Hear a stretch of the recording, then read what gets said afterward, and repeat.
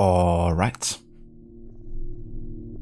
welcome back to another stream of the historical order run of a variety of different games and franchises through human history. We're gonna be starting the next game in line of a timeline here, and we will be jumping into the very end of ancient Egypt from 49 to 34 BC. We're gonna jump into the shoes of Bayek of Siwa in Magi during Cleopatra's time and Ptolemy's. And we're gonna really be able to see all the different,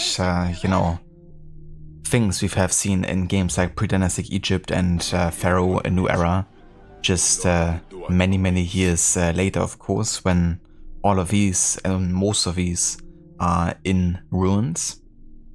And so will be the kingdom of Egypt. To you, Osiris, your limbs are lasting, you do not know corruption. Exactly. Hey there, Mr. Goody, welcome in. How's it going? And hey there, Shella, welcome in as well. How are you doing? Hope you're having a nice day so far.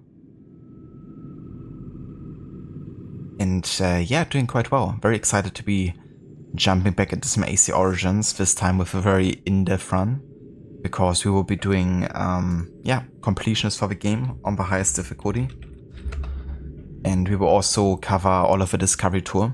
So we're gonna be learning quite a bit about the history, the events of a time, different historical characters, and really broaden our horizon even further on ancient Egypt coming to a close, which of course has been quite the focus so far in the games that we've played. Hey there, Kobe, welcome in. Good day to you. And thank you so much for the 52 months of resubbing.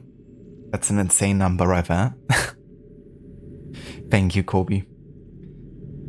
High precision, Bayek.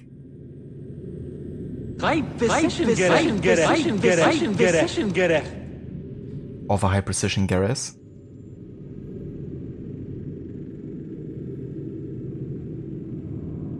Oh yeah, tell me about it, Chilla. It's also super hot over here. I mean, the temperature is alright, I guess, but it's just weather that feels a lot hotter than it actually is.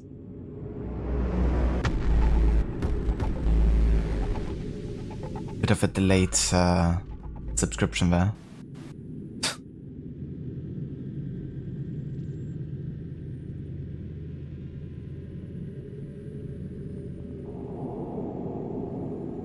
But I hope you find some cold relief, Schiller.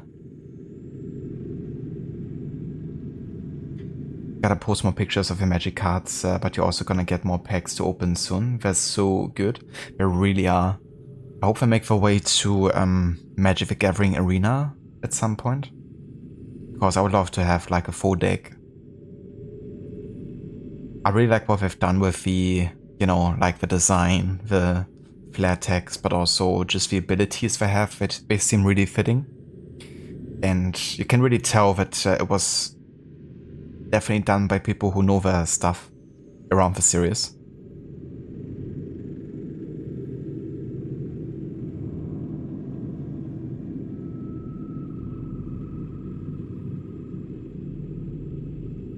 But I think Mr. Godi was also getting the whole set or something for Assassin's Creed.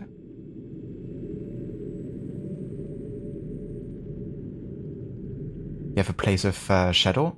Oh yeah. You work in the shadows to serve the light.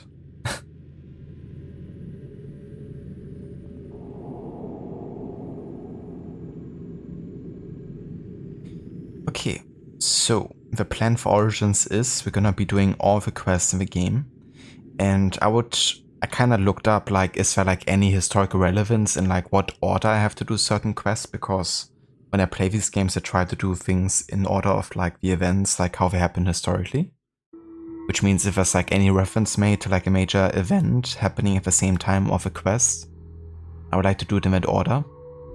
Now for Origins, most of the historically tied quests to like major historical events are main quests. And you have very little choice about how you want to do them, in what order. You can choose, of course, in what order to do certain assassinations, but they're not really, they're like all happening at the same time roughly, so really have much of a choice. So instead, we're gonna be going by what makes narrative sense, you know, like when Bayek references a certain event happening in the main story, we're gonna try to keep like a consistency with that. And there's a person that basically posted an elaborate quest order you can go through for Origins that makes the most narrative sense basically for Bayek. And at the same time, of course, follows the events, you know, chronologically as much as possible. There's of course always going to be some inconsistencies because not all the quests have been overseen or written by the same person. But yeah, there's a pretty good order, I thought. So we're gonna follow this guide here basically on in what order we would be doing which quests. And yeah, we're doing it at the hardest difficulty, of course, so it's gonna be a bit of an additional challenge.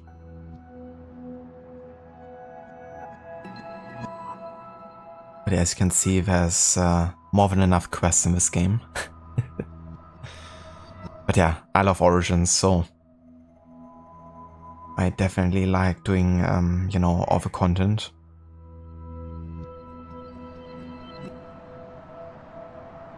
Am I doing the DLCs? That is the plan. Yeah, I would like to do all the DLCs because I think they definitely have historical relevance. Also in the locations that they're showcasing. The Sinai, of course, having, you know, great importance for the Egyptians when it comes to mining, which enabled a lot of the monuments that they were able to build. And also, of course, mentions like some pretty important Roman historical events.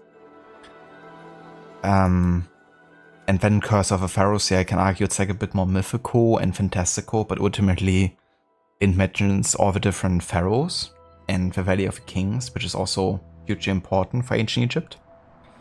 And Thebes, of course, being the former capital of Upper Egypt, you know, has also such tremendous like culture and history that I think we should definitely dive into that and do lots of like history time to learn more about the pharaohs, especially now that I've kind of skipped some of the pharaonic history since I didn't play all of Pharaoh.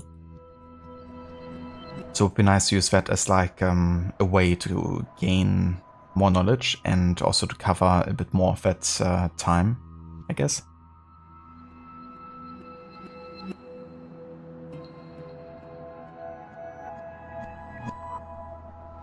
I would be doing the Hidden Ones DLC first because it is set earlier in time than the Curse of Pharaohs.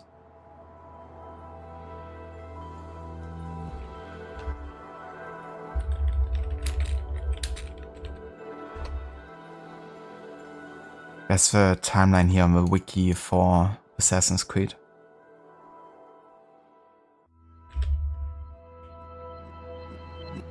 Okay, so Hidden Ones DLC takes place in 38 BC, and then Curse of Pharaohs is in 34.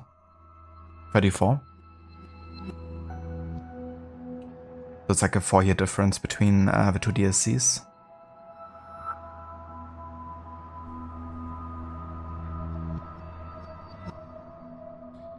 This timeline is pretty cool because it showcases like all of these events also from the comics and stuff. Yeah, I mean 34 BC. I kinda misspoke the first time. So it's 38 BC for Hidden Ones and 34 for Curse of the Pharaohs.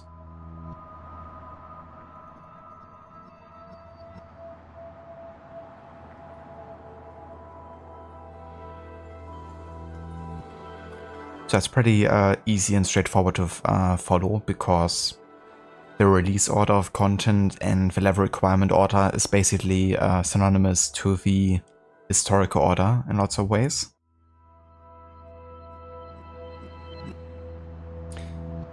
But yeah, so bit of an introduction to those that never have played or seen Origins before. It's a game from 2017, an action role-playing video game developed by Ubisoft Montreal. They're like the main development team behind the Assassin's Creed series. And it is the 10th major installment in the Assassin's Creed series, following the 2015 Assassin's Creed Syndicate. It is principally set in Egypt, near the end of the Ptolemaic period from 49 to 34 BC. And we follow the Magi. Magi were basically usually a nomadic group from Nubia, and later a desert ranger police force working for the pharaoh at the time. And yeah, I don't want to say too much about the story for those who haven't seen the game yet. Like what's gonna kickstart the journey. And if we go to the setting, the player takes on the role of a Nubian, specifically Magi named Bayek of Siwa and his wife, Aya, as they work to protect the people of Ptolemaic Egypt during a time of widespread upheaval. The pharaoh Ptolemy XIII struggles to maintain his rule while harboring ambitions of expanding his kingdom. His sister, the recently deposed Cleopatra, begins marshalling loyalist forces to launch a counter-coup against Ptolemy. Additionally, incursions into the kingdom by the Roman Republic, under the command of Julius Caesar, lead to fears of an imminent invasion. Bayek's role as a Magi brings him and Aya into contact with the secretive forces manipulating these events, and into forming the Hidden Ones, the precursor organization to the Assassin Brotherhood. Now this last part, of course, is the setting of Assassin's Creed. It doesn't really have any historical foundation, except for the Assassin Brotherhood that is gonna be at work during Assassin's Creed 1. But yeah, that part, of course, we can exclude in the historical relevance.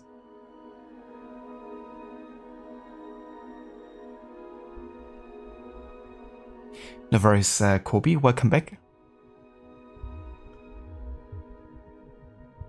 Alright, but yeah, so much to the setting. Of course, you're gonna be reading up a lot more of, you know, historical articles.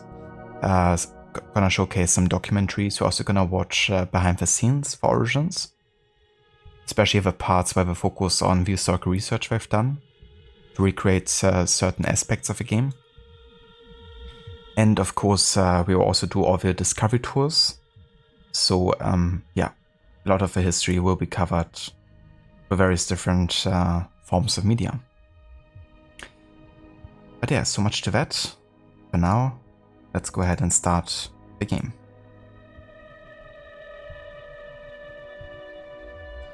So Shilla, will you be doing the DLC? Because you finished the main story in your latest stream, haven't you?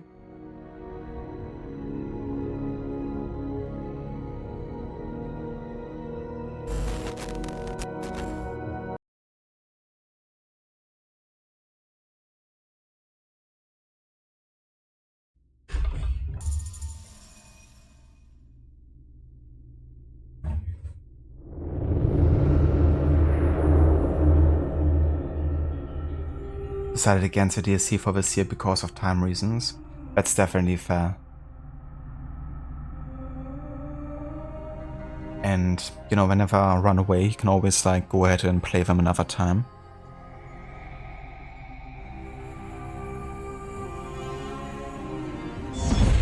But yeah, there's so much to play. And many unknowns on the horizon.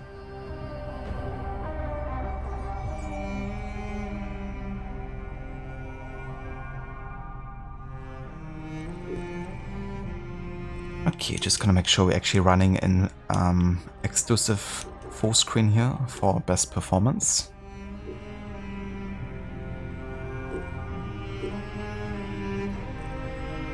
Okay, so this time I'm gonna be playing with Overhut enabled. Last time, of course, I played without any of the HUD. Gonna go for partial aim assist here because I'm playing on a controller.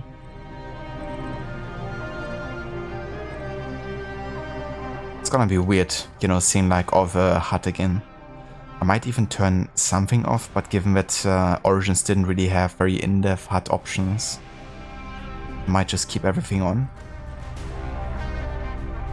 It's not a really, you know, like HUD system that covers too much of the screen either. It's like more minimal than some of the earlier ones.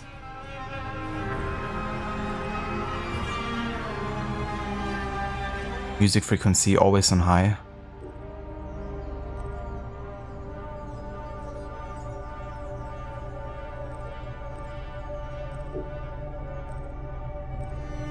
Quite a few different languages here. I still want to do like a wacky playthrough of some of the AC games in the future.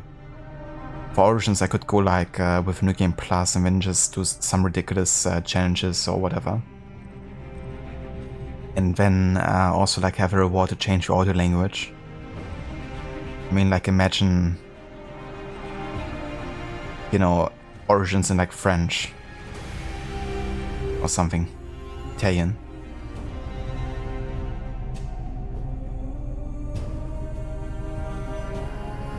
No worries whatsoever, Kobe. I hope you have a good one.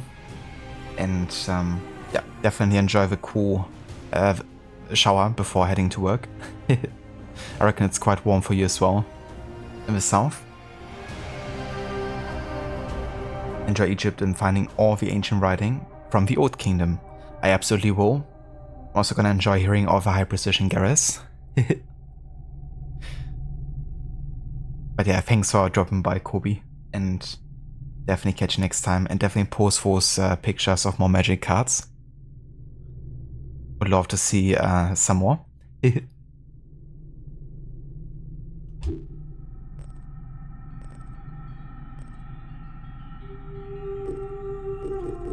Alright, everything looking good here. Let's go ahead and start a new game. So, we are playing on Nightmare difficulty, the hardest difficulty in the game. It's one that wasn't added immediately with the game, but rather later to give even more of a difficult challenge. Hardest for kittens, nightmares for me. I want the struggle and the pain. I want to wake up in shivers in the middle of the night.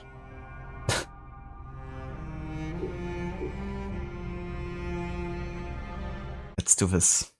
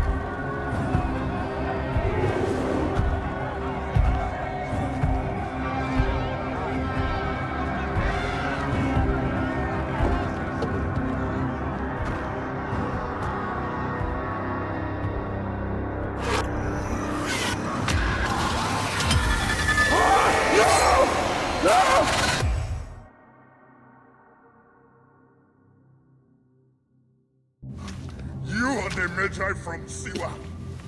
I thought Magi's were supposed to protect the Pharaoh. I am Magi to no Pharaoh.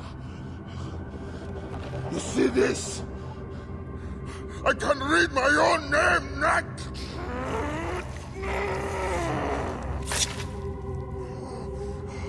We will find you. We will find you in your sleep!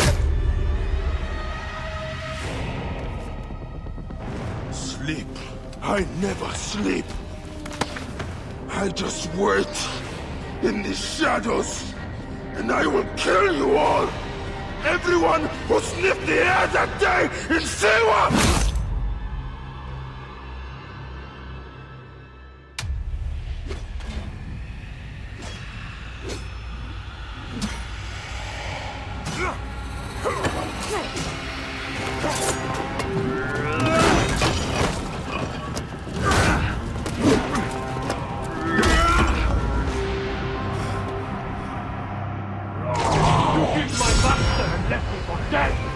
That was a mistake!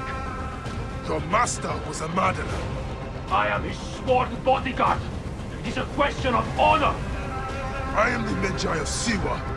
Then you are a worthy opponent. Nick. I should definitely make that a command. And here we are. What a badass introduction with Bayek. Like that scene will never, you know, stop being badass to me.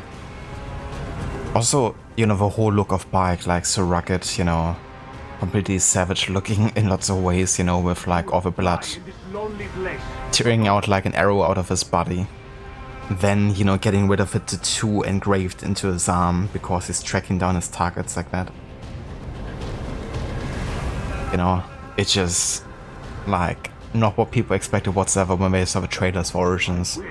Where it's like a very like calculated, you know, clean-shaven, hooded kind of dude.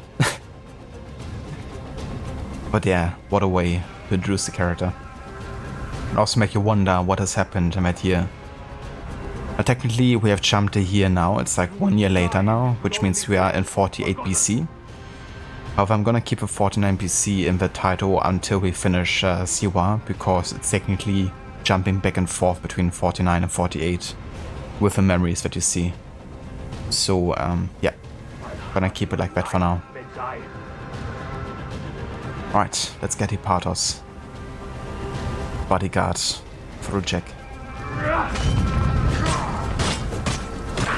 You are weak, Magi, but I am powerful.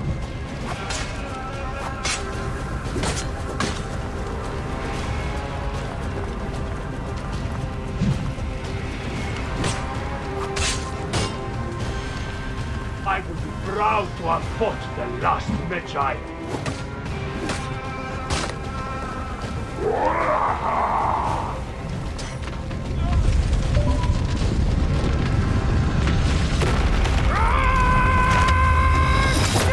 Was it that body someone who I had to avenge or something? Like one of these online quests? Kinda look like.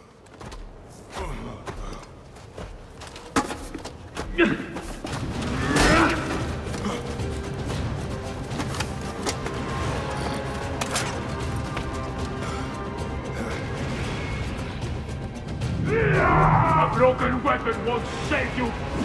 This place will serve as tomb to one of us. Let it be you. Let us call truce. You are not the one I sworn to kill. Question of honor. It is a fight to the death. So be it.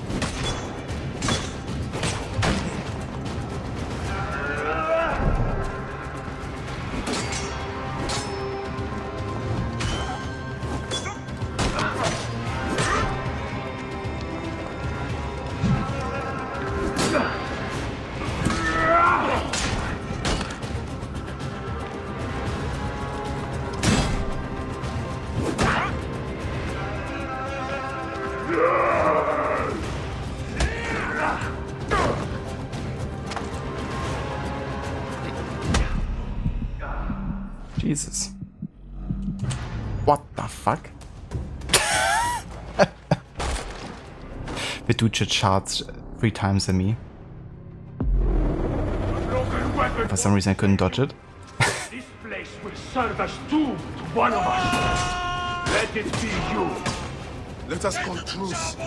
You are not the one I've sworn to kill. Question of honor. It is a fight to the death. So be it.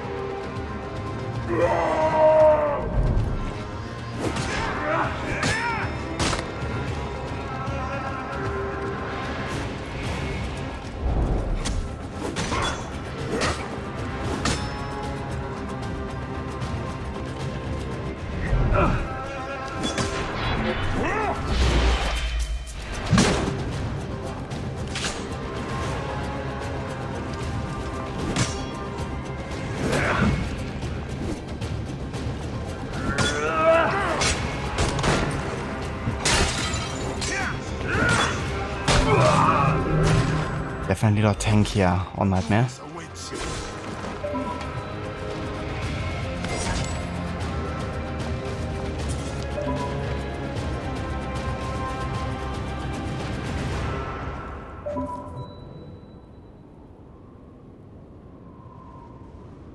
Neck. No way out.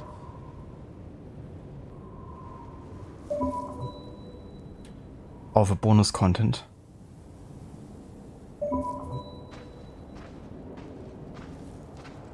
No footholds here. I need to find a way into another room. Hey there, Dr. Darling. Welcome in. I mean, that's fair. I don't force anyone to watch if I don't want to see what I'm playing. So if you want to watch something different, that's totally fair and understandable. And I wouldn't blame you.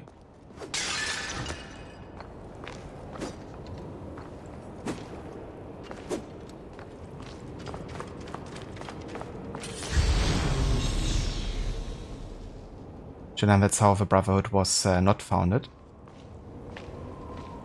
Pretty much, you know, by just dying in his first fight. I'm not sure if I managed to actually die in this fight before. Even on Nightmare difficulty playthroughs. But that's the first for everything.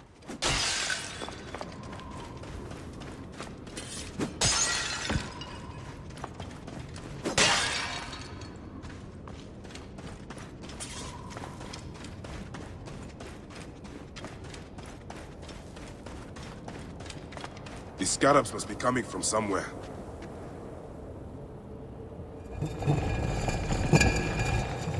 Not watching anything at the moment, just tired. I gotcha.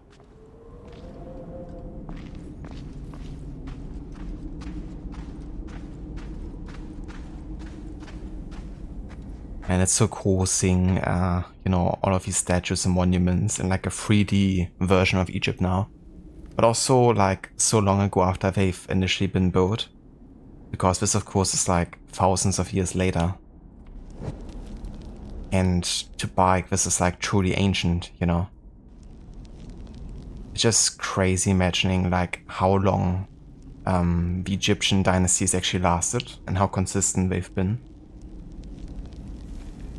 You know, given how long time feels to us nowadays, you know, like 100 years ago feels like ages ago, you know, like historically speaking, to us.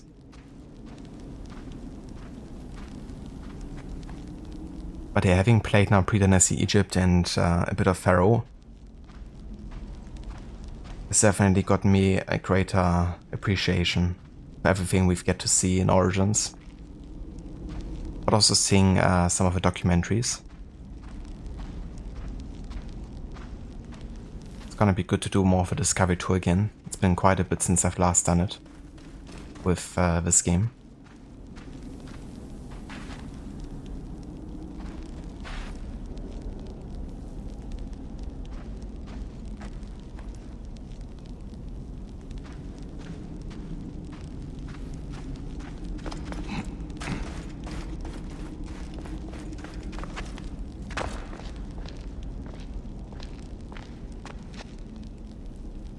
Horus and Newt, I assume.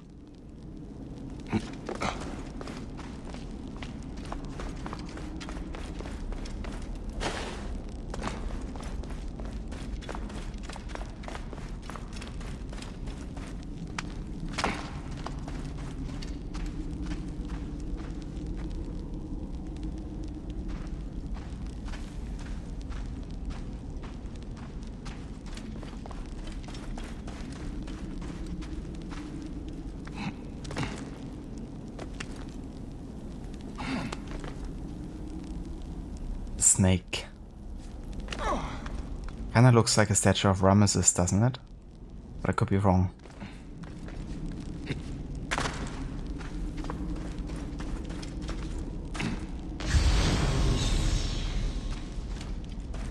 This must have been built centuries upon centuries ago.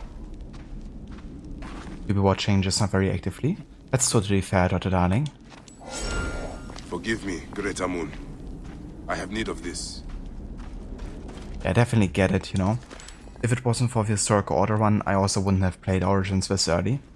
But I have to say, even though it has been like 3 months since we finished our last run, I was still like super excited to start this, so definitely going into this with a good feeling. And otherwise, of course, I wouldn't have said to do like 100% run either.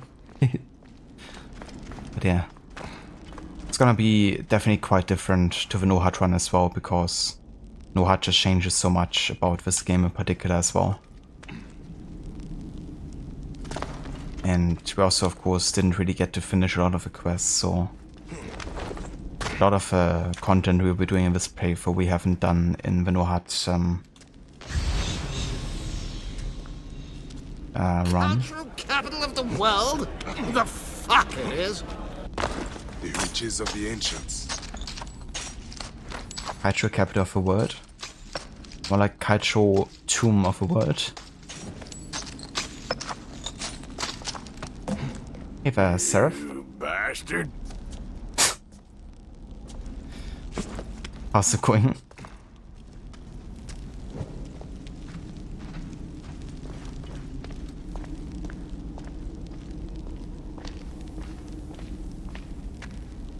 You like my solution without a save for historic auto run? Just doing the tour was fun to watch and show. Yeah, for me as well, you know. Like Odyssey, of course, has been even more recent than Origins in terms of like playthrough, and I don't enjoy that game nearly as much as I enjoy this one. So it's been good to kind of like focus on some historical events without having to play through the actual game again. And yeah, I think they did a pretty good job on the Discovery Tour too, so it was nice to kind of like jump back into it.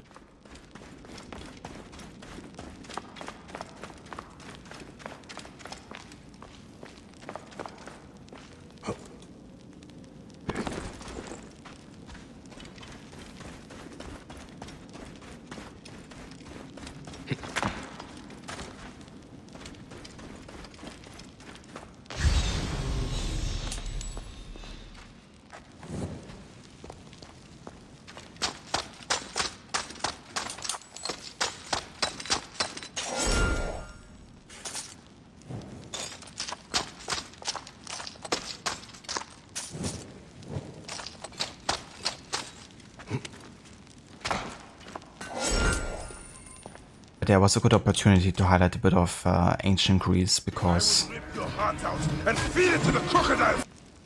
because of that, yeah. Because of course it also has definitely relevance for, you know, this game, given the Greek influence that's becoming more and more prominent, and also through the pharaohs that basically are of you know, Greek origin at this point, being like not part of Alexander's lineage, but of course part of his inner circle.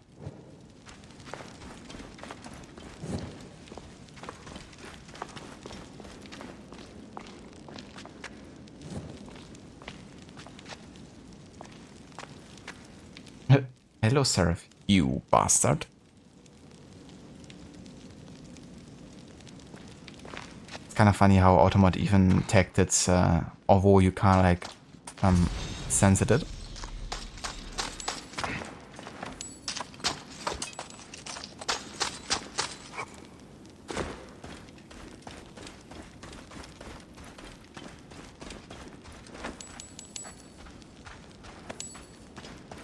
It's like, that's not good enough.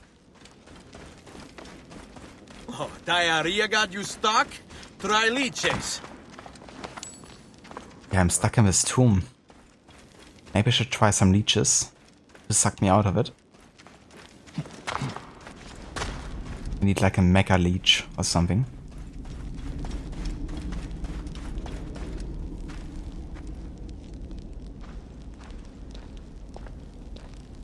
Like the sand effects here. Would have been cool to have more of them outdoors. Because they're definitely a bit more rare to find in Origins. They really reworked the sand effects in Mirage actually, and added like tons of new effects. On like the outsides of like buildings or like ruins and stuff. But also like sand drifts and all that. What would make a man perform? Of up there. course, a woman Light. must be involved. Aya is involved.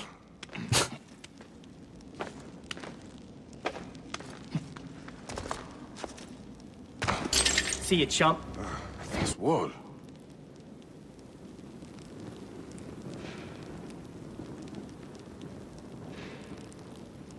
Automod caught you. Try leeches. Exactly. Hey there, Mr. Goody. Welcome in. How are you, good sir? You were on lurk earlier. We're playing Magic. Nice, dude. I hope it's going good for you with Magic. What deck are you playing today? And yeah, it's going good. Starting our 100% in-depth run here of Origins. Gonna dive into the history of the end Of course. of ancient Egypt.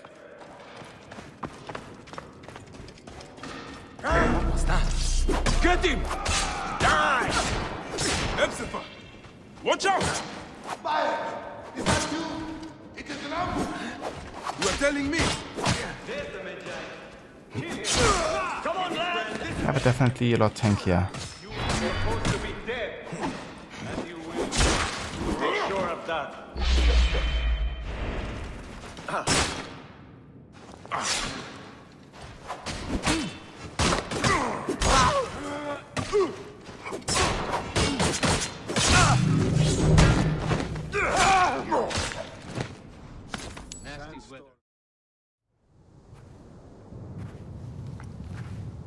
I see you have made new friends. They were setting up an ambush. It's a good thing I came to welcome you, huh? Ah! In months! Look at that beard, huh? It's been nearly a year, my friend. Feels good to get out and fight. I am out of practice. In Siwa, everyone defers to the soldiers on pain of death, or worse. I've killed one of the masked ones. The Heron. 4 more. Come. It has been a long road. You need rest? No. No rest. Not until all the masked one's guts lie baking in the sand. Gods, I have missed you. Where is your mouth? Epsifa already having a hidden blade apparently. With its sound effect. Hey Varrod, welcome in dude. Thank you so much for the raid. And welcome in raiders. How's it going? How was the rest of Valhalla today? Did you finish the was it the Hamptonshire story arc today?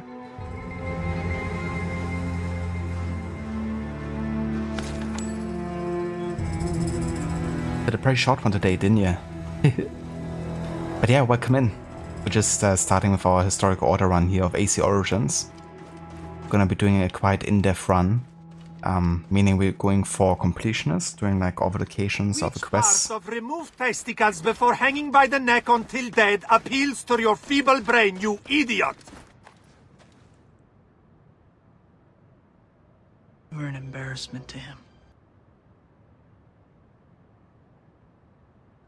Now I'm speechless.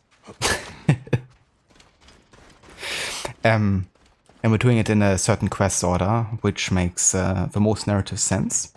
There's actually someone on Reddit who posted like a very elaborate quest order to do. So yeah, we're following that, and of course over while doing all the discovery tours, lots of history time, and yeah, bringing the ancient Egyptian time to a close here with our boy Bayek of Siwa. But yeah, also welcome into all the raiders. Let me just catch up on chat here.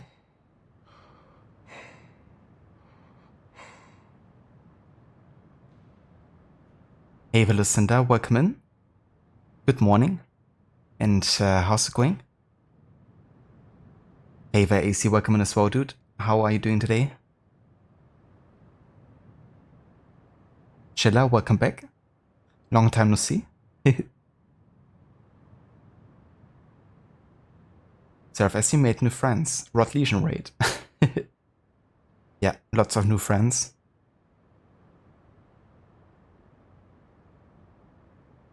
Oh yeah, it definitely came in at the right time. We took a bit of time at the start to kind of like dive a bit into the setting and explain the playthrough a little bit. And yeah, just been taking my time really so far, so we are still at the very, very start of the game here. Just met our friend Hepzibah, and yeah, we've been kinda being astonished by the architecture, you know, like seeing it up close now.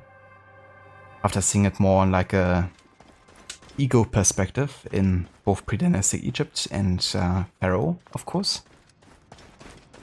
But I have to say, like, after having played those games and having watched all the documentaries, my appreciation for all the details they've put into this game has grown even stronger.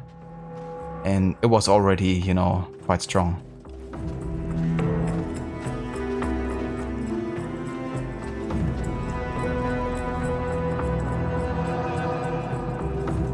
Hey, Family the Bastard, welcome in, dude. Good morning, and how's it going? Just killed Bayek's friend with a sneaky hidden blade attack. Hidden blade, try leeches.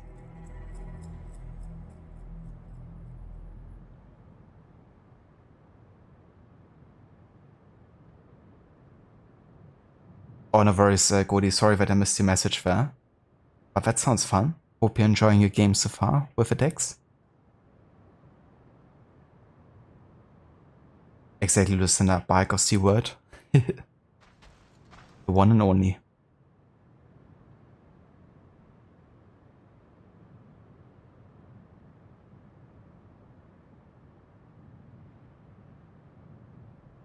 Oh, very nice, Rod. That's excellent progress with Valhalla. It's gonna be awesome that you already be, you know, finishing soon with the game, given, you know, just what a massive undertaking that game is, with like all the story arcs alone, even on the My Game Plus type of run.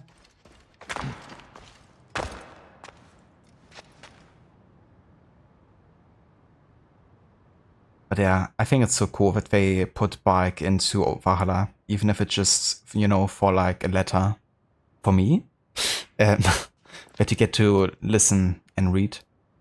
Yeah, it's just a great way to kind of connect Valhalla and Origins in some way. Through the burrows and codex pages. A letter? For me? For me? For me? Me?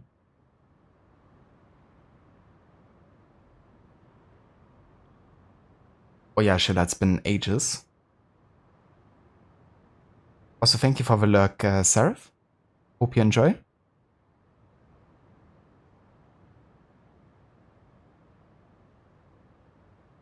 I gotcha, Lucinda. Yeah, it's definitely understandable.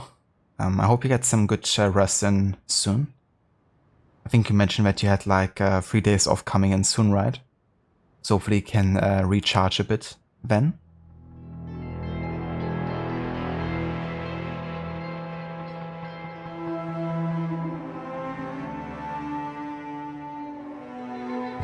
Yeah, absolutely, Rog. And that's why I'm definitely glad I've, you know, done this run so far.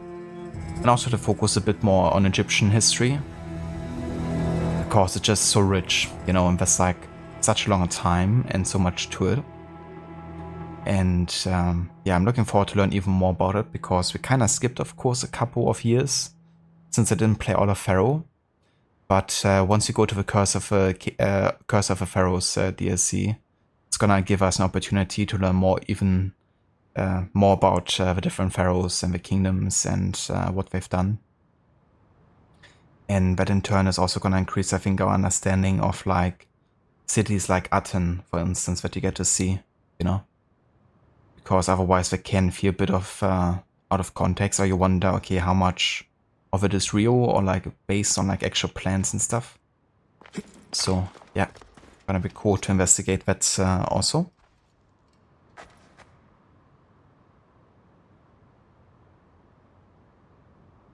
Hey there, Misty, welcome in.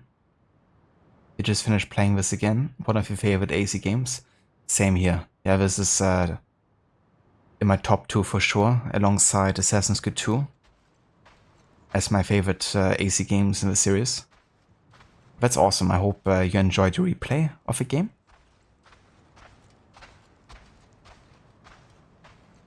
Bayek of Sieve Earth.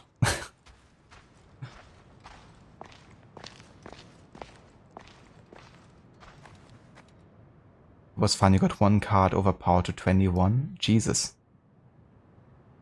Was it like 21 trampo or like flying or something?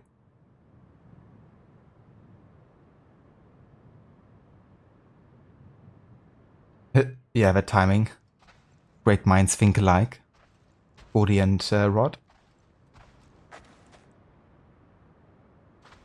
Or great Aussies think alike, maybe. Definitely takes up a lot of time. Very happy with how long it's taken. You really enjoy hearing Bayek reading the letter and how he tells AMUN how much he loves her. Absolutely. Yeah, and it's great, you know, that I think they also again highlight the importance of Bayek, or to Bayek, of not being like remembered necessarily being like a good thing, you know. Like literally staying hidden, even in the records of history. But some of the assassins, of course, wanted otherwise. You know, given how legendary they were, they had to be remembered in some shape or form. I think it's cool how it explains why Bayek hasn't, you know, been remembered quite as much as Aya has. It made that aspect also make more sense.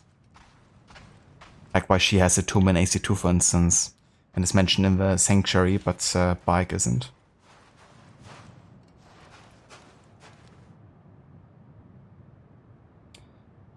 Lucinda, finally 3 days of recharge. You're hoping to hear back about the job you interviewed for on Friday. Supposed to hear something one way or another by the end of the week. I really hope that you get an answer soon, Lucinda.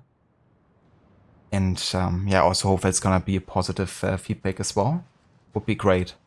Because I know that that job I think you mentioned on your Discord is of course quite promising and like a good opportunity. So it'd be great if it works out.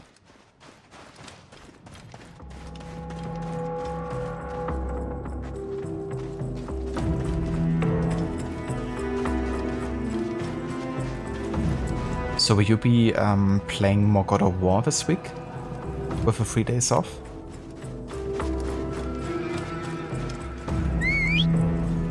Ah, there you are, boy. Let us go, Boy. Danny. How have you been holding up since I left? It has been difficult, Bayek. Without you, the villagers look to me to keep order. But the soldiers have set up a garrison, and they rule over all. A garrison in Siwa? Ptolemy wants the entire region kept on the hill. I do my best to keep the villagers out of trouble. I could use your help. I'll do what I can. But do not forget, I have my own justice to pursue. I knew I could count on you, Senny. The God of Boy. That's gonna be the next God of War game. Soldiers are brutal. If they suspect a villager is lying to them, they burn his neighborhood. And worse. You're gonna be playing as Atreus.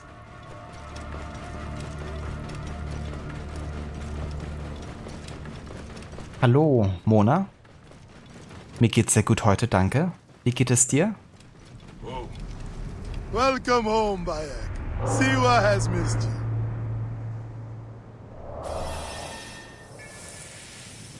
But yeah, I'm doing good, Mona. Thank you for joining. I hope you're having a nice day so far. Or morning. Probably still quite early for you. All you have, your farms, your goods, your The villagers children. are drained of life. You owe your very No life. one in the Wahats could make a move without being questioned, threatened, taxed, or beaten. We all have learned to obey and keep our heads down. You see how it is. Let's not attract attention.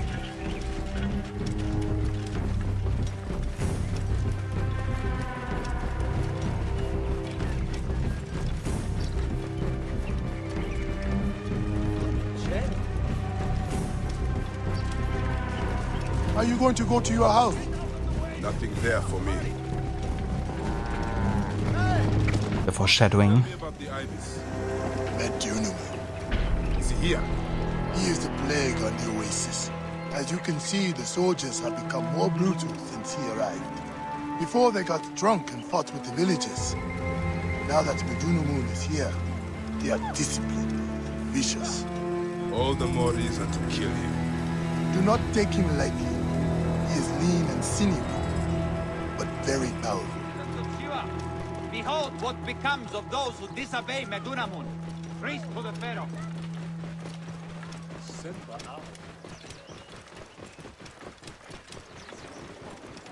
Oh, Ah, home. Leave your mount. He will not stray far. Go ahead on in. Roth, that's a great point about how known Aya is compared to Bayek, and how it explains why he doesn't get a stage in AC2, things like that, which just really help explain the why and how. Exactly.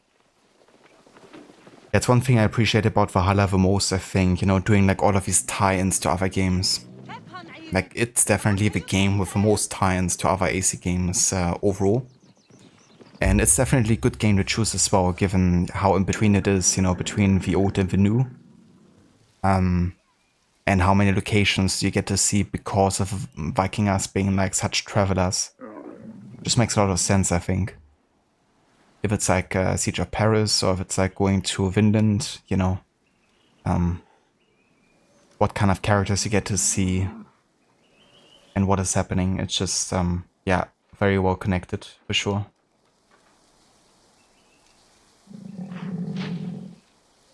A lot of reference, of course, will be missed if you're not like super into the lore. Like, for instance, when you're like doing the Jotunheim story arc, and then you have like the mirror, and you know, basically Ezio's saying, "Who are you?" Never mind. I don't want to know. With a different voice, you know, like, I guess it goes over the head of most people. And I know that I also had to like rewatch that scene the first time I played it to like really be sure that it was Ezio. But yeah, there's just so many of those moments in the game that I definitely appreciate upon replay.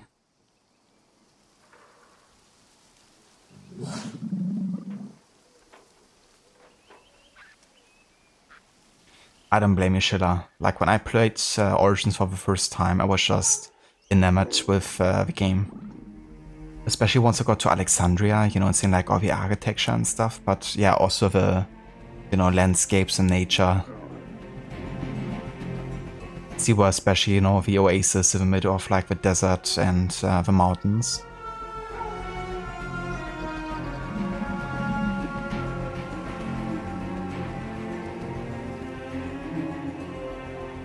Mona, sehr gut, danke. It's 5:05 AM where you are. Yeah, that is quite early. Hope you had a good sleep and a good rest. I would definitely need a coffee that early in the morning.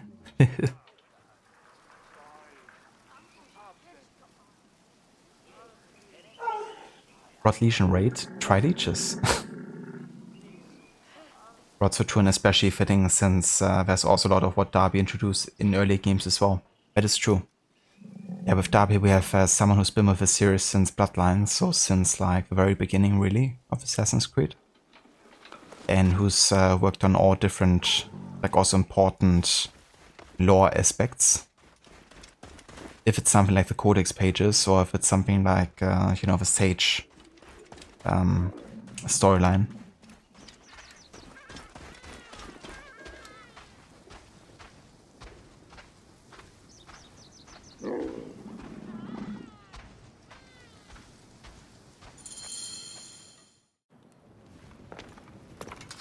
Rest, my friend. It has been a difficult day. I have no interest in rest. I must prepare for this man. Hetsiva! Hetsiva! Once again, the soldiers! Bayek! Rabia! My Rabia! I have worried about you. Ah, you know me, eh? You should be worried. Ah, Look at you. Cuts? Contusions? I'm fine. Sit. Sit. Sit. I'll take care of it. You haven't changed. And I've always patched you two up. Made excuses to your parents. Times have changed, but you, I can count on.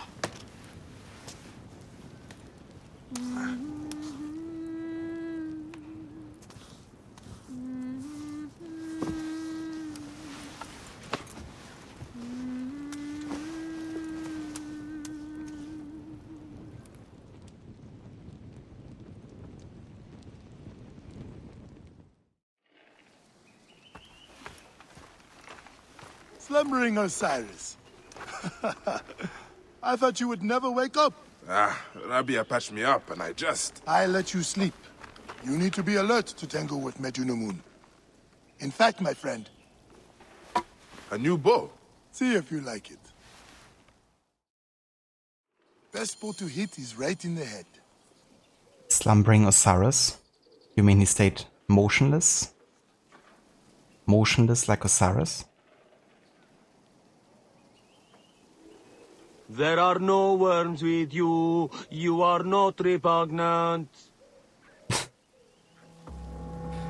Bayek is not repugnant. That's good.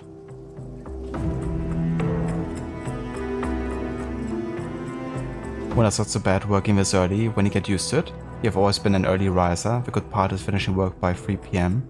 You have more afternoon, evening to get things and do things. That definitely makes sense, yeah.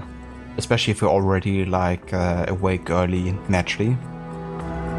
Make use of it and, you know, just feel like you have more of a day.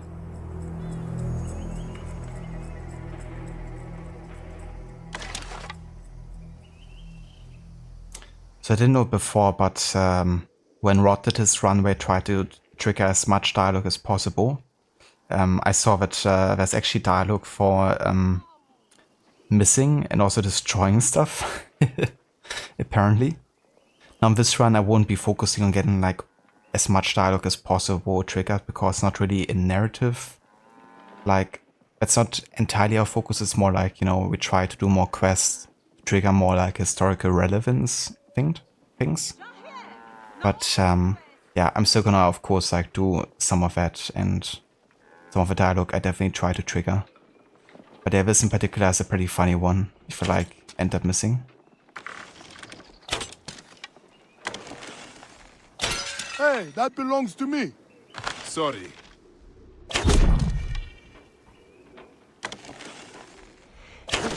Didn't mean to do that. Shoot the targets, Bayek. One of the dummies is sturdier than the other. Bayek, the targets!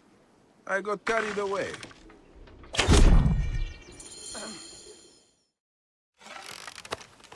Good. Hepzibah! What is it?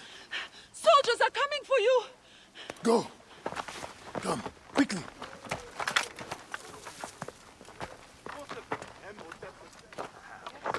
Make certain no one gets out of the house alive. Hepzibah! We're just here to talk! Nomarch Rujek's been killed. Your friend, the Magi, may have been involved. Come out, if you wish to clear his name. Prepare an ambush. Neck! They will find my letters and burn down my place. I will be executed. Don't worry. I will take care of this.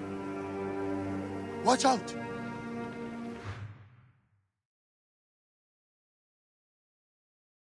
It really was, Rod. It's just something that never crossed my mind, you know, like to like miss on purpose. But it's really cool of the developers and writers to actually, you know, create those dialogues for people to discover. It just, you know, makes it feel like more authentic in a way, instead of a character not reacting to it. What's that? Who's there? Keep low. He is getting too close. Hey!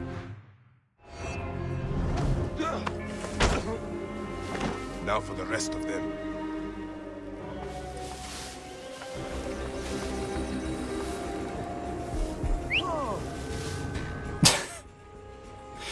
didn't see Hepzibah there. Wait a minute. Clearly.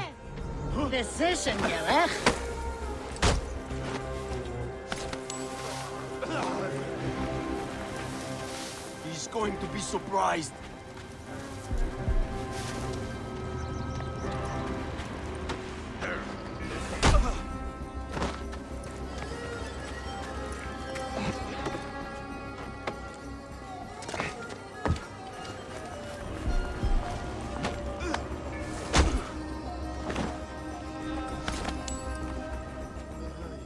You get the feeling we're not alone.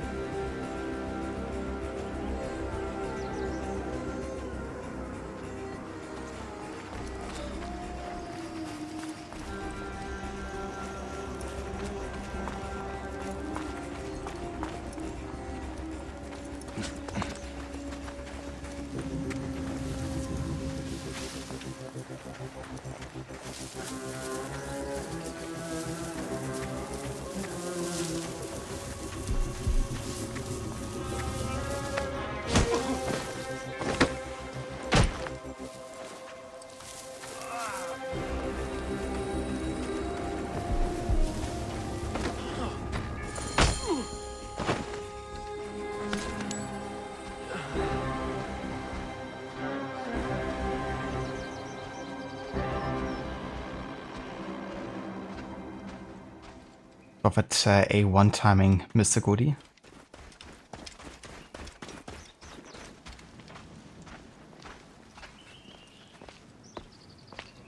That does it.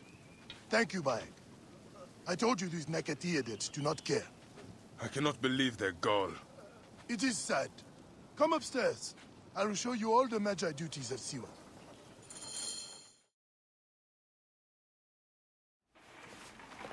All the problems of Siwa are here. I try to help everyone, but it is more than I can do. So you are telling me you do not have the powers of a god? But the real problem is that man you want to kill. Majunimon. The people were hopeful when he first arrived.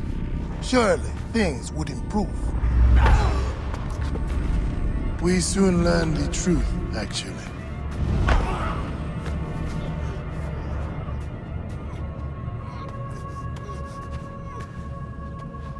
I fear for the safety of your family, priest. I will move them to a more secure area.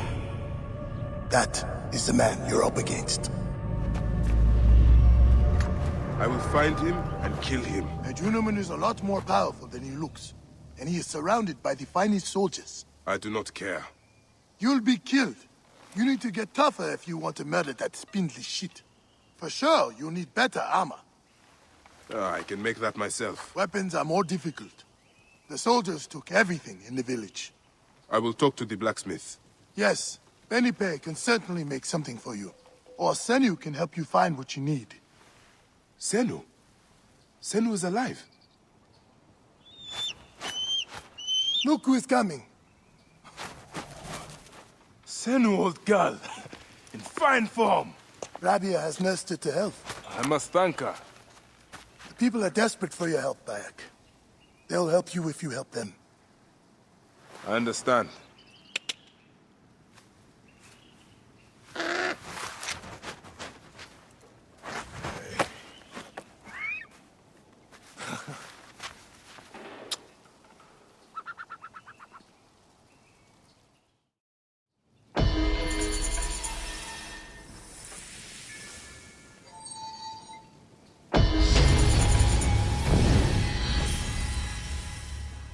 The amazing Senu, our very own bird companion, and the first time of course we had one in the Assassin's Creed series. It replaces our literal eagle vision. Okay, but first tutorial before I can do anything. I gotta track a quest, in this case gear up. And we have to craft a breastplate. Now we don't have to do any grinding because we already have the resources necessary here, as like a starter bonus for the game.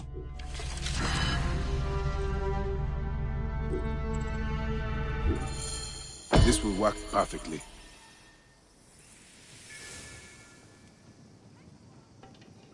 So we are geared up.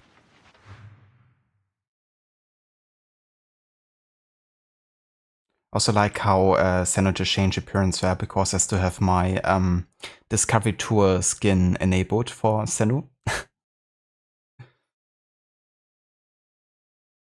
Mr. Good, you hate magic sometimes when it stops giving XP and gold even though you keep winning. Are you playing draft at all? Because that's a really good mode if you wanna like, you know, get some more rewards, essentially. If you get really good in draft, you could actually run those infinitely.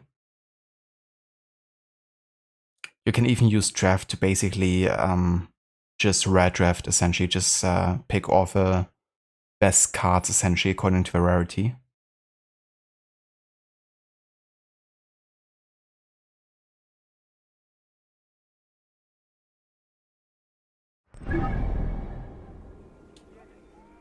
Alright, and that's the first look on the game map. It's good that I can actually do this at any point now, because in the last run, our no-hard run, I couldn't. I tried to play without looking at the map as much as possible. Which wasn't always very easy, because finding quest objectives could be quite difficult. Since we also couldn't track quests most of the time. At least naturally.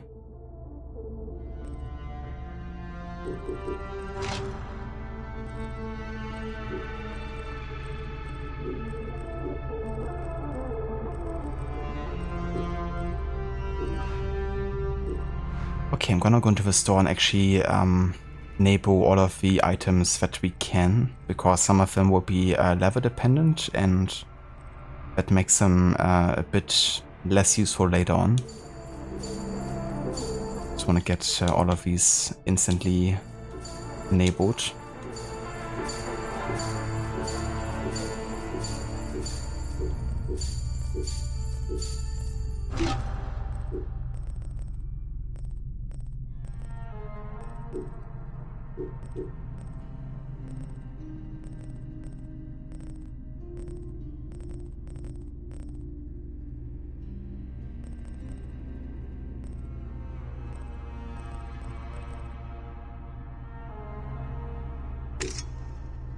Gonna use the Fang here, a legendary Sickle Sword. Gonna keep Bayek's Magic Shield for now because of the symbolism it has. The Far Cry Primo Wenja outfit.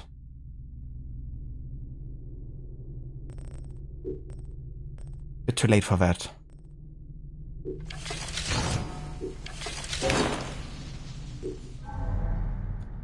And we can also use some skill points here and invest them.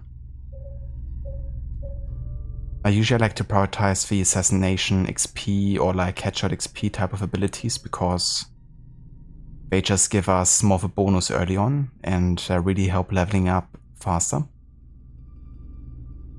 So I'm gonna go for assassination XP first. We will also get regeneration, because on the higher difficulty we have to have some way of getting health back.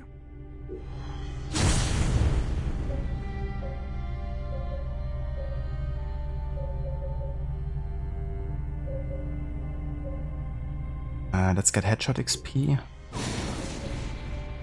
And also parry. Quite an essential combat skill to master, I feel. Just really gives you so much more openings.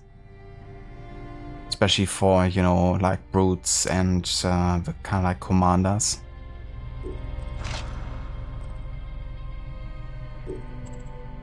Alright, so time to check out the informant table. A solid breastplate. That will help. There are some requests on my table if you want to help. Good, you got a mod overlay for that way you can see if a card is hot or not. So, hot actually.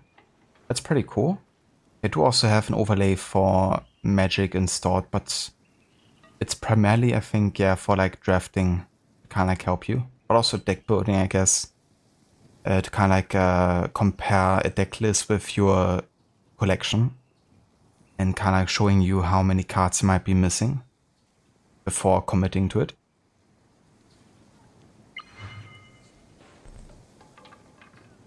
Okay, well, water rats. Bandits have taken over an important spring and are extorting the farmers who need fresh water. The freshwater spring in the AMUN cave. I know that cave. Better look into it. And family reunion. A man named AMUN is being held prisoner with others for the crime of protest. AMUN. Not like him to give up. But yeah, we're not going to be doing it in level order. We're going to be doing it in the order that makes the most narrative sense according to a person that's constructed like a quest list. So the next quest according to that list would actually be striking the Anvil, which is a quest right over here in connection to the blacksmith. Let's also grab the viewpoint here.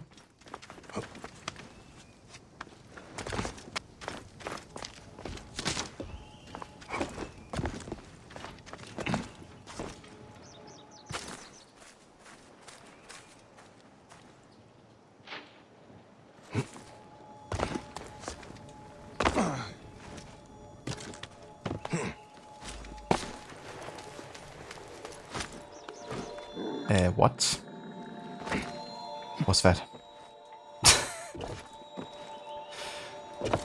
Just swing on nothing.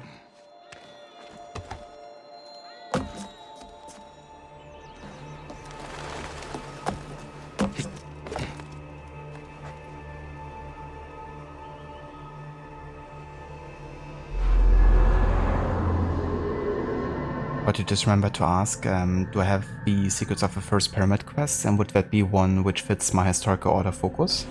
It definitely would be, yeah, for sure. And definitely plan on including it. It's definitely quite a lengthy quest, but I think it would be good to, you know, highlight the first pyramid.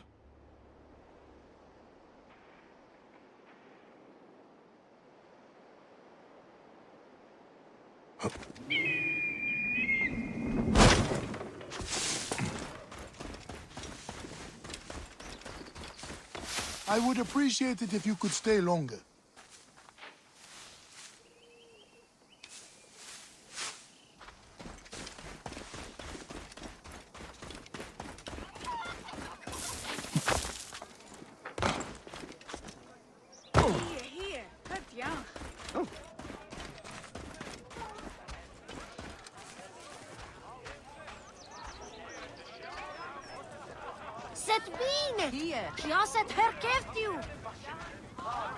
Bayek!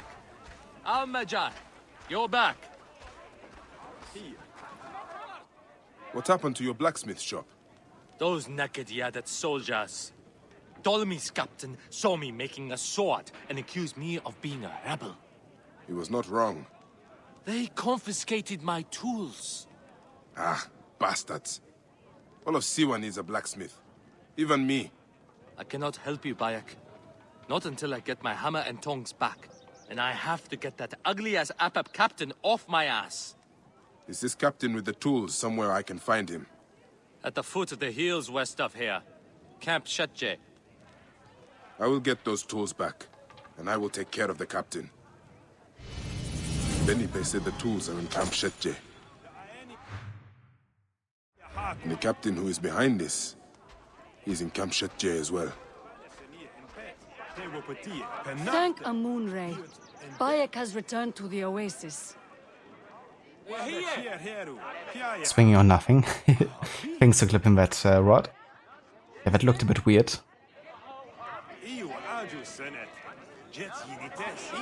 Let's call you do that one because you like that quest. Nice. It's definitely an interesting one. Also, I think it was initially part of like a pre-order bonus, and then they made it like Ptolemy. He has brought great sorrow to us all.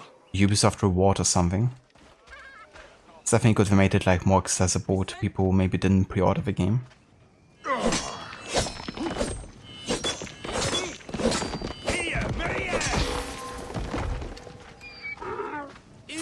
said. The statue has been destroyed, but not the men behind it.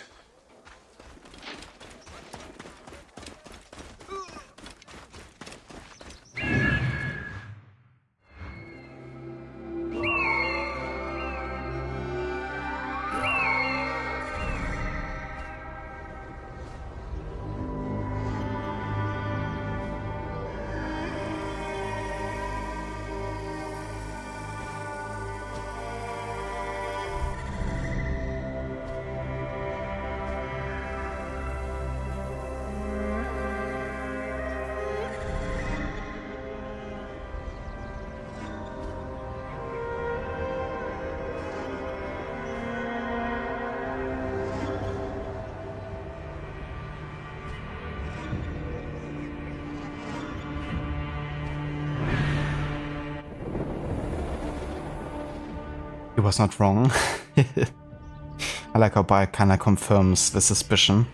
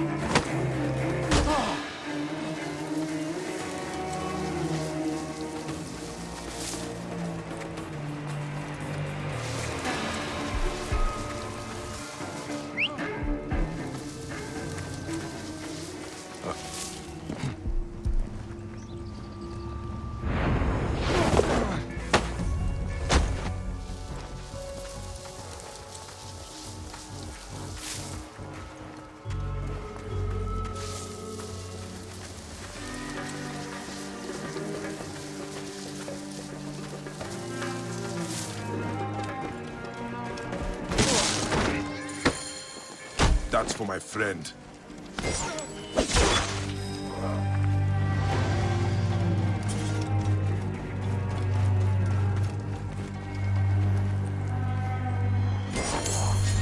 Belibe's tools. That's everything.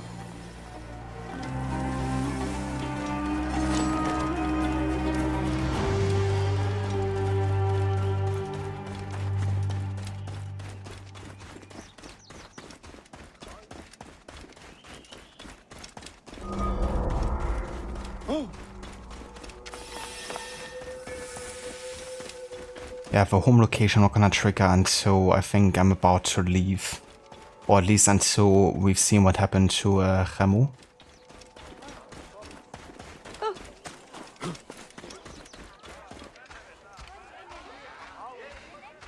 Bayek, how did it go? Here are your tools. That captain won't ever come back here. At last, I can reopen my shop. Many thanks. My pleasure. I found these weapons I had hidden from the soldiers. Please, choose one for yourself. Choose one. They're all of equal value. Bayek, you're back! Hello, Toma. I would choose the shield. The shield is made with bronze and leather. Good protection. Some weapons bounce right off it. Thank you, my friend. Come by my shop anytime, Bayek.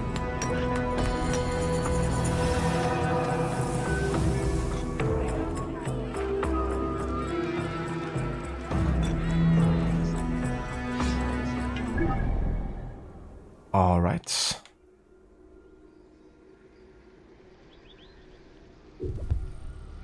All right. Next in the list will be the quest Hideaway over here, where we also have one of the tombs. One of the first ones to explore here.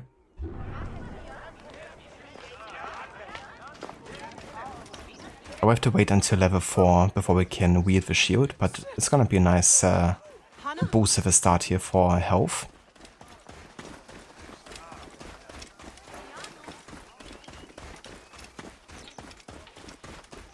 Did someone say tomb? Lara's like, can I raid that?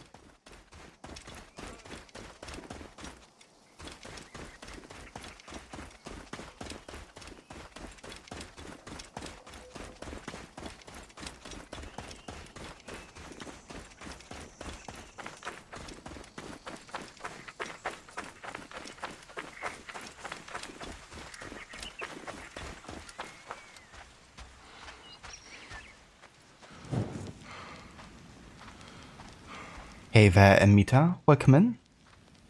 Good date here.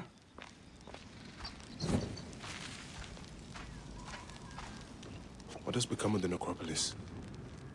We used to keep it pristine here. Out of respect.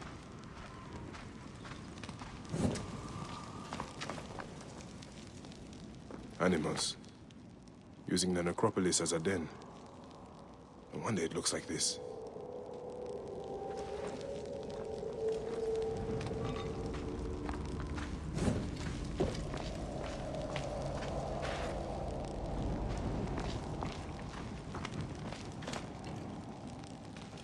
Grandfather, I have missed you.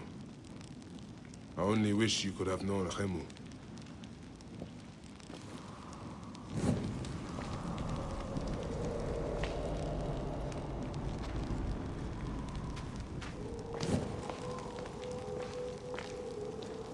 We're not going to go here yet because it's actually a cutscene that triggers if you interact with the gravesite there.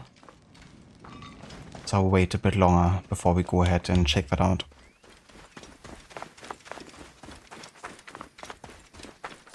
I am Amita, thank you for asking.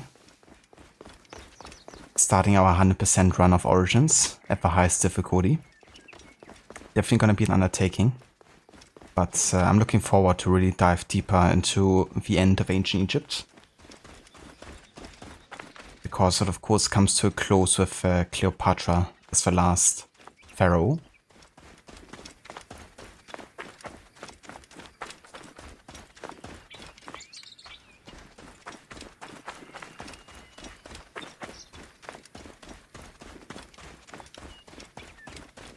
But yeah, how's it going for you? How's your how the mastery challenges going? I saw that you're working on the one with fire damage and parry and stuff. Brings back some severe PTSD when I've done all of the mastery challenges at Gold. It's not funny. I eventually made it, but yeah, it was quite tricky. Venuko, it is dangerous here. Get on home. Bayek, you're back? Where is Chancellor? He wanted to see the skulls in the hyena den, but the hyenas came back. I ran this way. Chancellor ran over by the tomb. You are lucky the hyenas didn't chase you. Go back to the village. I will find your brother. What? Do I have to tell my parents? Chancellor got you into this. He will have to talk to them. Now go ahead.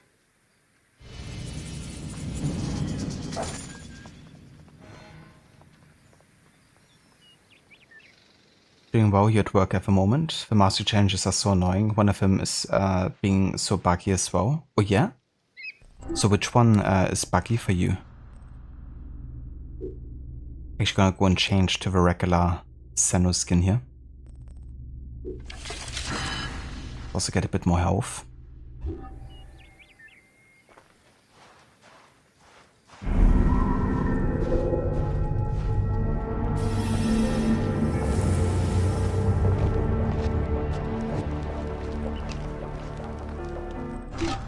Also go ahead and change our sword here to the Calamity Blade.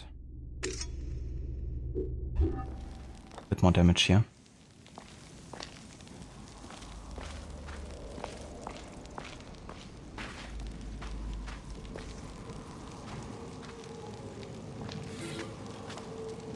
Achaten. Minotep the Great. Pah, more like Minotep the Cheap. There's no way to get all of the idols I know are here. I've smashed through one of these blasted walls, but the scarabs are vicious. I come back later with something to kill all of the bugs. Your damn tip is killing me. Arnen. Ah yeah, tomb robbery. Quite popular in this time, but also quite popular 2000 years later. Titi, son of Minotep the Sovereign, one will stand beside us in the afterlife. You will be beloved of AMUN, the god who maketh himself manifest, the Lord of Beauties.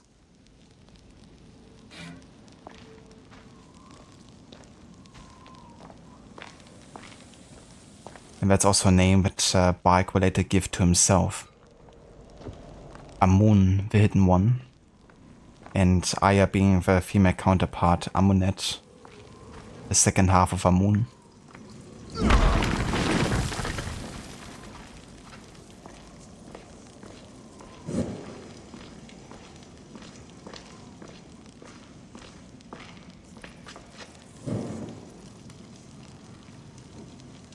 The fire one, the game either removes the oil jars or eliminates one enemy from the map. Really? That's really annoying, especially since I don't think Valhalla's gonna get any more patches either. Coming to get you. Bayek, is that you? You've come back! So that's probably never gonna be fixed either. Let's hope you get through it soon, dude.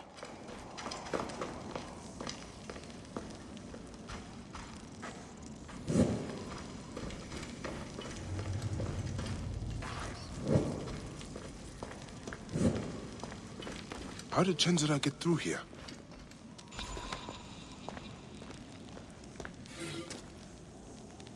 Agaphoclea, mother of Teti, wife of Minotep. The face of Agaphoclea is like that of Webwovet, when he ascends and lifts himself to the sky. The eyes of Agaphoclea are like those of a great one who is sheathed at the swords of Heliopolis. May her radiance prevail in the afterlife.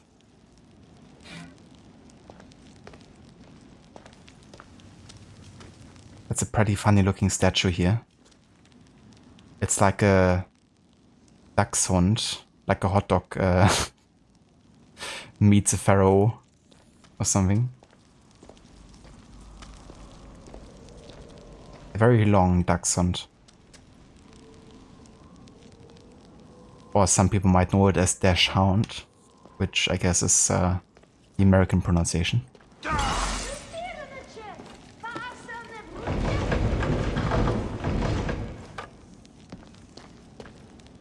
It's also the breed that my dog is. At least partially.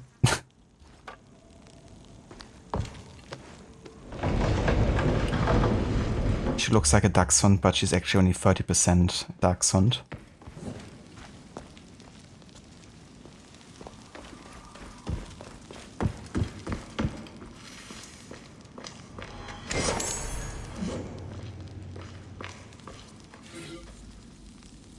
Tai Miovete, you are the great cat, the avenger of the gods, the emerald-eyed, the one who walked by himself. You were given dominion over the mice and rats who store our grain, and you decreed we should not starve. May your journey through the reed fields be full of vermin. A chamber just dedicated to cats. Mummified cats have had, so they can keep on living in the afterlife.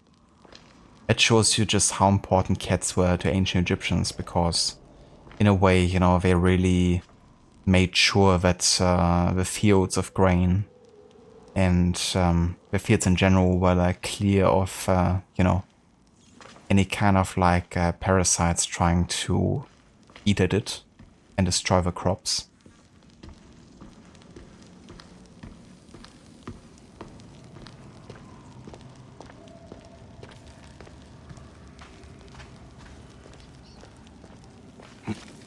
Chenzira, are you all right?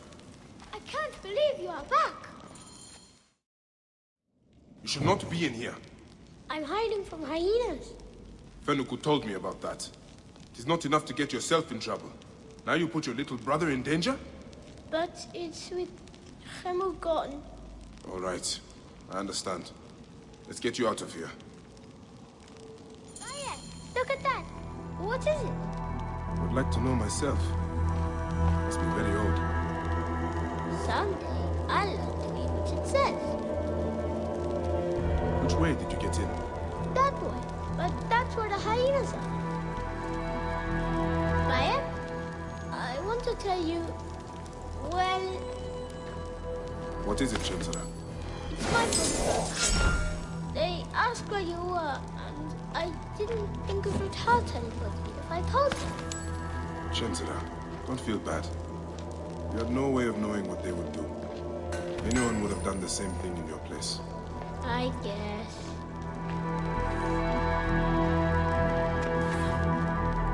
AMUN welcomed Minotep, for he was possessed of a divine heart, which was beneficent towards the gods. He have given gold in large quantities, emeralds in large quantities, and grain in large quantities to the temples. He guided us and have given very many lavish spiritual gifts to make Siwa prosperous and to advance Tamet.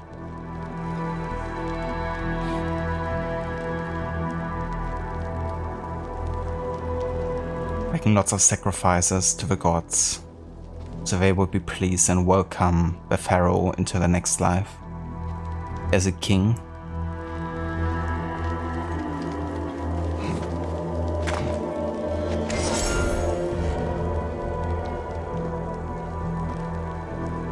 It's too high for me over there. This is the only way out. It's kinda cool they even have a comment for you going up there. Just like lots of extra dialogue they've added here.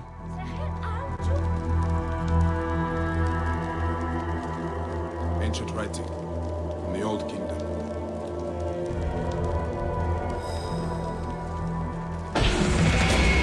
Ancient writing from the Old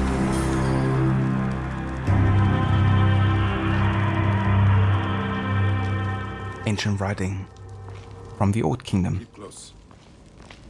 He said it. He said the thing. Here. Natep Nesti Par.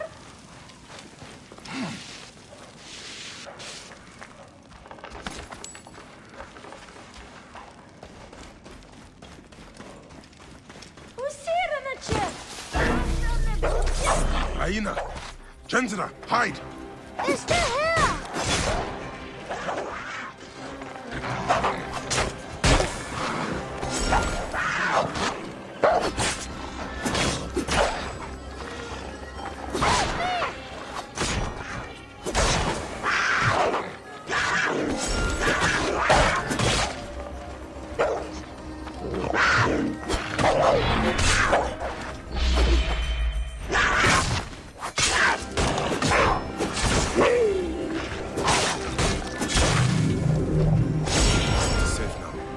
Better get home. Bayek, can I ask you something? Go on. Could I be a Magi like you one day? Well, you can start by looking out for your brother and not taking him to dangerous places. I promise. Now get back home.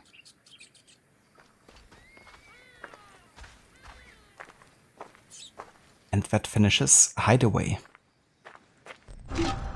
So a bit of a foreshadowing here to what's happening, but I think they chose this mission to be played before killing Meduna Moon, so you have like a bit more of a context for Shenzara as well. Yeah, I would like to change my bow here. We're gonna go with Hammett, because I do like the hunter bows, both in combat and in stealth. And now that we have level 4, we can also equip the Phalanx shield.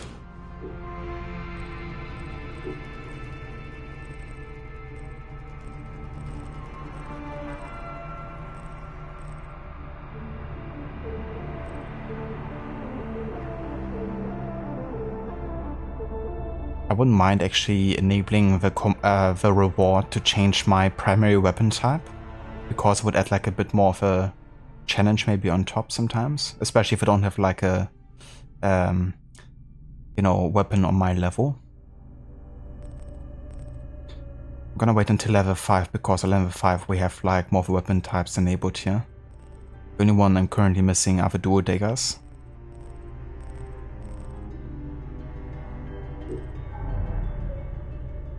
Oh, we have 3 skill points.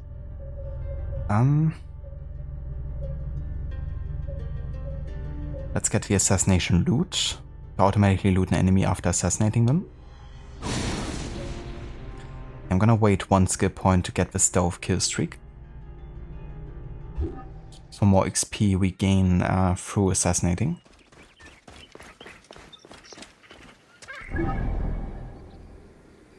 Alright, so with that done, the next quest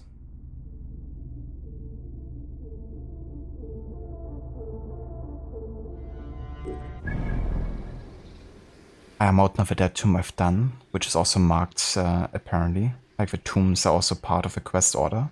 That's pretty cool. But yeah, the next quest according to the list would be the water rats here. To check out the Amani cave, because bandits have taken over the freshwater spring.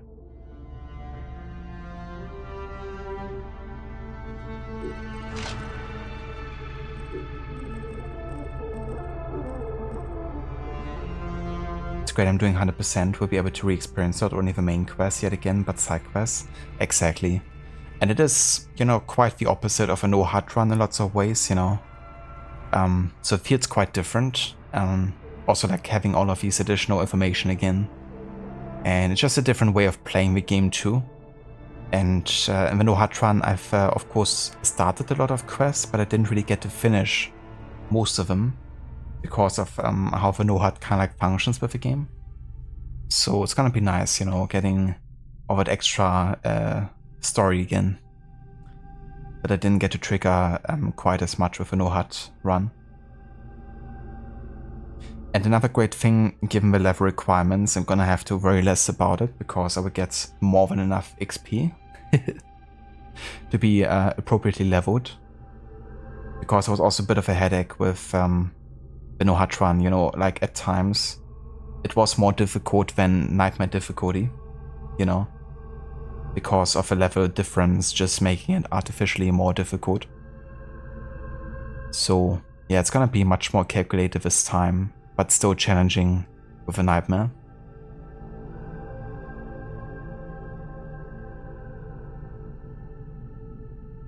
You don't make friends in nightmare difficulty. That's alright, got more than enough friends.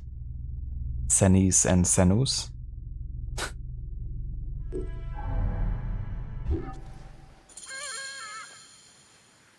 Get out of the way! I don't think there's anyone to get out of the way here. Just desert. Or maybe except for these here.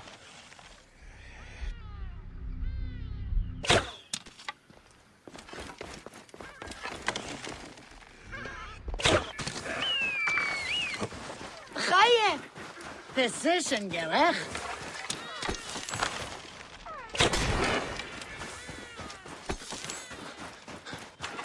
I've yet to hear my first high precision Gara actually.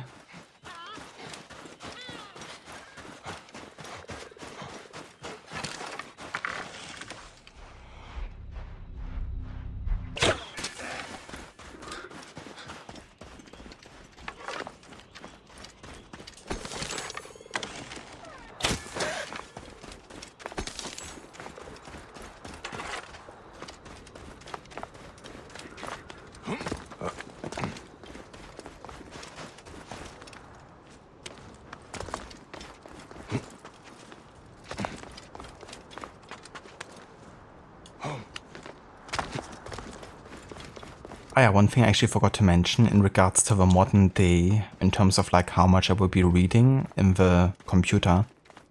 I won't be reading everything, but if I find anything of like historical relevance, then we'll definitely check out that.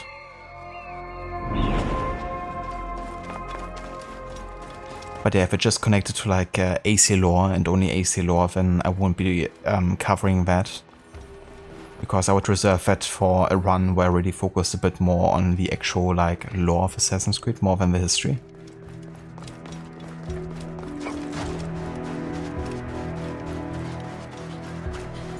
Yamani Cave. I used to come here as kids. Bandits must be inside. There are so many of them.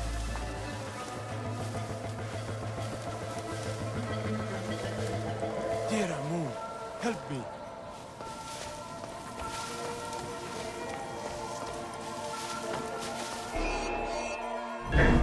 I was totally hidden there.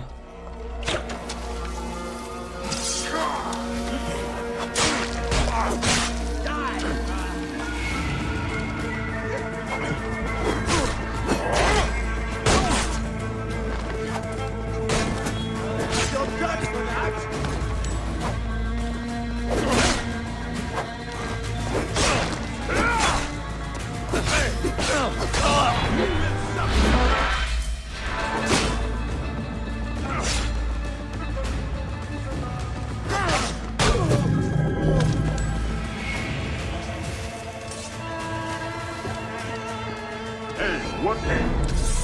You die!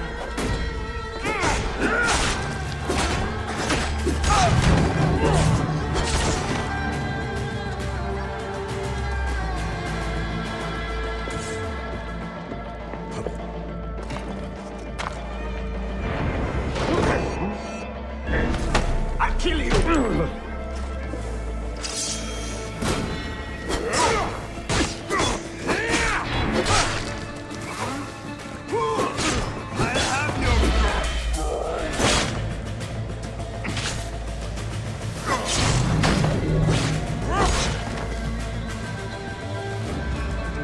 Yeah, quite the difference between normal and nightmare.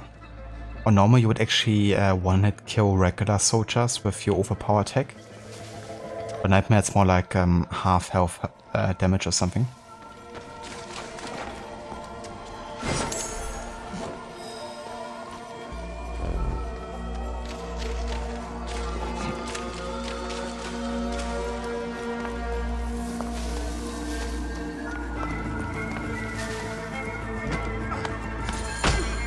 That's it. Plan this with you twice before coming back here.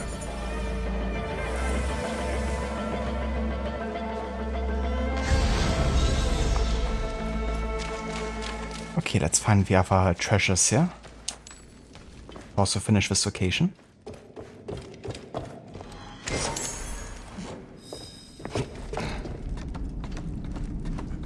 Oh yeah, I actually have 2 swords now. Okay, in that case I'm gonna actually enable a reward that lets you choose a weapon type for 1 hour. Just gonna set that up real quick. So give me 1 sec.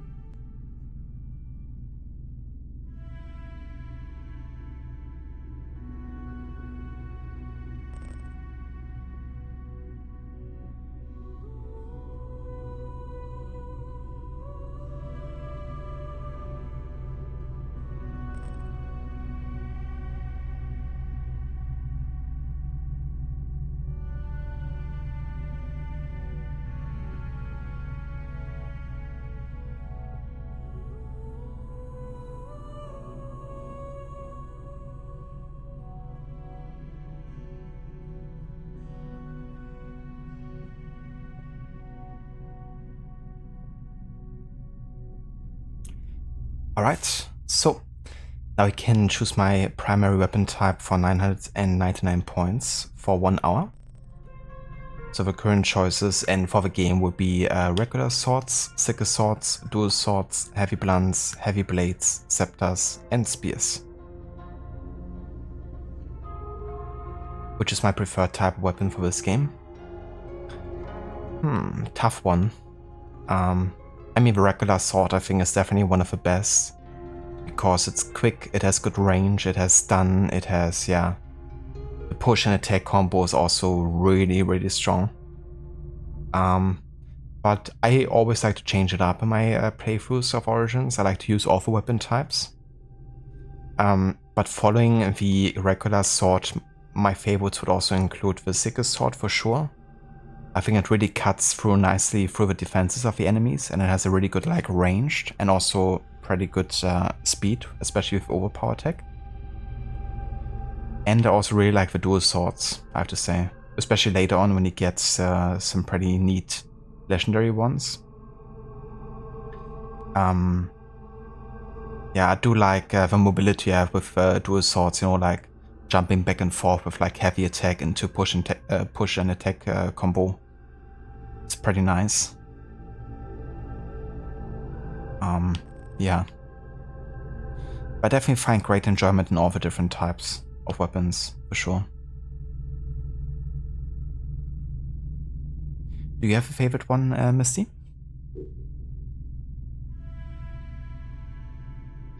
Am I going for a certain build or will I unlock all the skills? So in this playthrough I will unlock all the skills, given that I'm going for completionist. But early on I will seek out like very specific skills. For instance, I want to get sleep darts quite early on because they're really good for stealth. And also to use on like fire sources to create like cloud effects. And I mean, I'm probably gonna get the enhanced predator bow quite early because it's just also very good for stealth and for taking down targets with high precision. But yeah, overall, of course, this game is still quite light on the RPG mechanics, so it's gonna end up being like quite an around type of build quite fast, I think. But yeah, what I definitely want to get early on is sleep darts and also smoke bombs, because I really like having as many stealth tools as possible at my disposal, because it's still my preferred way of playing these games. But yeah, I won't hesitate to also just go guns blazing, especially on Nightmare difficulty would make for some pretty intense fights.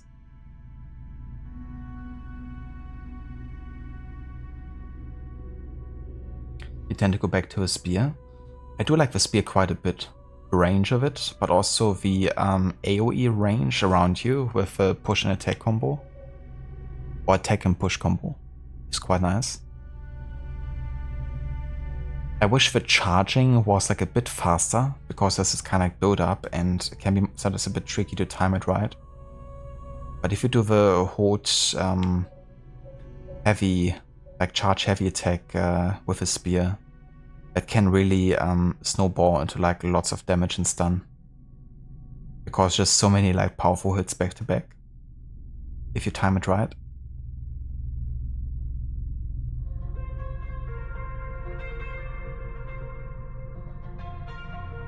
Did you go for a specific build when you played Origins, Amita?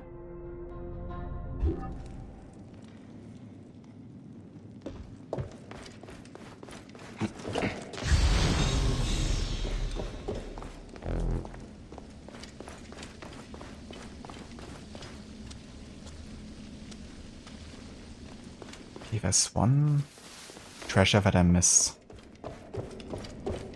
One of it's actually down here.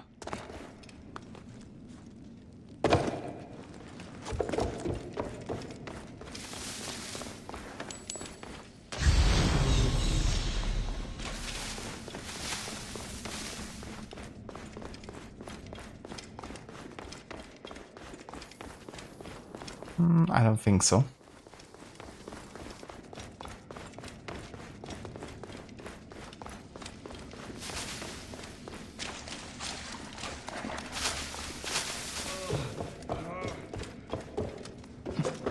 It's kind of funny when you assassinate them early on, because it's like non-lethal takedowns rather, because they don't have a hidden blade yet. So they just lie around groaning. I think it would be cool if you could choose to do non-lethal or lethal assassinations, even after getting the hidden blade. Ah, there's the treasure. Because it would allow you to do like, you know, like follow the Creed playthroughs or something where you try to like do it non-lethally, except for the target or something.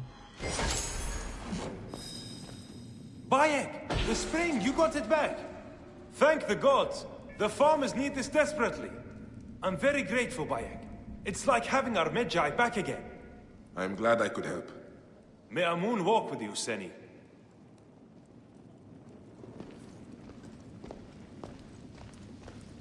Alrighty. My pleasure.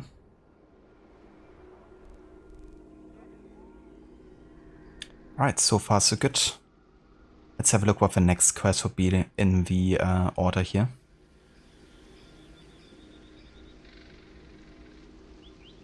Oh yeah, it's gonna be the healer.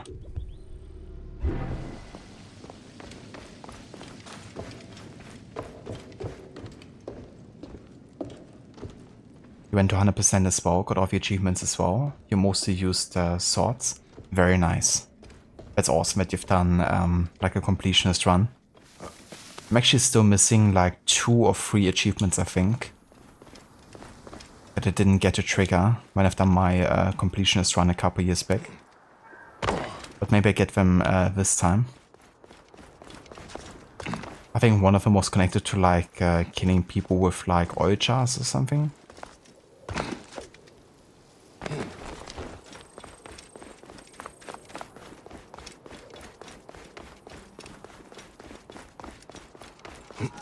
Check out this location here, it's kind of on the way.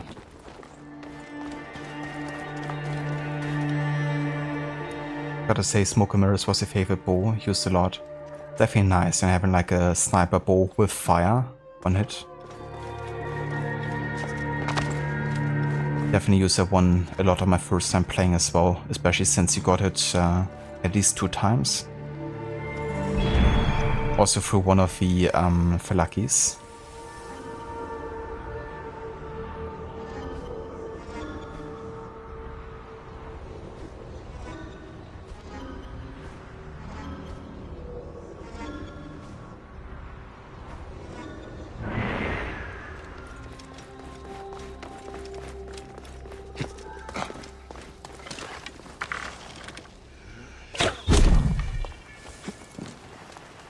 I should be cautious around here.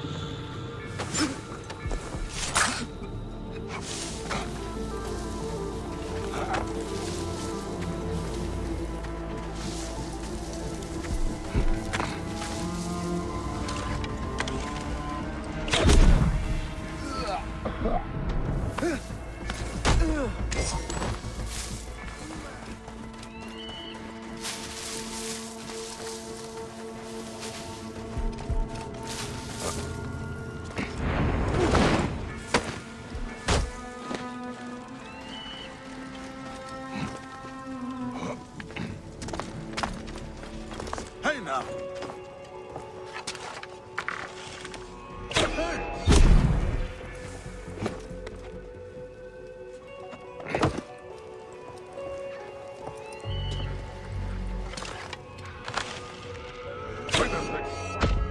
There is no stop, damn you! You cannot escape!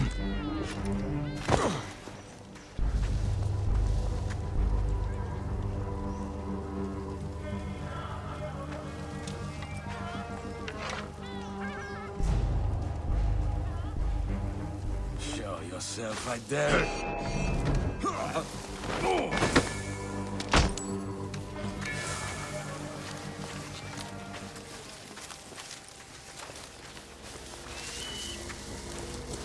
Wait a second.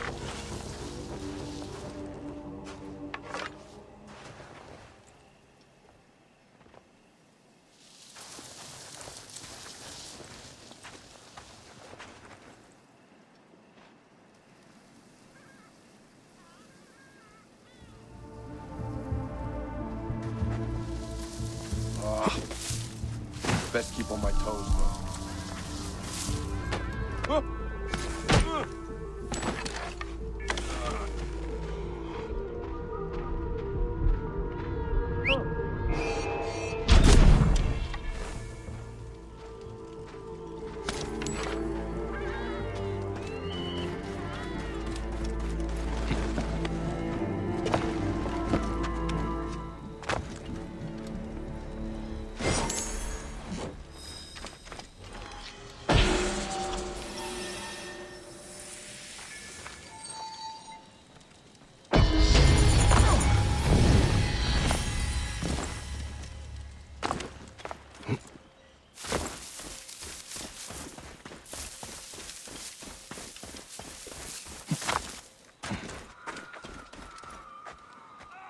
me to use heavy weapons as well.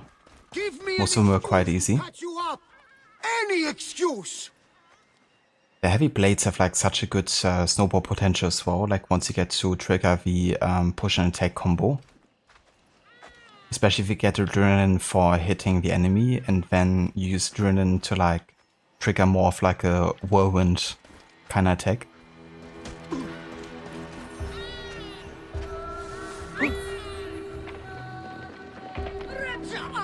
I like how I can stop him by just whistling. At least temporarily.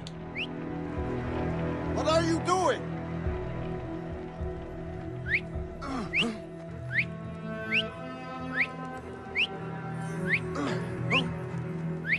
Hey!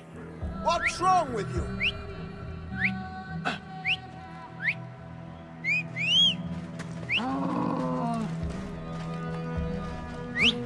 Come on, trample the dude. What are you doing?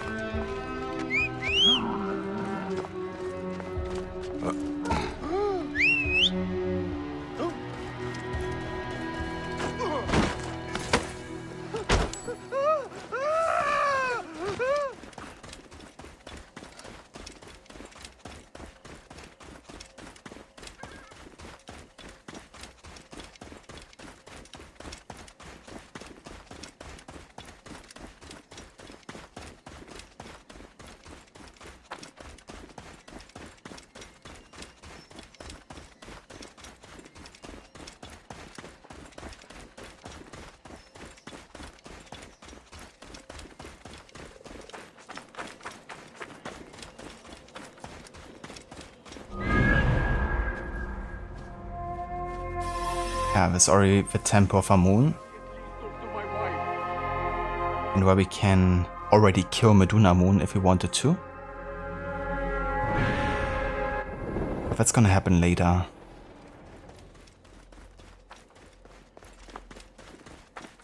For now we're just gonna go and help the healer of Siwa. Is that who I think it is?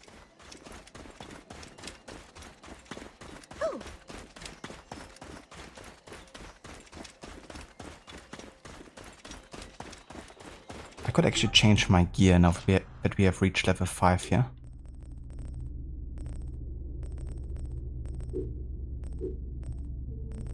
Choose another weapon, maybe?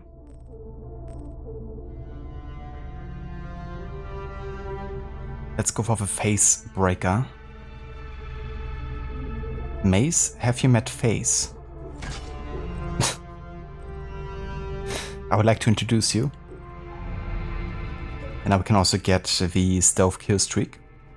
Successive assassination grant you XP bonus if you are not detected.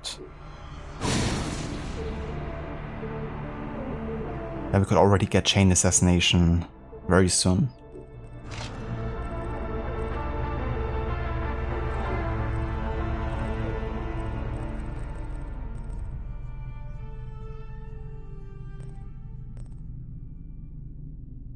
I mean, the Rainbow has a lot more damage. Only 4 shots, but I think we should be alright for now.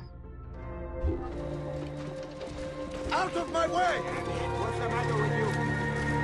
Yeah. Move out of the road!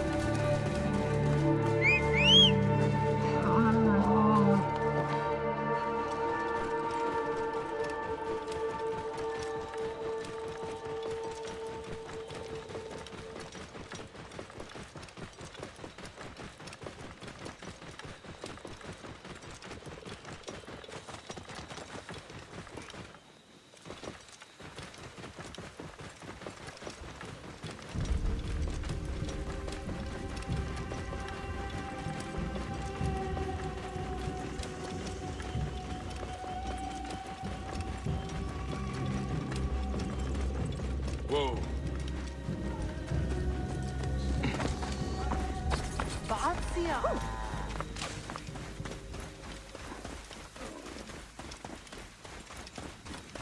Rabia! Bayek! It does my heart good to have you again in Siwa. You nursed Senu back to health. I never expected to see her again. She is a tough old bird. Like you, eh? Bayek. Epsifa tells me you are healing the villagers as best you can. It would give me much pleasure to help you. That is kind of you. May your car be blessed. I can always use help. The soldiers are brutes. Almost every villager has cuts, bruises, broken bones. To help them, I put together a makeshift perronque in the old ruined temple. Friends bring me medicine from Yamu, but now the soldiers stop everyone entering the village and steal their goods. So, we tried to bring medicine on a boat instead. And the soldiers stopped that also. They sank the last shipment. The medicine jars are scattered across the bottom of the lake. I will get them for you. Thank you, Bayek. Bring it to the old temple. I must go there now. Anywhere in this lake. Senu can help me.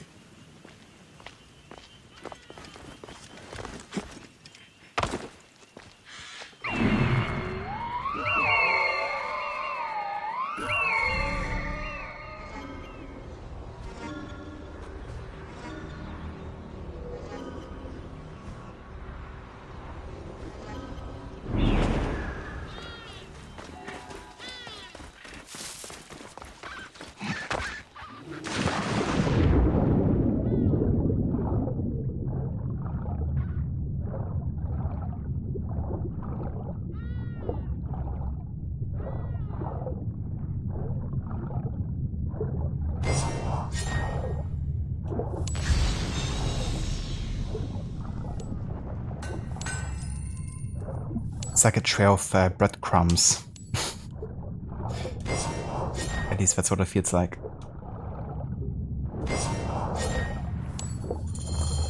One of these fairy toads.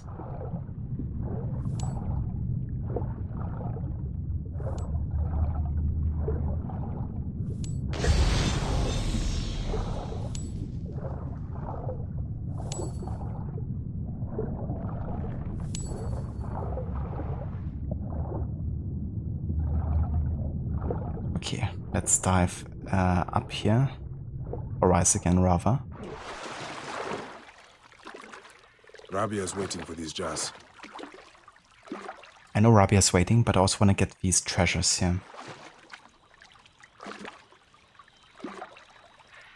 But it's a shame that Rabia didn't have new dialogue at different parts of her main story progress. You were hoping she would, but what she says if you speak to her outside of her quests, if all she does until you return here searching for Flavius. But definitely is a shame. Would have been nice, you know, given that she's also very important to Bayek's past and Siwa. And she also makes a reference, of course, for Bayek to not lose himself in the vengeance too much. It would have been nice for her to react to Bayek actually going through with his vengeance, you know. To connect to that a bit more again. It's good that she makes an appearance again in the later stages of the main story, but I would have loved for her to have more dialogue for sure.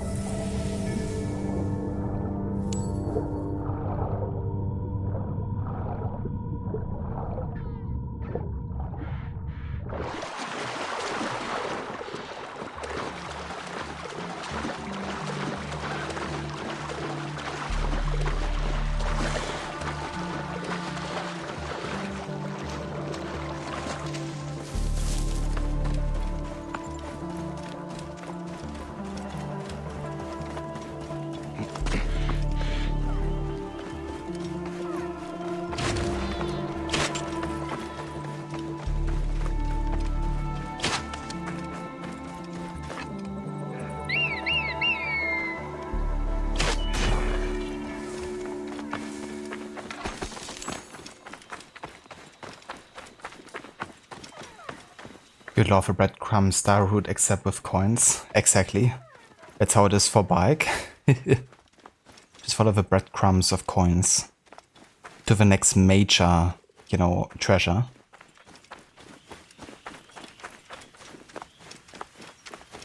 Life could so be easy if they function like Assassin's Creed games.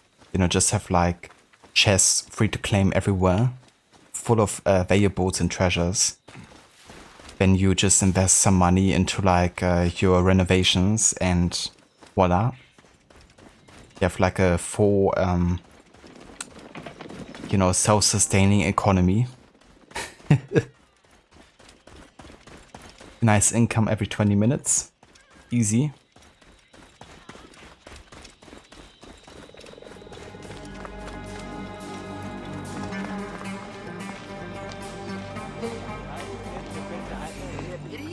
Ah, Bayek. AMUN be praised. Bit of a missed opportunity. Yeah, could definitely say so. I mean, it's nice they included the Hepzibah's dialogues, but yeah, would have been cool. Not only have Hepzibah, but also some other important characters in Siwa. Just had an image in your mind of a side-scrolling style AC game that is a Mario clone. That would be really funny and honestly could work quite well if you think about it. Like if you jump on top of an enemy, it could be like air assassinations instead of like, you know, just jumping on them. Then you could build in like zip lines and stuff. A flying machine power-up. Or something. You could have like Leonardo's War Machine's power-ups or something. You just have like a tank temporarily. That's like super difficult to navigate, but it's quite a blast.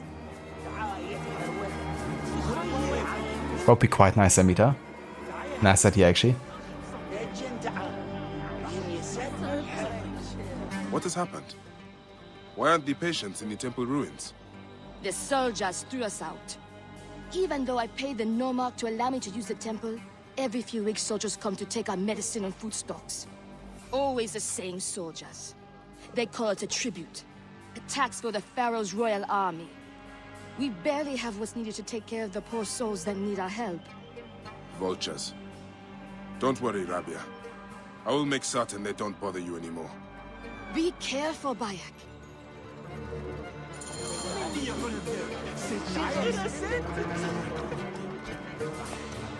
Okay, this one I'm gonna do guns blazing here.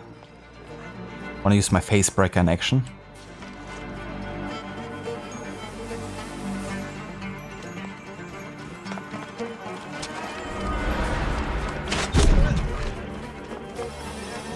Guards here are vigilant. I'll kill you.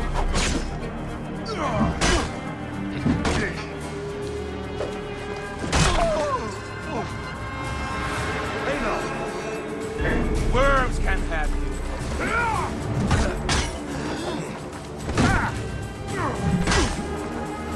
Along! This way!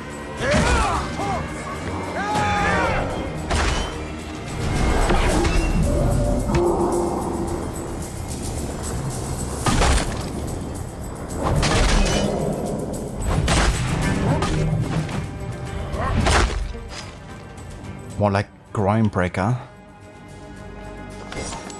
It's a more apt name here.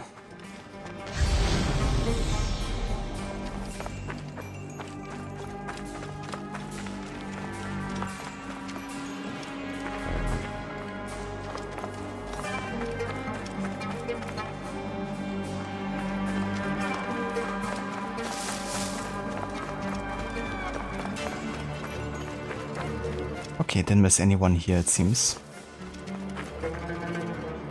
That is one heck of a cricket bat.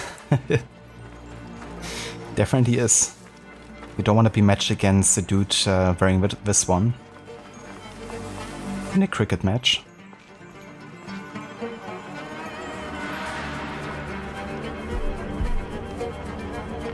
But I cover suit is completely oblivious to what's been happening here.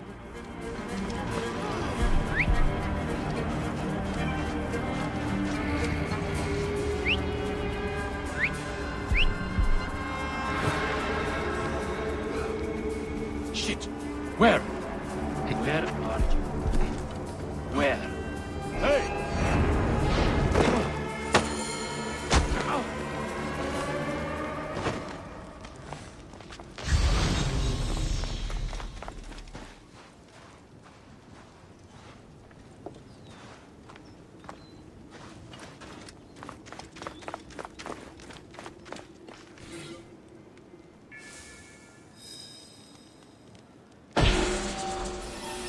Okay, our first papyrus puzzle. A long drink. In Siwa, come find me at the bottom of the only bowl big enough for a god. This one I know exactly where it is, so that shouldn't be difficult to find.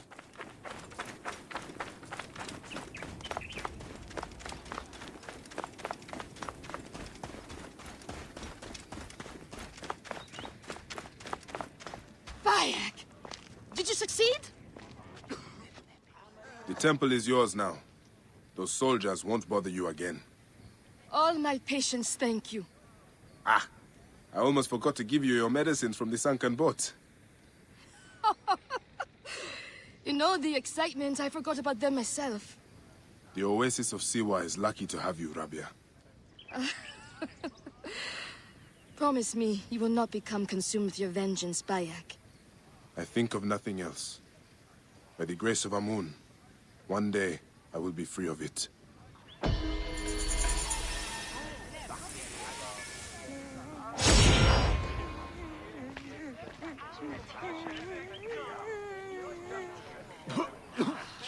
And that finishes the healer. Alright, so that actually covers most of the side quests in Siwa. We still have family reunion, but that's a quest taking place after the next main quest. The only side quest that actually we have to do before going back to the main quest and killing Meduna Moon will be Bayek's promise over here, the stone circle. I'm gonna go and trigger that, and after that I'm gonna go and take a break before returning with the main story.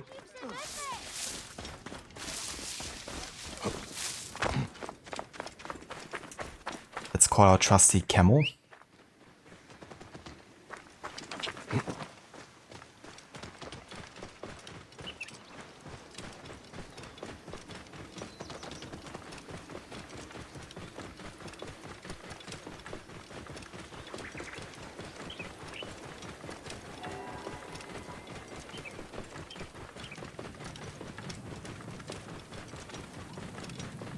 Another thing I love in this game, the way they created the desert visually.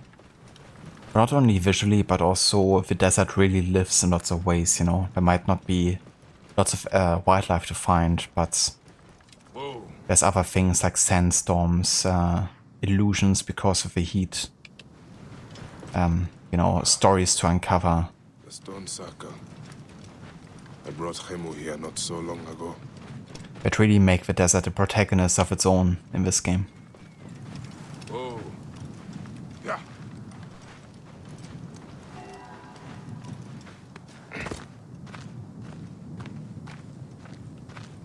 The AMUN stone circle. My son, you wanted the stars. The stone circles show the gods' places in the sky. And your grandfather once told me they also show our place in the world.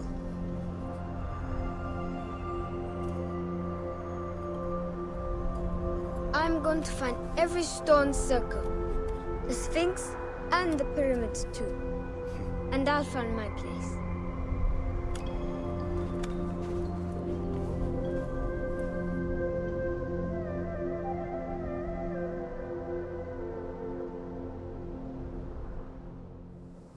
And you will have them.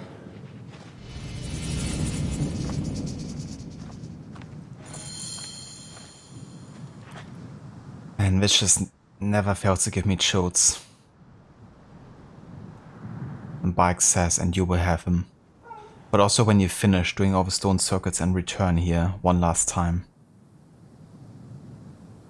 There's just so much heart they put into Bayek's character. The way they've written him, but also the way Abubakar Salim took that role and made it his own. Wind is picking up. not good. The meat of a desert here looks better than a mirage in your opinion. I really like the desert and how they created in this game, especially considering it's 6 years before Mirage as well. I like both versions, I have to say, but yeah, the ones in Origins are quite visually pleasing. And there's also so many different types of deserts you also get to see in Origins, you know. You have a black desert, you have a white desert.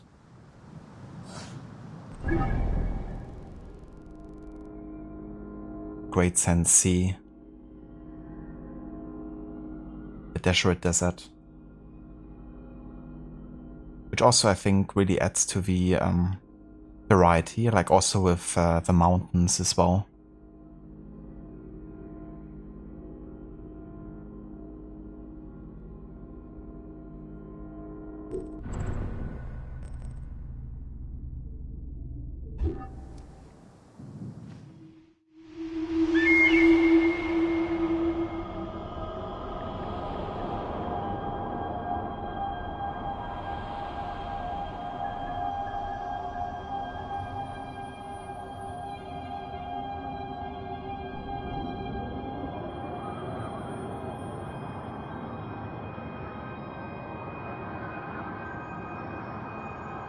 Papa, why are there so many poor in Egypt?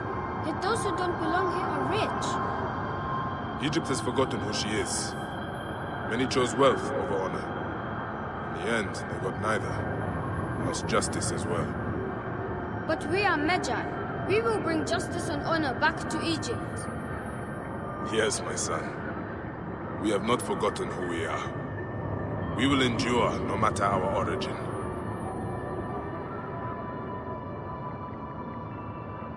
Amun, the king of gods, divided in two forms, as the great goddess of invisibility, Amunit, and master of the wind. He upholds justice, lord of the shadows and the silence. He comes at the voice of the poor. He hears the confessions of the humble, and forgives them. Another thing I love about this game, the stone circle and stargazing. It just serves so many purposes at the same time, you know? Of course, it's like one gameplay element to add variety, which is not to be understated, because in that regard Odyssey is actually lacking, you know, in terms of like variety you have inside activities. So kind of like a puzzling gameplay aspect. Then you have a story element with Khemu, you know, Bayek and Khemu kind of like having, like giving us backstory about the father-son relationship they shared, but also the mythologies of Egypt and their beliefs, you know, what the gods stand for and how they impact in their daily life. And Amun, of course, in particular, has a huge importance to Bayek, Aya, and Khemu, because for one, it's the god worshipped the most highly in Siwa, which is where they stem from, and it's also like his characteristics is something they take over into their daily lives and how they approach things, you know, the Lord of Shadows, the Hidden One, you know, like Khemu later even says, yes, Papo, we are the Hidden Ones. And also something that later Bayek even applies to his own name to disguise his identity, saying he's Amun, Aya's Amunet, something I mentioned earlier. But also how, you know, Amun reacts to the cries of the poor is very reminiscent of what the Hidden Ones stand for, you know, the fight for the people. So I think it's a great choice, I think, the way they connected this to the Hidden Ones between Amun as a god.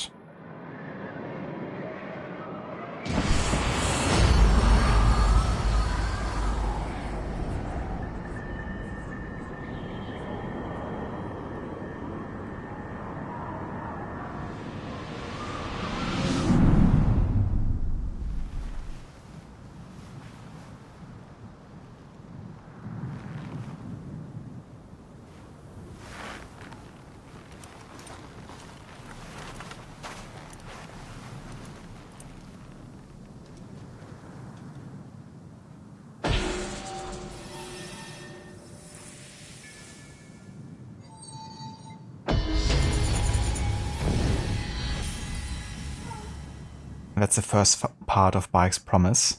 Now this is gonna be a passive quest that will cover all of the stone circles in the game. So it won't be finished until we've actually completed all of those. But yeah, it's gonna be 100% worth it.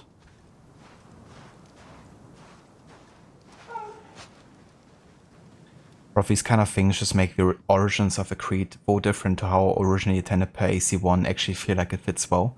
It really does. You know, there's like definitely quite a bit of retconning that Origins does in terms of like what has been initially confirmed. For instance, also about the origins of the symbol of the assassins, you know. But instead of going entirely against it, they say, okay, yeah, this happened slightly different, but it still makes perfect sense, you know. And it still has like lots of, you know, like relevance to the franchise and to its symbolisms.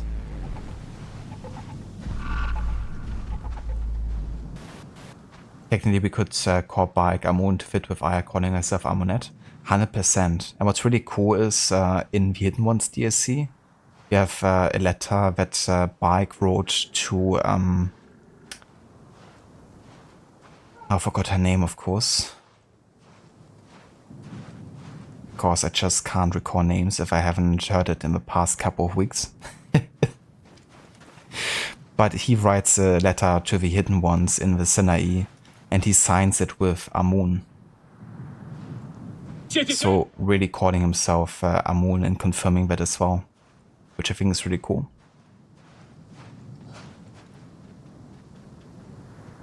Hey Vaora, welcome in. Oh wow, 100% accurate historical documentary. That's it.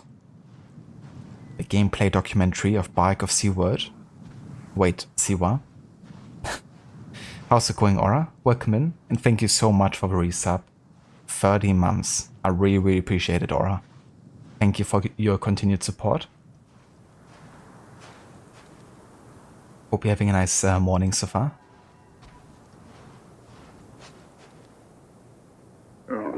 Happens to you too? Tahira? That's her, yeah, that's the one.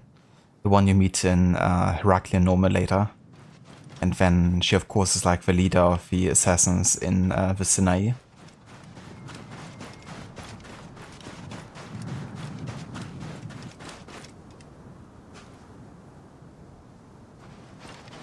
It sure is going to be. You've been in the office all week, you're exhausted.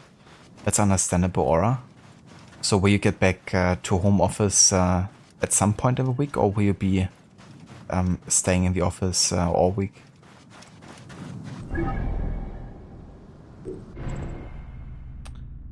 Alright, so we've completed 6 quests so far. The OASIS first, then Gear Up, then Striking the Anvil, then Hideaway, the Water Rats, and the Healer. And now we've also done the first part of Bayek's promise. So next would actually be the main quest again, which is the Fort's Oracle, which is the assassination mission here for Meduna Moon. I'm not gonna do that though until after the break, which I'm gonna be taking now. But yeah, we're on a good track to finish Siwa today.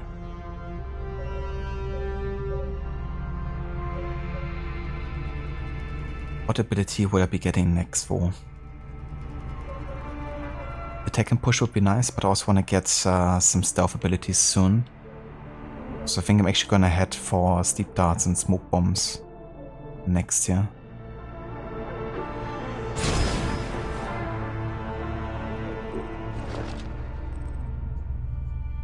I also still have to find the Pari here.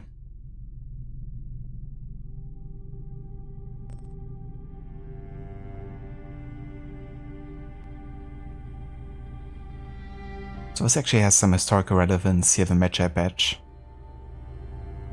The Magi are the ancient protectors of Egypt and its pharaohs, an elite warrior unit formed during the Old Kingdom.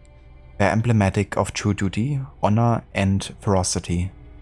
The badge, the Eye of Horus, belongs to those tasked with protection of the pharaoh's people. As they were also the most trusted guards to the pharaoh, the Magi are the ultimate protector of both the gods and the people.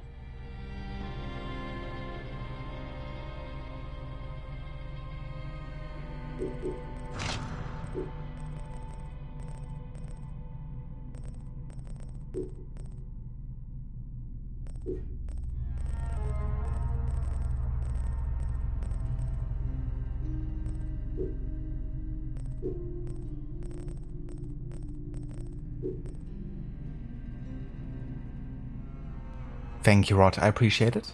I definitely will. And yeah, I will catch you again with the main story of Origins in just a bit.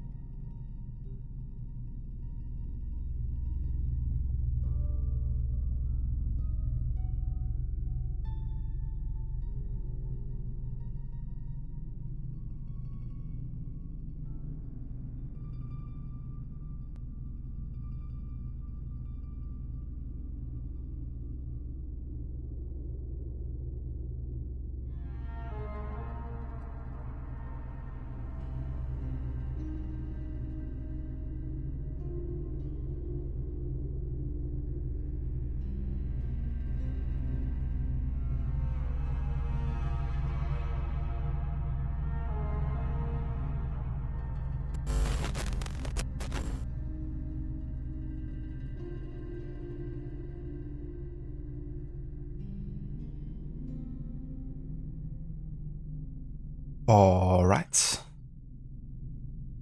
Welcome back to more of Assassin's Creed Origins with our 100% Nightmare difficulty playthrough. It's part of our Historic Order run in 49 and 48 BC. And yeah, we are still in Siwa working on bringing this area to a close today. And we are diving into the next main quest and the first actual assassination mission.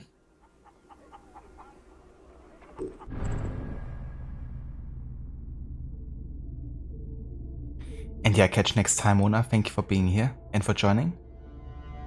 Glad you enjoyed the stream.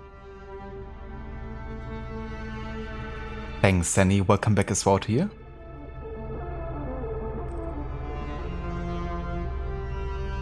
Bayek has returned to Siwa to exact revenge on a powerful priest named AMUN. In order to match the strength of this priest, Bayek must first improve his abilities. So yeah, all of that is done. So now it's time to get him. Also gonna change my active weapon here because I might not be able to assassinate him, given the nightmare difficulty. We will have to see. Gonna go for the dual swords here. A bit more assassin-y.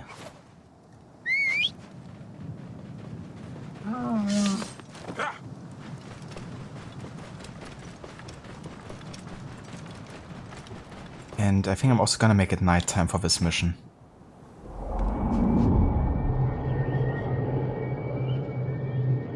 AMUN has an apple with his name and his literal face on it. I should have named the apple the Facebreaker instead of the heavy blunt weapon I was using earlier.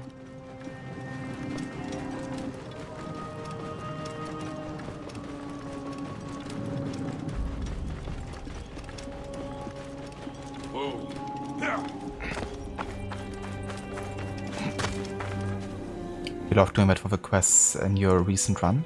Did you do all the assassinations at night? That would definitely be quite fitting to use the cover of darkness.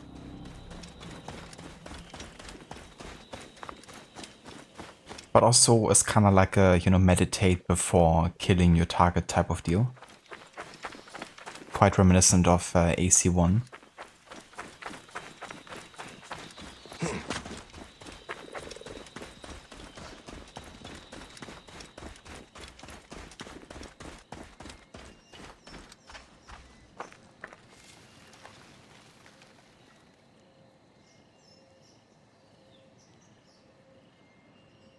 Pretty much every quest, give or take a few of the game, let you do them at night. That is really cool. I remember you mentioned that you love, in general, like nighttime in games, and when you can kind of like make cutscenes and quests happen during it. That's really cool when a game allows you to do that. Similar for The Witcher 3. Could also be a nice game to do it that way, given that you can really like customize the exact hour of a day.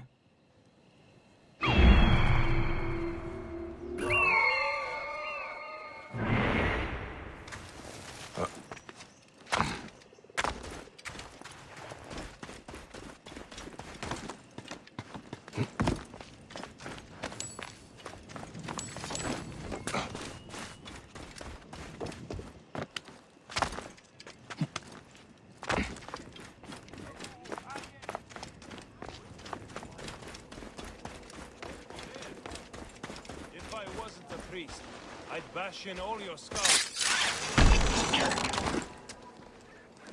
Anything at all. Call it out.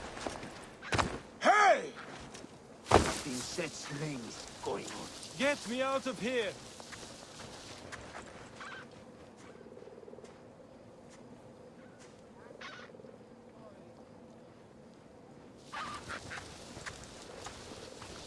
Hey! What is it? If someone's there, let me out and fight me.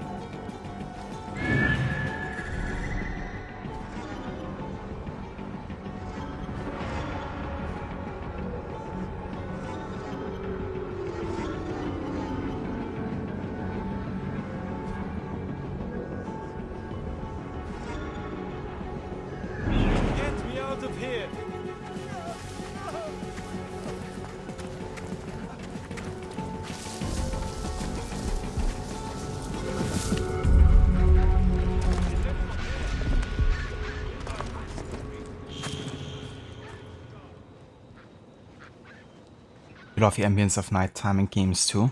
Me too. I love when nighttime is done really well. I also love the transitional kind of periods from, you know, night to day and day to nighttime. Kind of selling the rolling time progression is really very nice too sometimes.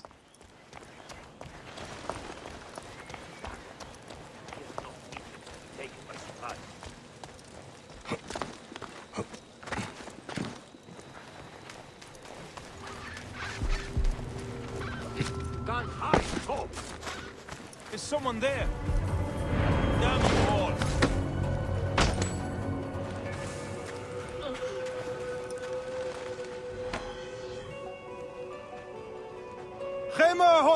Are you alright?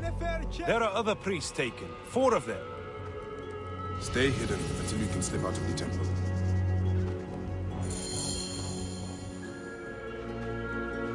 So I was wondering, but prisoners in the temples isn't actually listed on the quest order tab. So I think what I'm gonna be doing is I'm gonna take this alongside the assassination. So I actually wanna free the priests before killing the oracle, I think.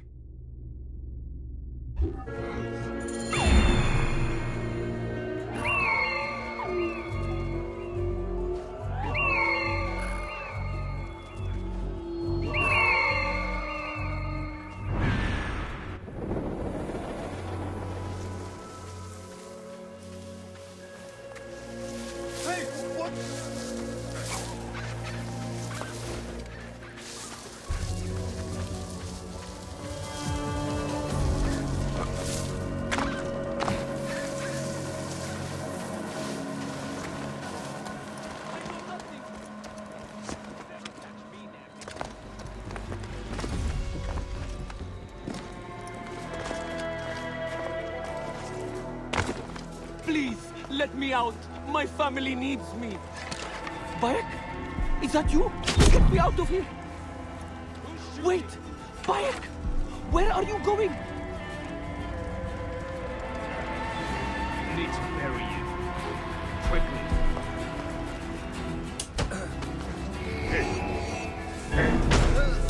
You will pay, corpse! Bayek? Is that you? Get me out of here! Wait! Bayek! Oh, fuck. Where are you going? No, one guy's trying to copy alarm. Can't allow that.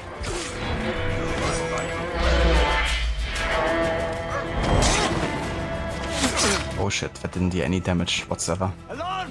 Trouble here! Die, you corpse! Oh shit. I'm ready the truth of my wife. So one of these guys is trying to raise the alarm. Something, I think.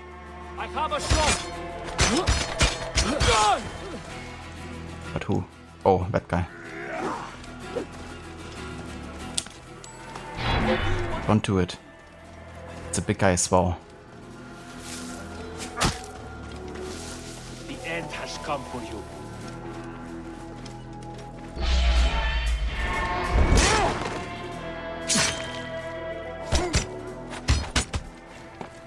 You die.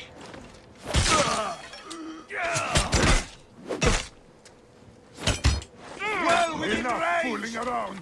Time to finish this. On a clean target. I just want to stop the guys from like raising the alarm here for now.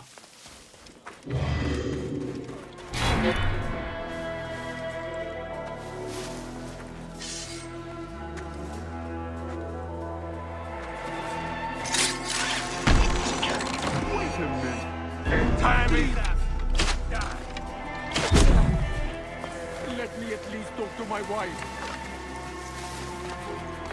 Bayek? Thanks be to AMUN you came along, Bayek. Hide right here. When you're certain no one's around, get away from the temple.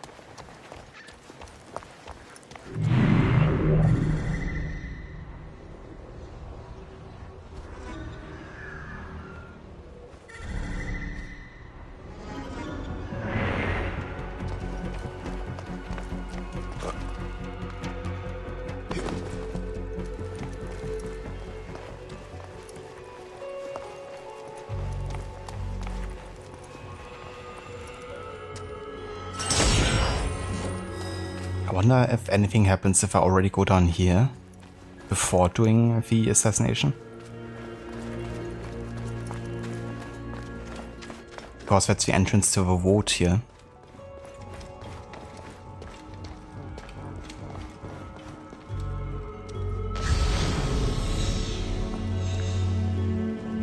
But there doesn't seem like.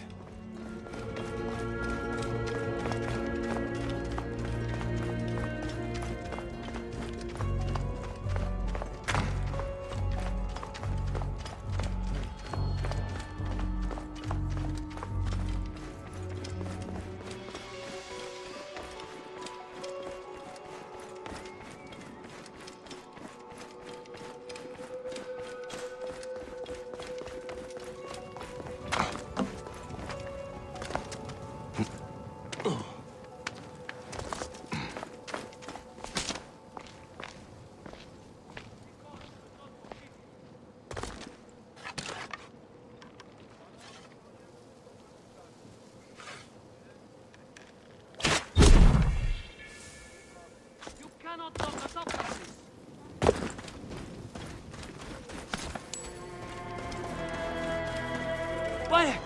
Is that real? Thank the gods. We must stop this madness. Hide here until you can get out without being seen.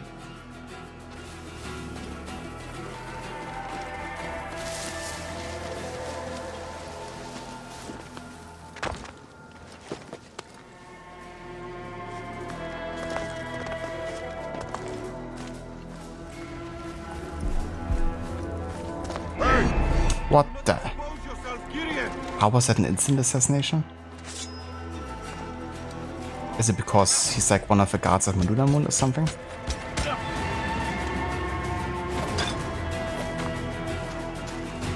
That was weird. Yeah, there's AMUN. That's why.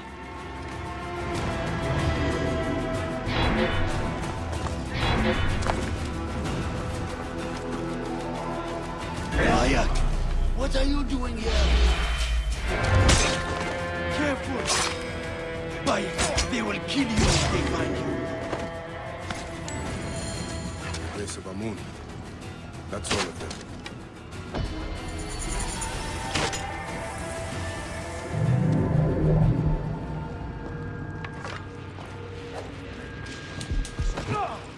The oldest, my lord.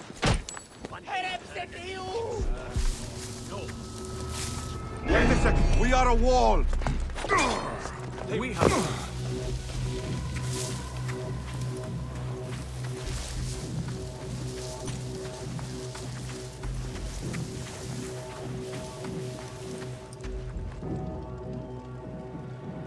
Thanks, Zora. Welcome back to you as well. Hope you had a nice walk with the doggo. I think the priest being chased kind of like screwing up the detection system a little bit.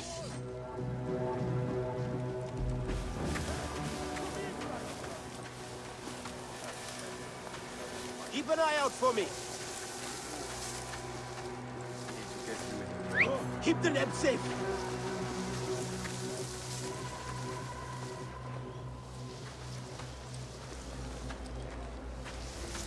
What? What? Stay with me. Okay, I didn't even get the chance to assassinate? Okay then.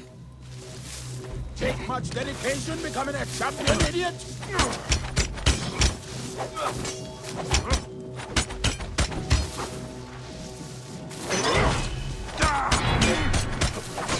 Gonna play to your strength.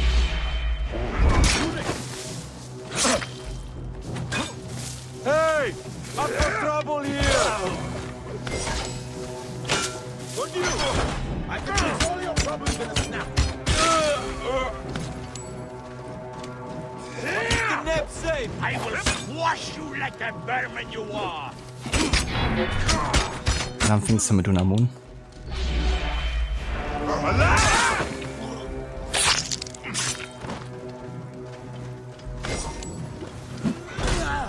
Take much dedication becoming a champion, idiot!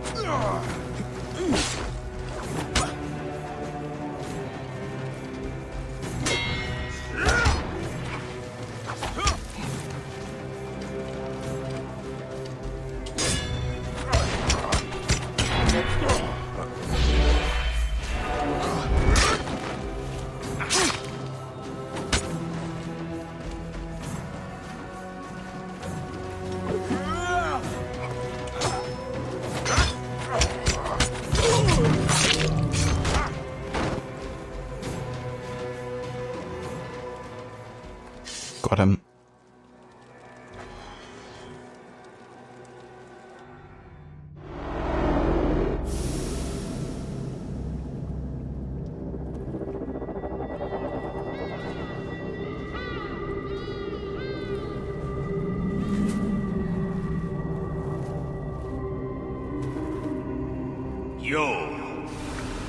You have returned. To right your wrong. I die my work unfinished. So close, so very close to ushering in the perpetual rule of the strong and virtuous. Virtue! What will give us the power of the gods? What is one boy? What is one boy? Papa?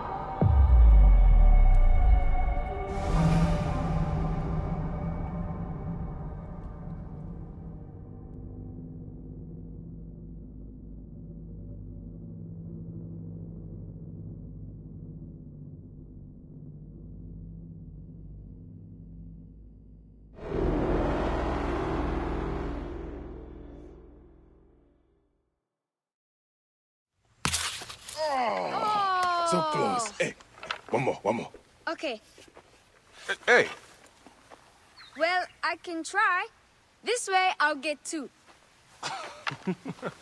Sure. Well... Up. Strong. Ready? Yes. Oh, you made me miss. You... Remu, come here. I found a hyena cave. A real one? Yes. Go ahead. You're gonna love it. There's like 16 hyenas, and they're so dark and scary. Well, you know what? I'd rather go hunt with my papa. You always get too scared. Hey. Hey. Let's go on a real hunt. Huh? All right. Come. What are we hunting? The Oracle wants the pelt of an ibex stag for the ceremony. You will stand next to the pharaoh, won't you, Bayek? You're the Magi. When I'm Magi, I'll stand next to the pharaoh. You'll never be Magi. You're too scared. That's not true. What about the hyena kid? Shut up. Enough, you two. The sand is so hot on my feet. Sometimes they light on fire. It makes you faster. I want my feet to light on fire.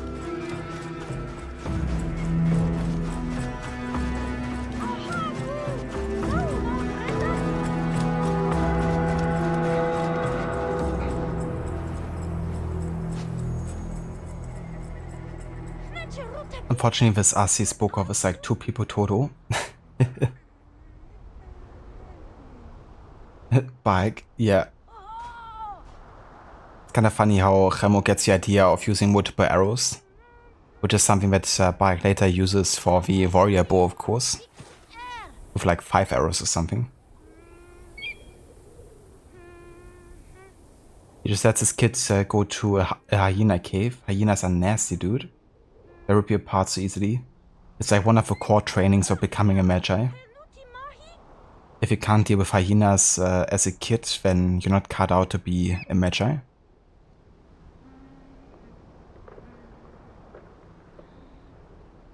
But yeah, I definitely wouldn't want to meet a hyena even nowadays. It is up ahead. Can I come? Hey, your mother's waiting for you. All right. See you at the ceremony, Hamu. Bye, Chenzura. The herd is around here.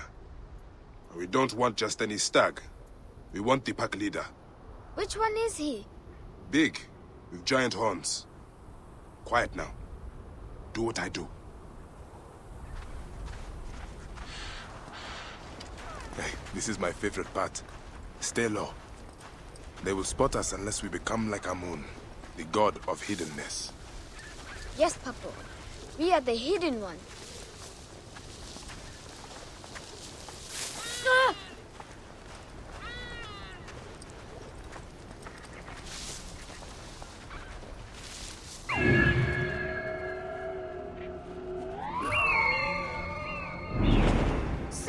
Senu! Come to me! Why are you calling Senu?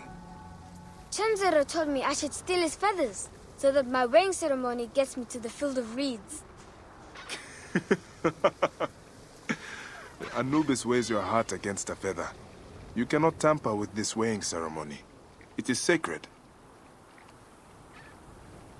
Another very important aspect of this game and Egyptian mythology and belief that your heart would be weighed against a feather.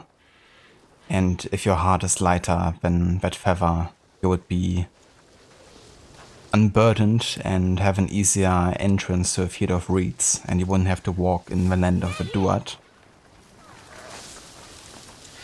being kind of like trapped there. Oh no, I scared them. It's okay.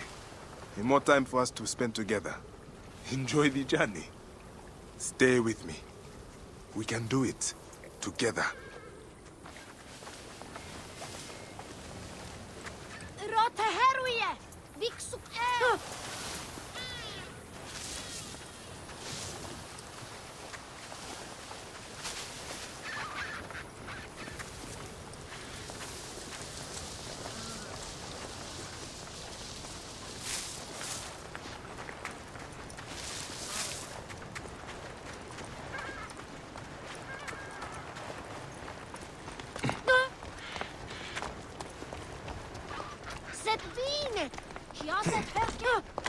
See? My eyes and hand are in line with the arrow. That is the only way to shoot true. I wish I could put 100 arrows on this bow.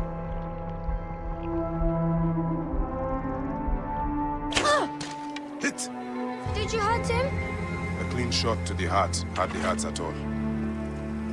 Let us get that pelt.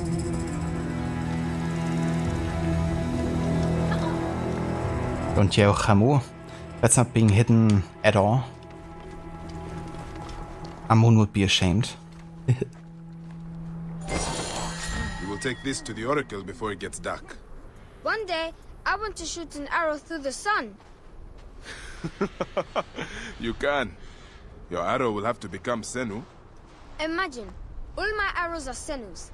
Then I'll be able to hunt anything. You said you'd like to see the Pharaoh up close. Yeah. What if you stand with me by his side? Can I do that? As my son and the future Magi, yes. Papa, what is a Magi really? The first Magi was a protector of the Pharaoh. But now, it means you must protect all the people of Egypt. Not just protect them, but work for their well-being. Oh, Papa, I'm so excited to be Magi one day. You know all the secrets of Siwa. What if I never grow up to be a Magi? Of course you will. You are my son. But I get scared. I try to be brave, but sometimes it's hard. Hold on. Let's go this way. When I was about your age, sometimes I got scared too. Your grandfather was a well-known Magi, and he wanted me to bring honor to the family when I succeeded him. Yeah? One day, he took me up this way. At the top, he said something to me. A single word. It changed me. One word? I got over my fear. I knew I could do anything I needed to. What did he say? I will tell you once we are there.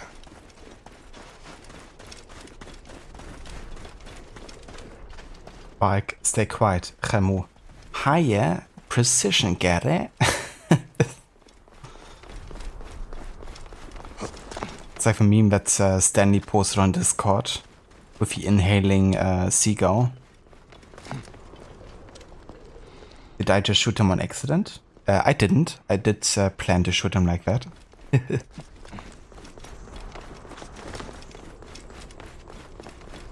I just waited and to kind of like see if there was more dialogue happening.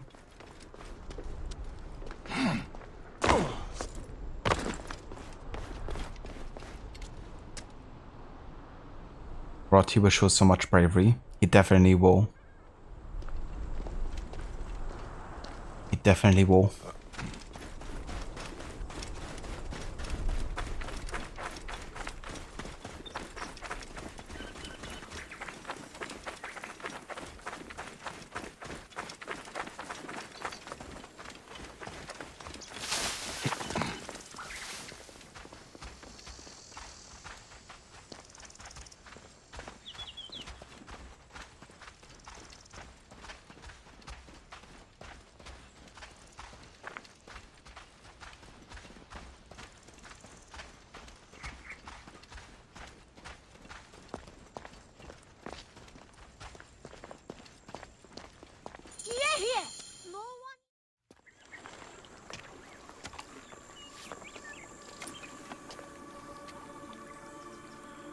But what did your father say?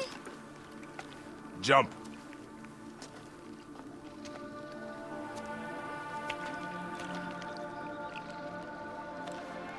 Don't think so long. Jump. Yes, Papa. Trust me. You can. I do. I will. Jump then. Come back. You're not ready. I can do it, Papa. I can.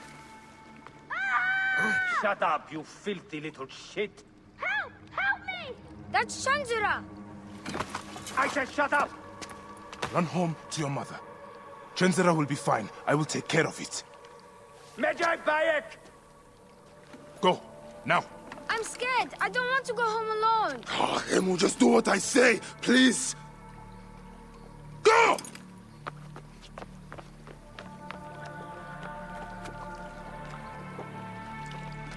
Medjay Bayek! I'm indeed Medjay here. Who summons me? Sheath your weapon and follow me. You said you only wanted to talk to him. Oh! And that scene is just so well done, you know. Like, Bayek, of course, is trying to protect Khemu by telling him to go because he senses a danger coming, you know, around the corner. But he doesn't, of course, know what the danger really is, you know, so he thinks, okay, Khemu is safer if he just sends him away. And since Khemu doesn't want to go alone, you know, he's being angry to really make him, you know, push him away and make him go by himself. But that's, of course, something he almost immediately regrets, you know, you can see it in his face. But of course, he doesn't want to yell at his child, you know. He's just trying to do it to protect him. But ultimately, you know, if he would have gone with Khemu, he might have prevented him from being captured, you know. Probably not, because the order's just everywhere and it's doing like a very strategic, like, you know, capturing of all the citizens of Siwa that might have any kind of like importance or leverage to them to get access to the vote. But ultimately he thinks, you know, he can help Shanzira because Shanzira really is in danger and Khemu isn't yet. So he pushes Khemu away. And it's even gonna be mentioned at the very end of the game, you know. When Bayek is leading one of the kids at home that he liberates.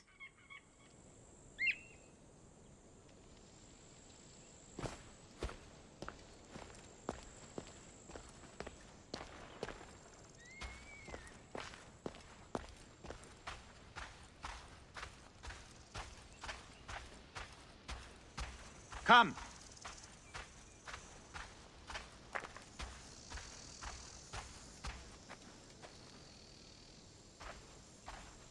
Who are you to give commands to me? You piece of shit. We don't have time to piss away.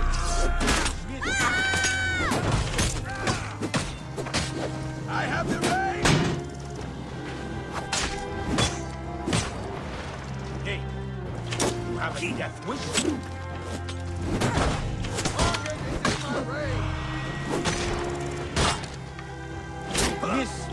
Over here! For 30! In my way! Target in my way!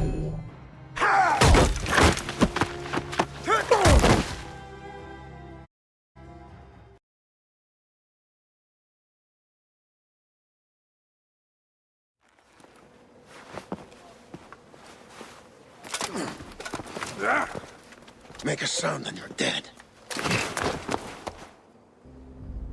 What took you so long? Didn't want to be seen, sir. Kept to the shadows.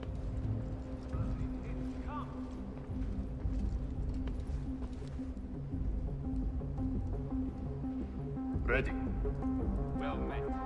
Forward! Move, Metrocoites! It's called Metrokites. Learn your Greek, dude.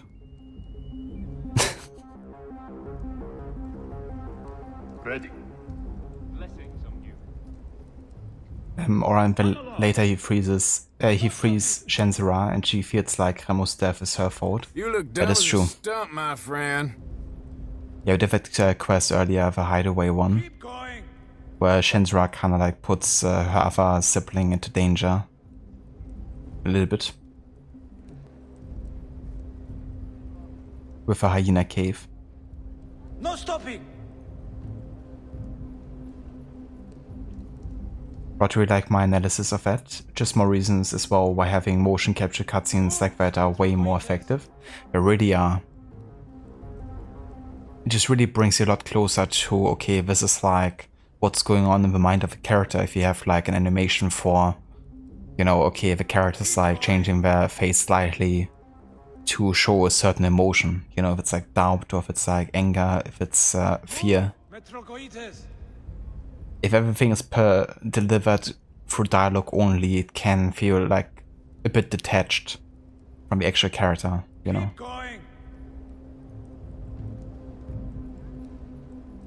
And yeah, I do really hope that in the future of Assassin's Creed we're gonna go back again to having more cinematic, you know, properly motion captured cutscenes. Because I feel like that was always like a strength of the Assassin's Creed series, you know. To create those like cinematic moments. Enough delay! Come! Ready. Getting more and more pissed.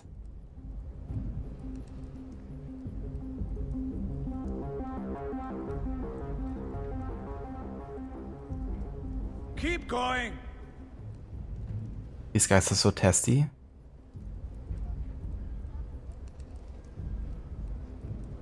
Move, Metrogoites!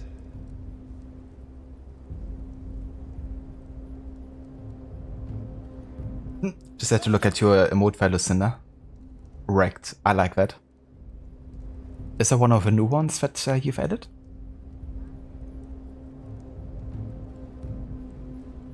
Move! You just called you motherfucker. That is true. But for me, that's a positive term.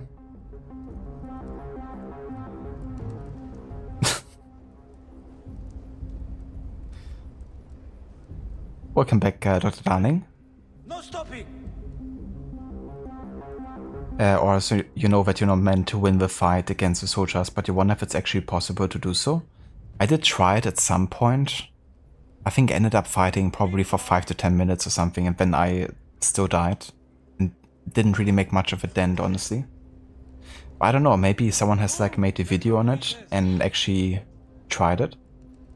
I would imagine there's like a hard lock, because it would really break the game if you would just kill everyone, I guess. Or maybe you like desync if you do. No stopping! But I never managed to pull it off. They're just so artificially strong. Also, give me just 1 sec.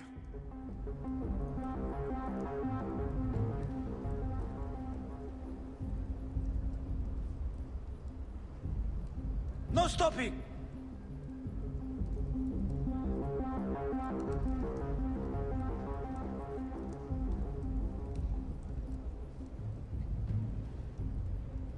Move, Metrogoites!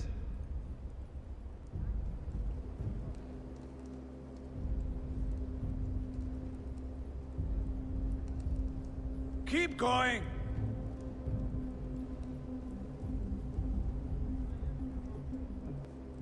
No stopping!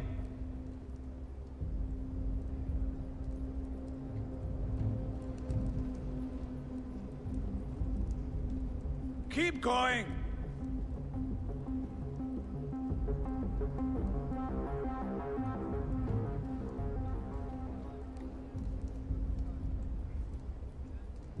Move, Metrogoites!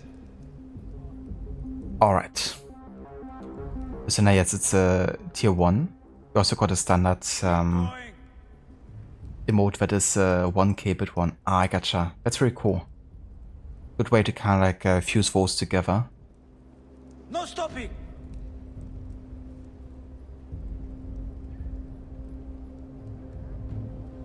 Move, Metrogoites!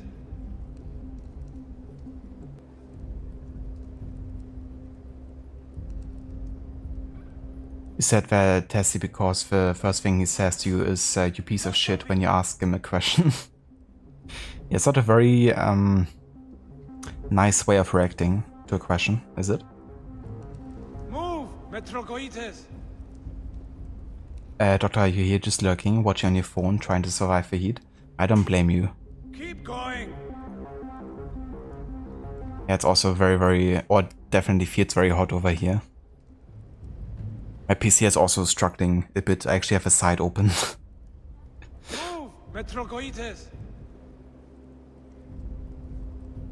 Yoda, no stopping, Bayek.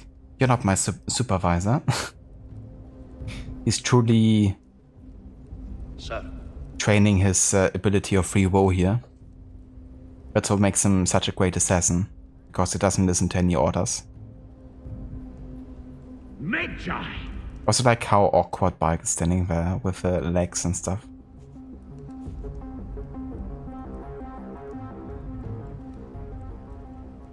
Rod, move, Metrocoites. Keep going, no stopping.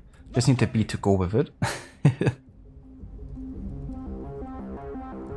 Maybe I should ask AI to make a song out of that. Make an ancient Egyptian rap song. Keep going. It's actually funny because you can feed the AI with actual sound bits. Move, Metrocoites. So I could actually record these, then insert it into the AI, and then say to AI, please make a song out of those.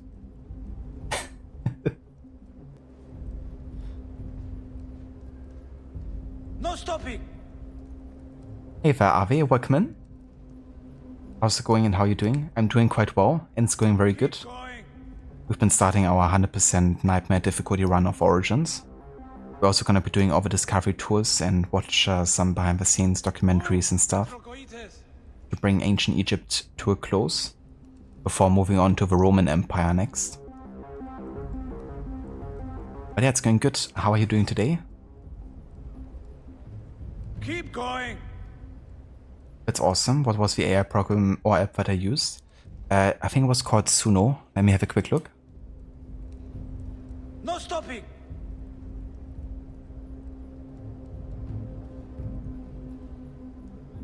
Keep going.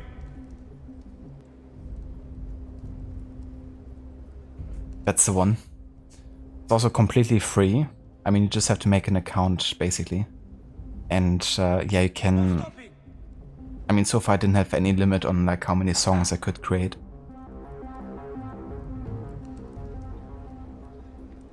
Move, Metrocoites. But yeah, credits go to Maxi because Maxi was the one to create a song on that and then tell me about it. When he also created like a song for me. I think he mentioned he also created a song for you as well. Not sure if he shared that yet. Metrocoites. Lucinda, no stopping. Okay, Crocodiles, it's time for you to get your day started. Ended up having a nap and getting a late start. Catch you next time. No worries whatsoever, Lucinda. I hope you have a good start with God of War. Thanks for being here and for dropping by. And let me also give you a shout out.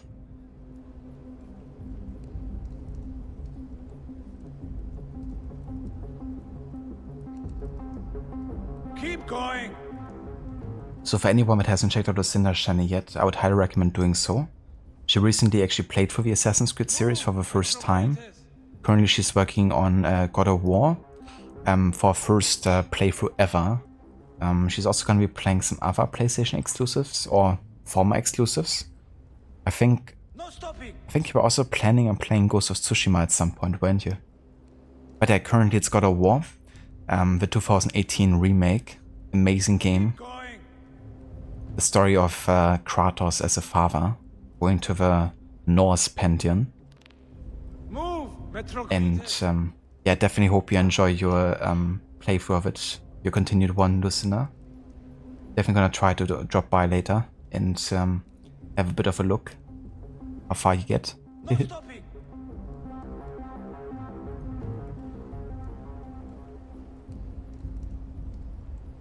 Are we doing good? Finally finished your Cyberpunk playthrough, and man, that ending you got was depressing. Oh yeah?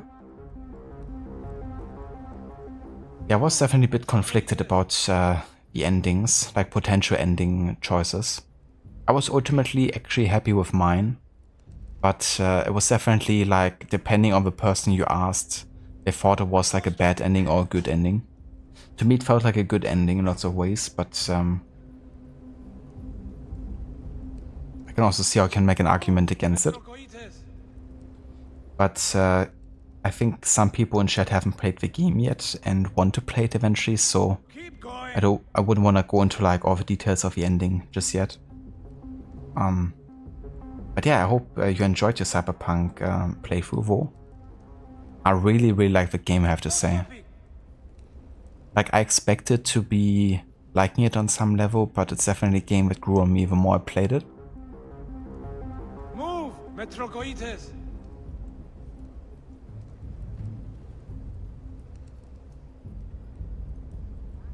Keep going! The God of Boy. Thank you for the shout out. No worries whatsoever, the Cinder. More than happy to give you one. And we'll definitely catch you soon. Move, Metrogoites! The ending you got was sad and depressing, but it still felt good, so we're happy with it. To keep it spoiler free. Yeah. That's definitely fair. Yeah, it also had definitely mixed feelings. But I think that's a great thing about CDPR writing. You know, also for Witcher or games like Thronebreaker. But a lot of the outcomes and choices feel like there's always like a pro and con, instead of just being like, okay, this is a good, this is a bad ending, you know? It's like a bit more complex than that. Keep going! That's true, Maxi also did the song with AI for you, was really good. Nice. That's great. It's crazy how fast you can create that stuff, you know, like those songs are done in a matter of like minutes. Or sometimes seconds. And how much time it would actually take to do yourself. It is of great importance that we gain access to the vault. The temple priests stubbornly refuse to assist us. You are perhaps reluctant out of loyalty to the Oracle. We have someone to help convince you otherwise. That's of course AMUN here, behind the mask.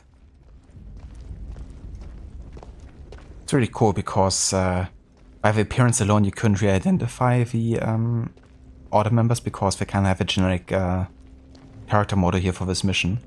But you can recognize her voices. Like the voice actor for Tahaka, for instance. But also, of course, for Flavius. And some others.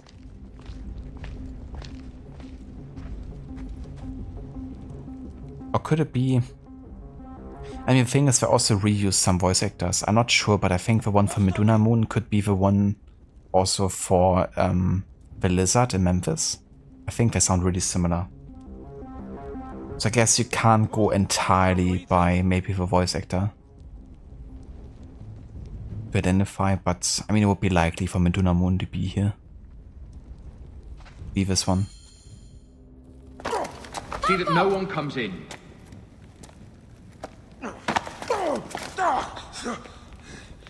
Camel, are you hurt? Go ahead. Try it your way. I'll leave my son out of this! Your son has something to explain to you. Would the Ibis show him the orb? I have the Ibis. I believe we need this to enter the vault. So does AMUN. This is a waste of time! The boy is frightened. It's all right. Papo, they need you to tell them about the vault. They need to know how to use this. As measure, you must have some clue to your legend that explains its use. I don't know anything about this vault! Please leave my son out of this! The Pharaoh has been aroused. He insists He will be on coming discovered. here. Quickly!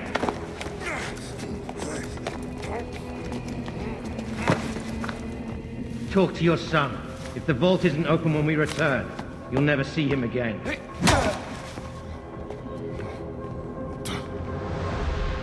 Papo! I did what you said, but... It's all right, son. No? Papo, I can get it to you. No! Come on, don't! They're going to hurt us.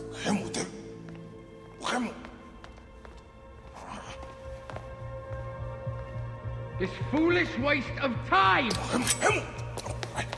Out of time?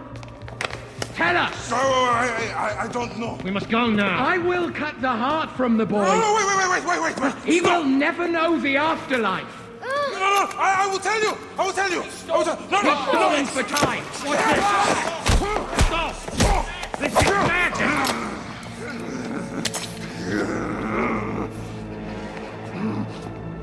The snake takes that as your answer. Shut up!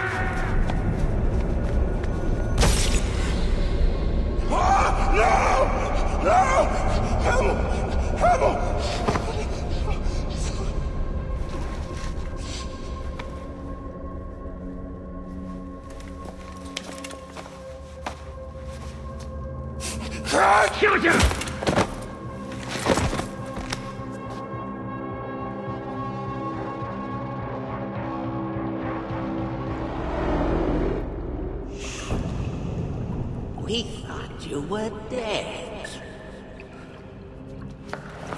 You could not even save your own son.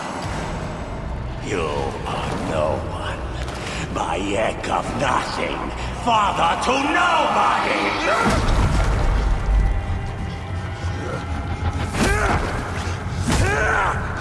And here is your nobody!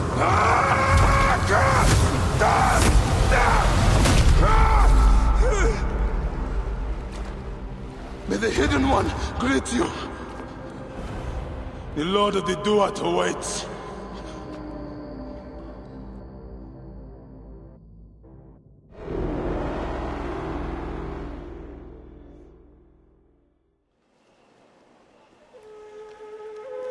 May you walk the land of the Duat.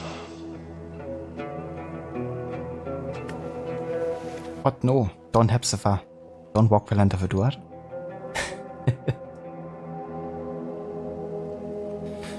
Bayek just lets his rage out at anyone. Our hero returns. You brought joy to Siwa. I should get to Alexandria. I need to see Aya. Don't be in too much of a hurry. Siwa will always need its Magi. But you are the protector here now. I'm always pleased to help. Come see me when you are set and you are ready to go. We will drink beers to our friendship, huh?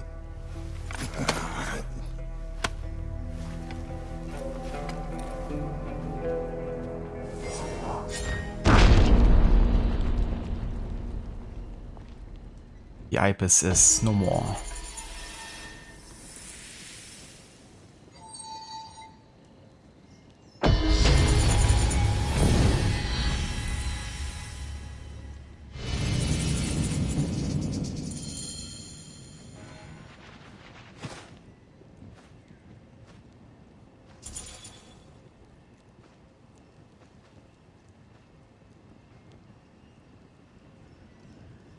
Okay, let me catch up on chat here.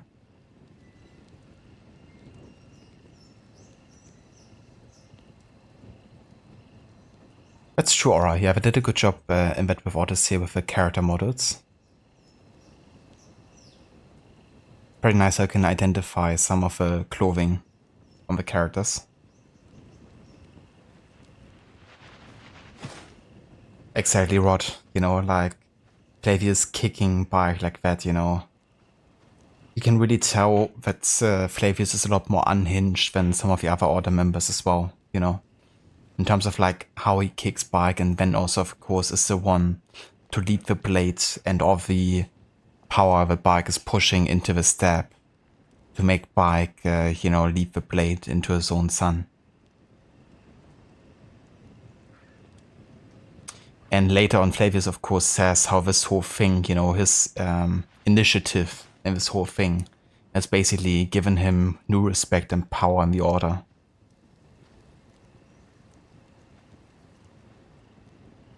Absolute piece of shit, Flavius. Even more so than some of the other Order members. And yeah, Avi, that was Flavius's rod confirmed. The one screaming that and then kicking Bayek.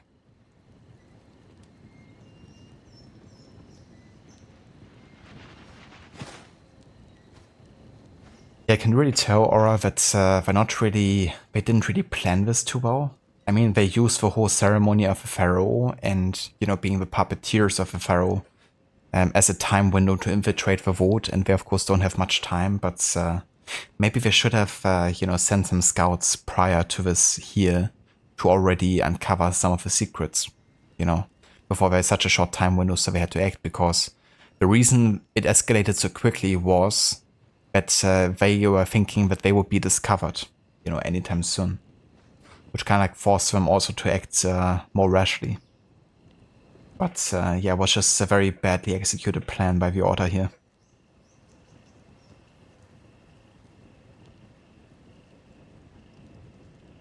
Absolutely, Rod. He definitely showed that he has a lot of bravery that day, you know, getting the knife, because it was the only thing really giving Bayek and Khemu some kind of chance of surviving this, you know, because they were about to cut out the heart of Khemu to make Bayek talk, really. So without Bayek getting the knife and taking initiative, you know, Khemu still would have probably died if I went through with their threats.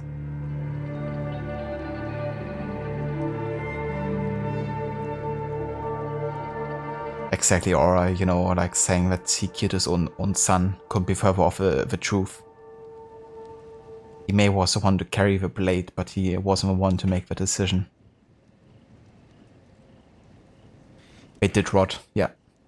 Signed their own death warrants that day. Everyone who sniffed the air that day in Siwa.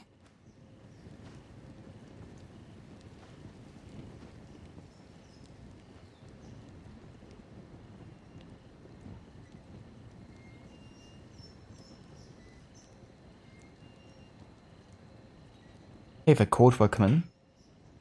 How's it going? Writers do portray the possibility of meeting a human that do not really care anything else on the quest and the vengeance as a parent. But they still could have expanded the overall wideness of the thing. That's fair, yeah. To feel that way about the vengeance plot of this game.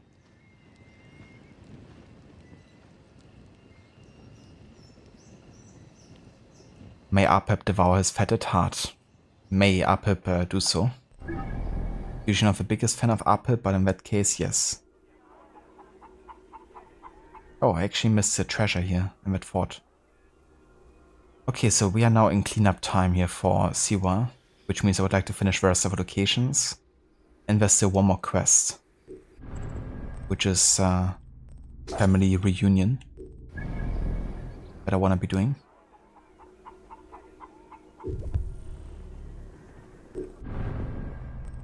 And the Ibis, of course, is now also dead. Hey there, Zomb, welcome in. How's it going?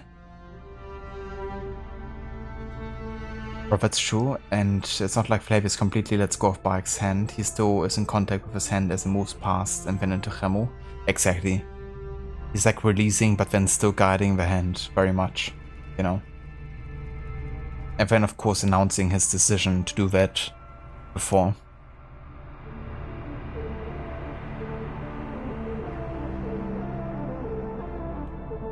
Oh, very nice, Zomb. That's great to hear.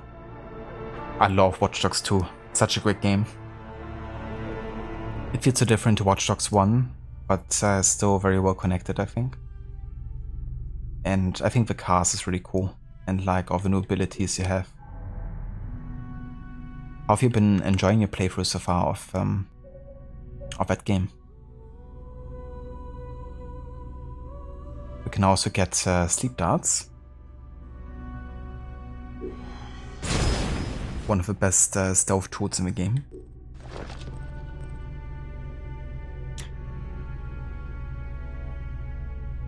The Apple of Eden, which of course is at this point just the Oracle's relic and doesn't really have any power in Bayek's hand.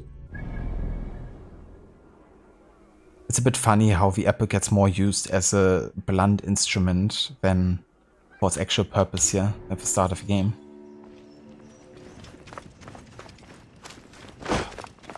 Sorry. Didn't want to kick you there.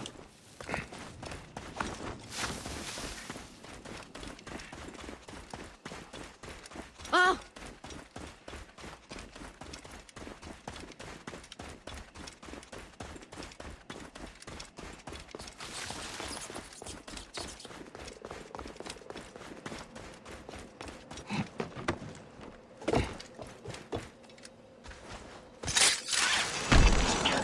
to draw attention here.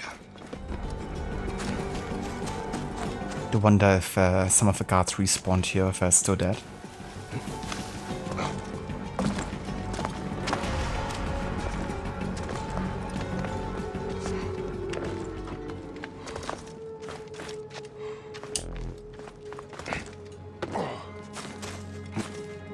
Seems like they're still dead.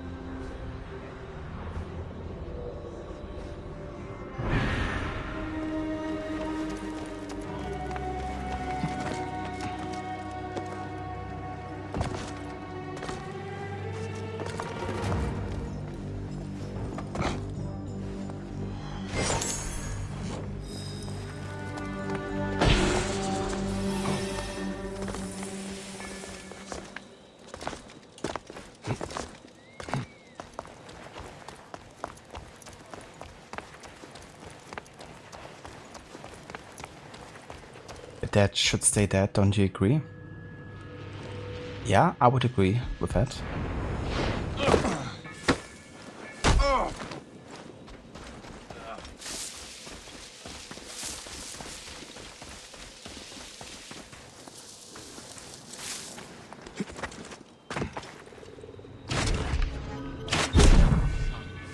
That's trouble. Big trouble. Big trouble in Little Egypt.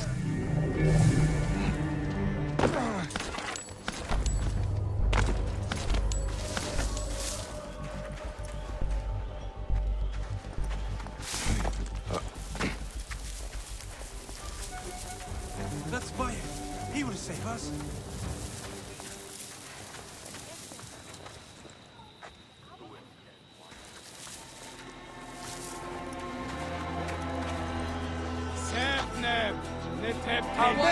Quickly, go! Where is AMUN?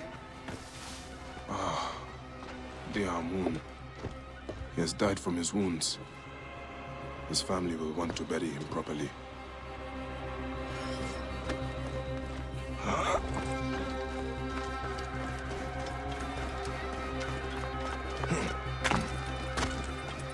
Rest in peace, AMUN.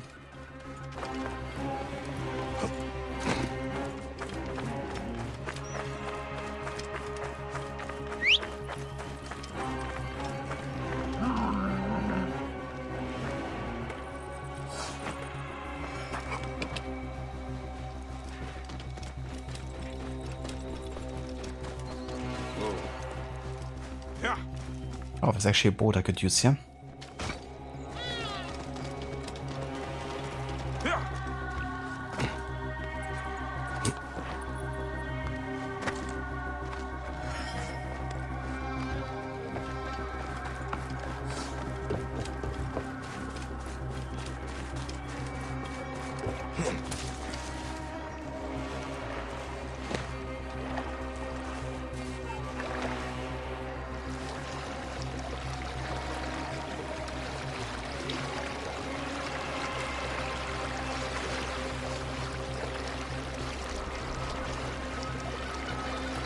Imagine if I would crash into a crocodile now or something and he just like flips into water, breaking the mission.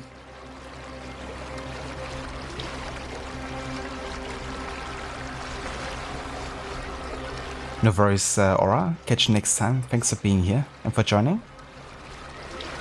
And definitely take care.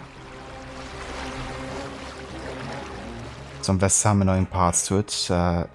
Be it the characters such as Lenny, or things required for a mission. The sword driving car and automata, which you don't see yourself finishing, but overall you still have fun with the game. But you're also surprised at how short it can be too. That's fair. Yeah, definitely isn't a game that overstays its welcome too much. I mean, there's like a decent amount of content, but you're not like busy for ages finishing the game.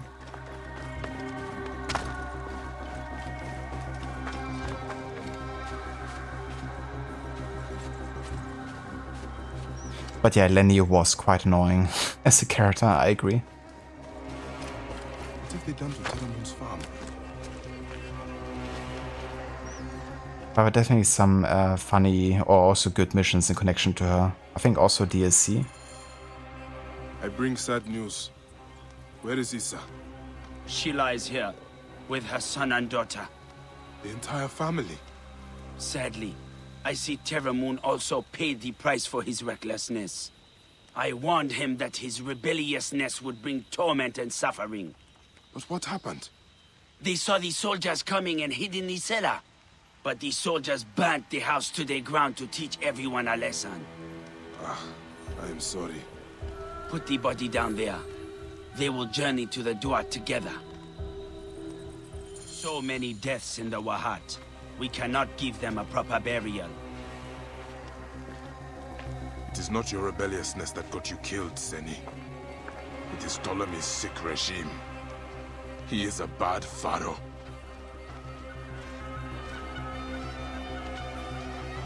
He is, but he's also a boy king who got manipulated by the Order from day one. So I think he deserves a bit of slack, Ptolemy as a king, you know, because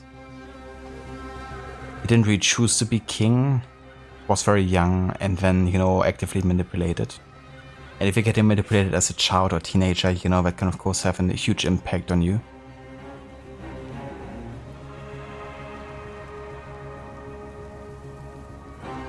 It's really just the Order and the influence.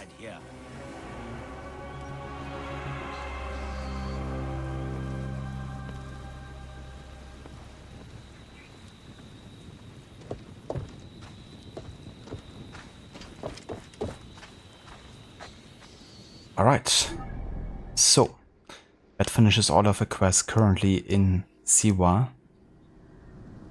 But yeah, there's still a bit more that I wanna be doing here to kinda clean up a bit. And one of those things is going back home, but also getting this fast travel point here.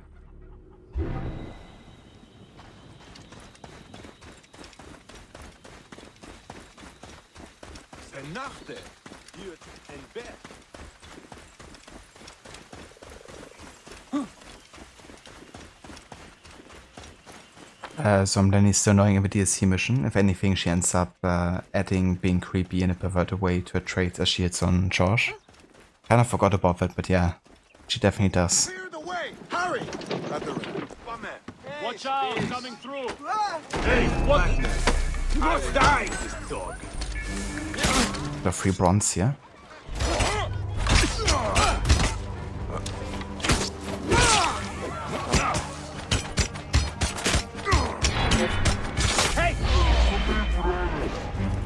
What? Okay then.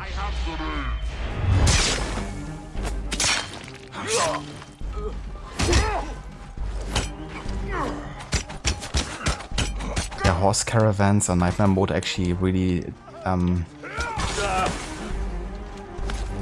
tricky to deal with sometimes, especially if they have archers on horsebacks. Because arrows can be so devastating on this difficulty. Quite tricky to dodge.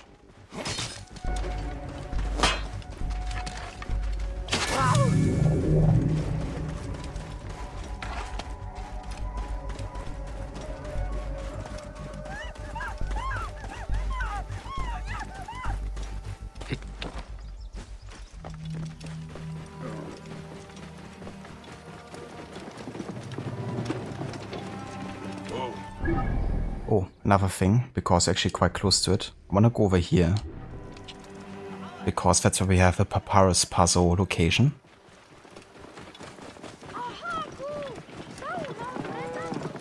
Which gives us a chance for a very rare item, either epic or legendary.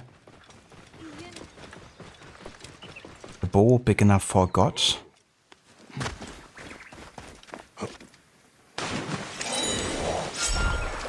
Oh nice, got some better dual swords.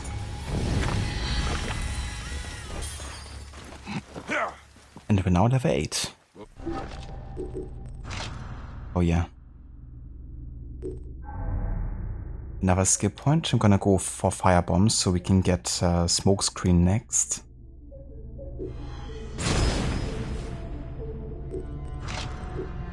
Let's change to the better dual swords here. The mirror blades.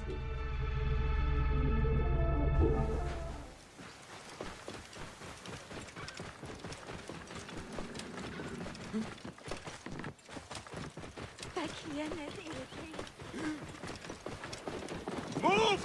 Hurry!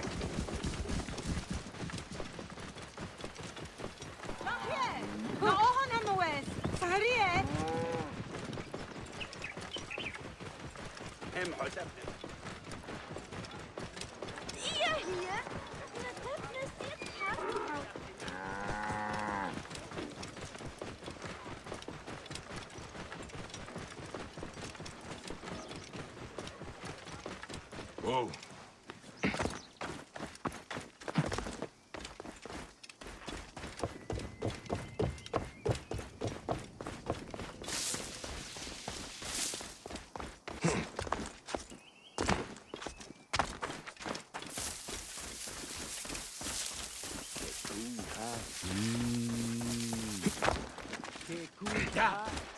He will kill himself.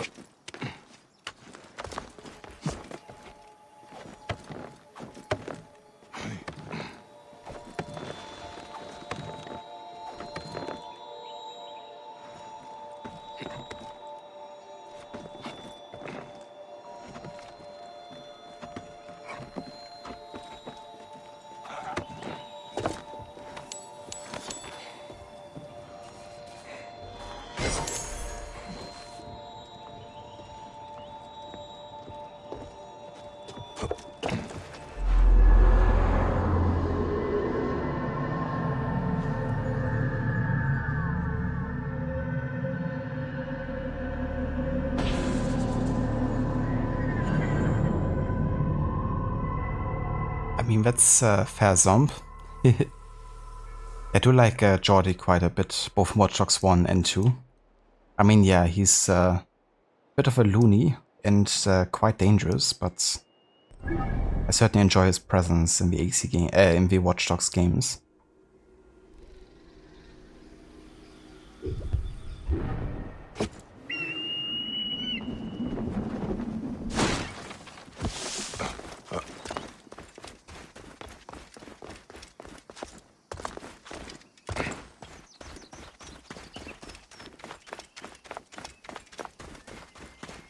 A loose cannon is a great term for Geordie. It is.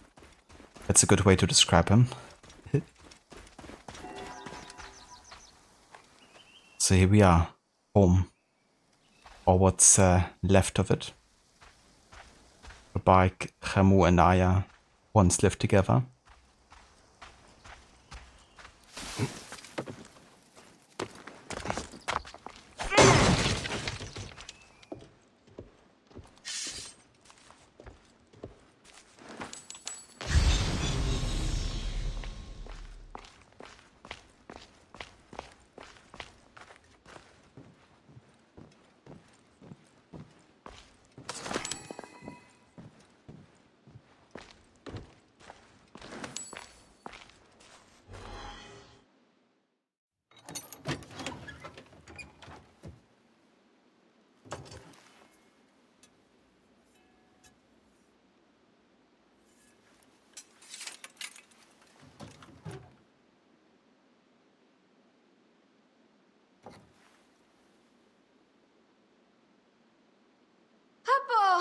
You found it! Can I have it back?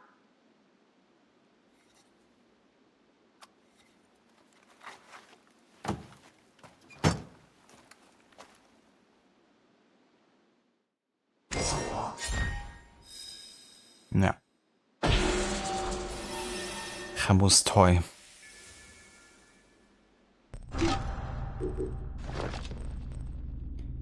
A figurine of Horus Bayek carves for Hamu for his 6th birthday.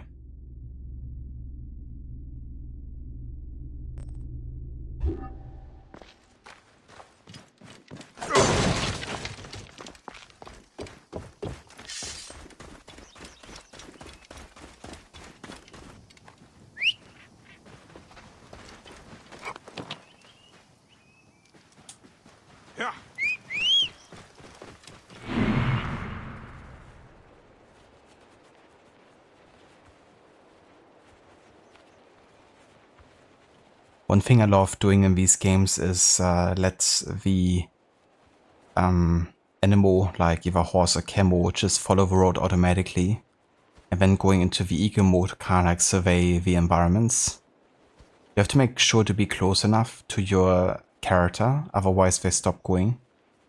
But still really nice, you know, to kind of like scan the environment at the same time. It's something I couldn't be using in my latest run because I wasn't allowed to use any auto follow road options, because I would have made finding objectives too easy. Because I would have just, you know, had to like track a quest objective, then hit auto follow road, and I wouldn't really have to like worry about traversing the environment naturally. But yeah, it's good to be allowed again to do this, for sure.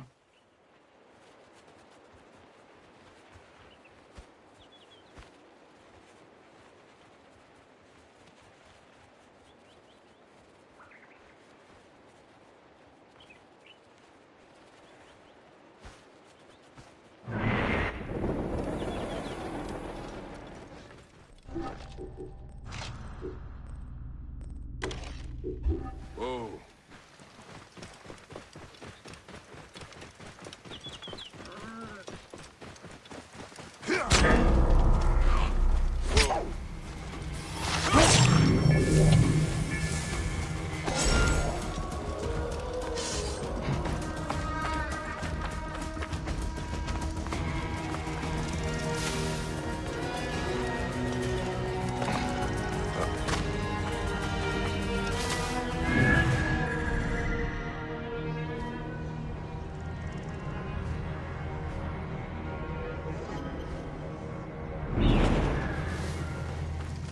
So I think usually there's really high level enemies here. They don't appear right now. They're not here for some reason.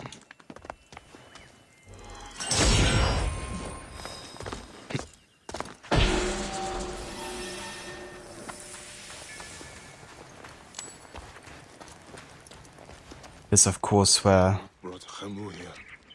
But things have been different. Yeah. This is where Bayek brought Hamu to teach him a leap of faith, until they got summoned by the Order soldiers here. It's cool that Bayek also makes a comment to that.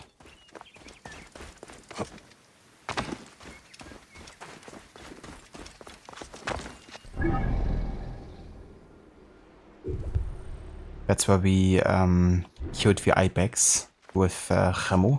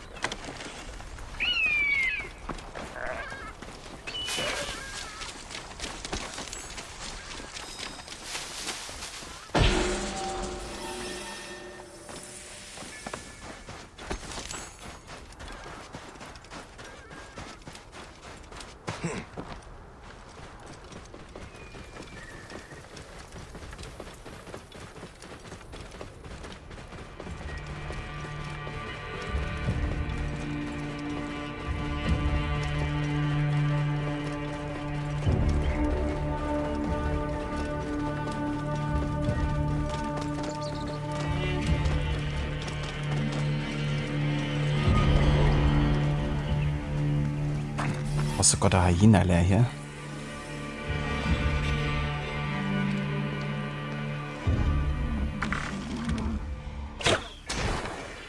Gotcha.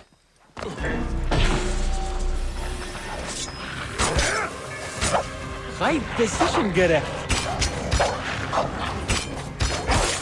I just realized we still haven't heard a single high precision garage so far. That's actually crazy.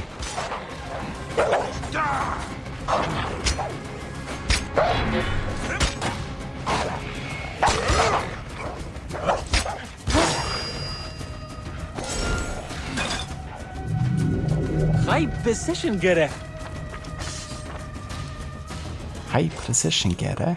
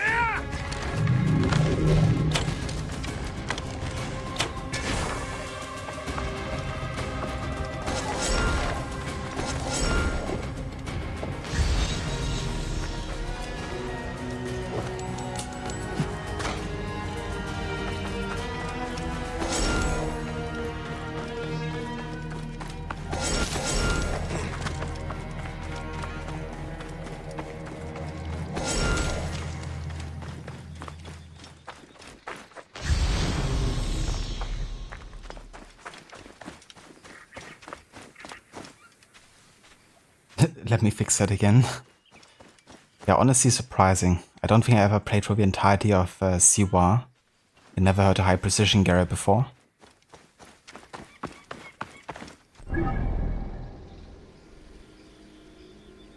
Alright, so we have done not quite everything. There's still something over here. But apart from that, we've done everything in Siwa.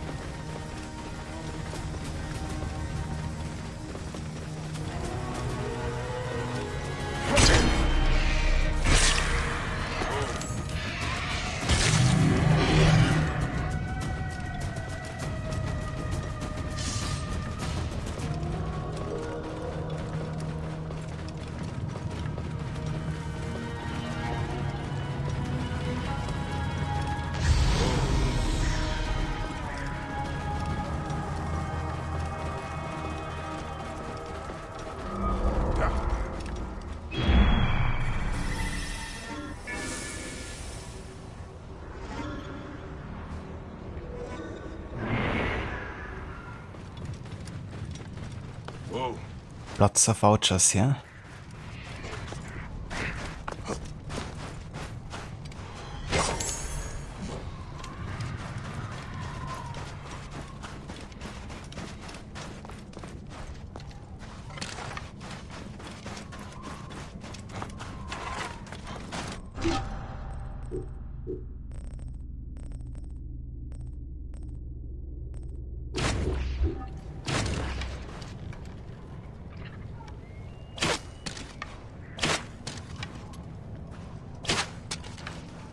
Jesus, can he die?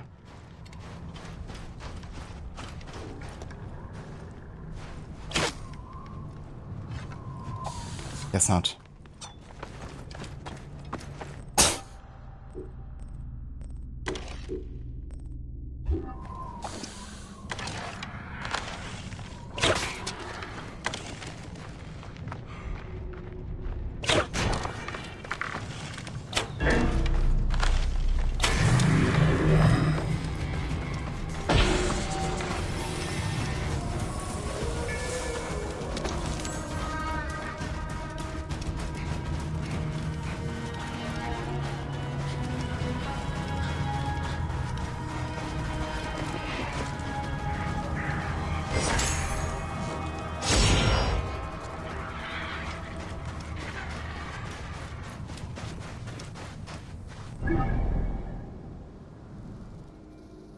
Alright, and now we are indeed finished with everything in Siwa. Now, one last thing I want to check are the Weaver and Stable if I want to like buy anything of him. Because some vendors have like an exclusive selection and I would like to get my hands on as many different outfits as possible. And some of the horses and camels that might be looking good or are kind of like affordable. Give us a bit of a customization option here.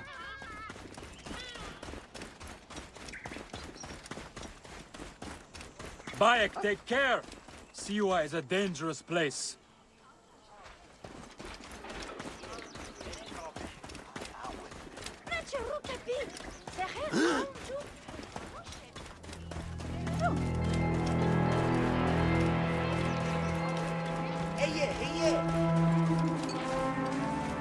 Looking for something in particular? Okay, I'm gonna buy the less expensive one so far. Fidget. This restless dromedary is in constant motion. And Annapolis. Ah yes, the Greek mare, good condition, well bred. You have the air of a fine horseman. You would like her, yes? Thank you. You will benefit, surely.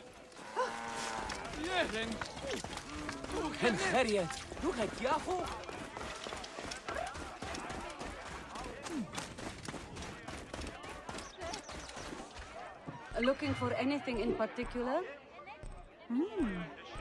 And we can also buy the Protector garment, worn by those who protect the people, which is akin to what Bayek wore at the beginning of the story here.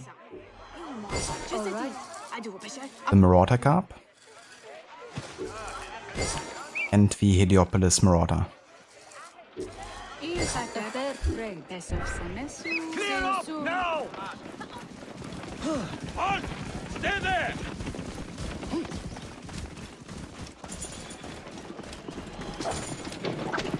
But yeah, now there's nothing left to do but talk to Hepzibah about leaving for Alexandria.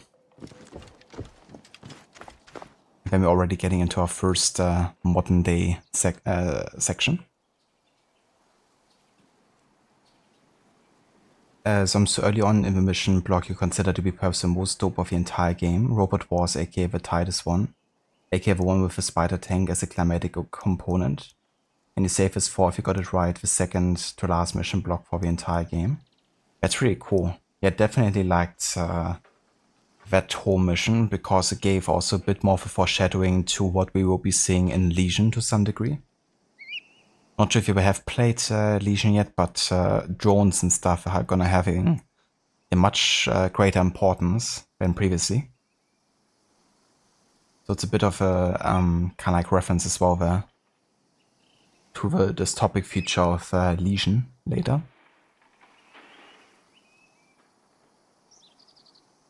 Be sure you are ready before you go. I must leave Siwa. There are others to whom I must deliver justice.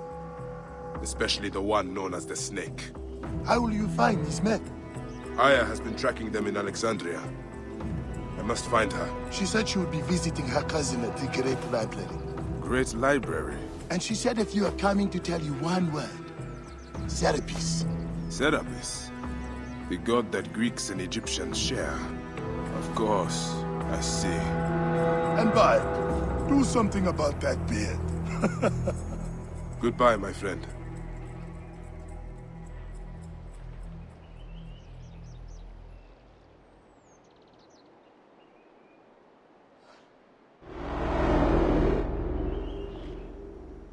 Oh shit! Layla, you need a refill on cyclosporin. Stat. Layla, wakey wakey!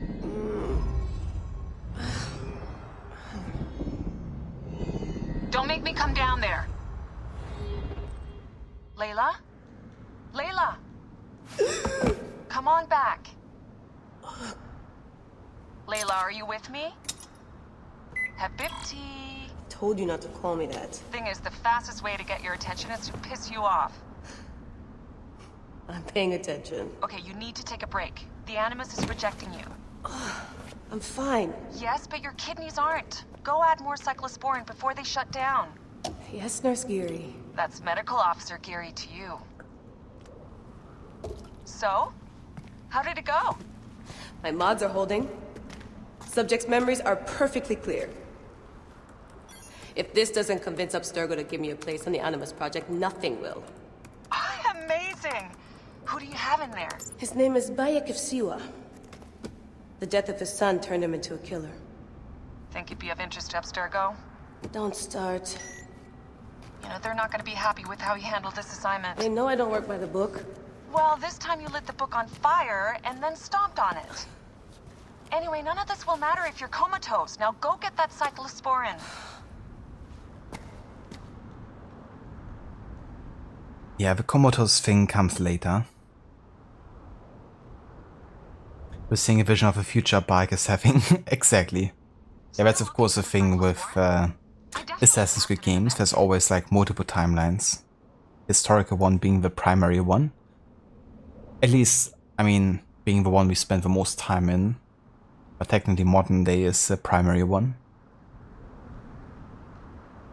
But yeah, so I'm gonna keep the modern day to minimum except for those parts that actually have like historical relevance or kind of like talk about historical events or where things might be accurate. So I won't be doing like everything in all the modern day of all the games, but certainly the stuff that gives us more of an insight into the history.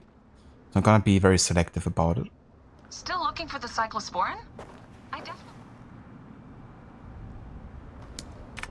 Just gonna cut off. For instance, there is a historical research division folder here, which might be of interest.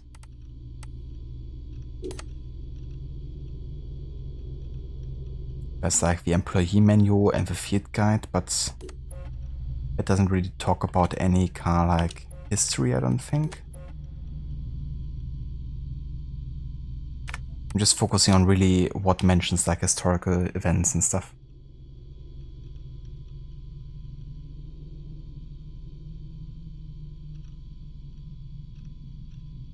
So the mandate of Abstergo's Historical Research Division is to conduct rigorous research into historical events and document this research in meticulous fashion, with a particular focus on investigating previously obscure incidents and shedding light on the historical personages involved therein.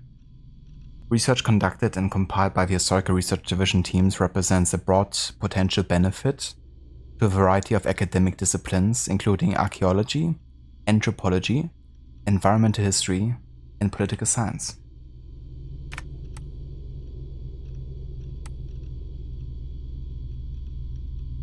That's a great way to approach it. Yeah, I would really like to focus on like the historical relevance for modern day, and that's of course still quite a bit. So we're definitely going to be doing more modern day, for example, than in the No Hard run, where it wasn't really any of our focus. Hey, the Gizek. Oh yeah, main story gameplay. Exactly. Now we're getting to a fun part of Assassin's Creed.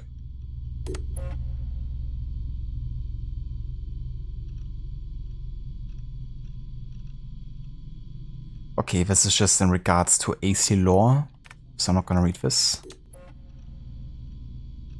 the facility also in regards to Abstergo, which is fictional.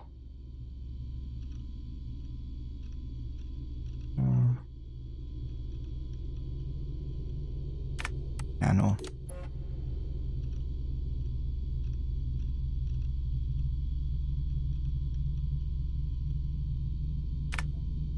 Okay, so that's good. We've got the field guide here. Emergency procedures. Standard issue material. The FAQ to the Animus. Transfer of rights and roles and responsibilities. Not much of historical relevance here. Then we got the Animus guide.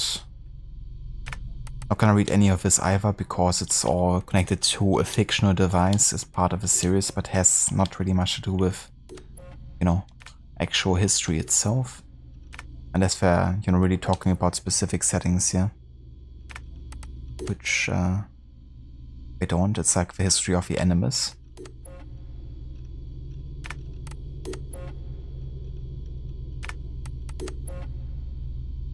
But yeah, if I do another modern day focus run in the future, or like in the story run, then of course reading all of this.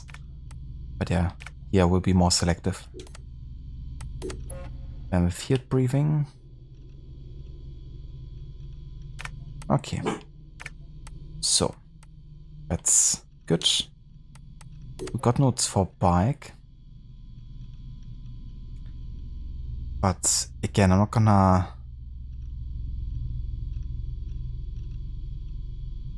read this either, because it doesn't have much historical relevance here. We already talked about what Magi's are.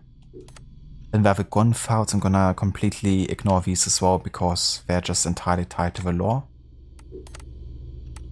Some emails.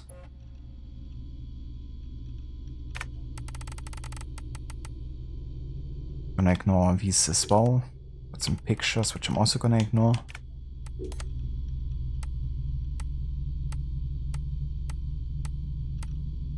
I'm gonna ignore the audio and also the WER. Okay. Just gonna uncheck all of this here.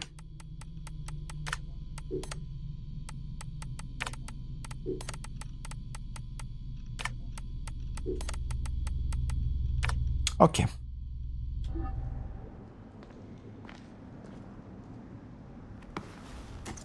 Got the cyclist swarm.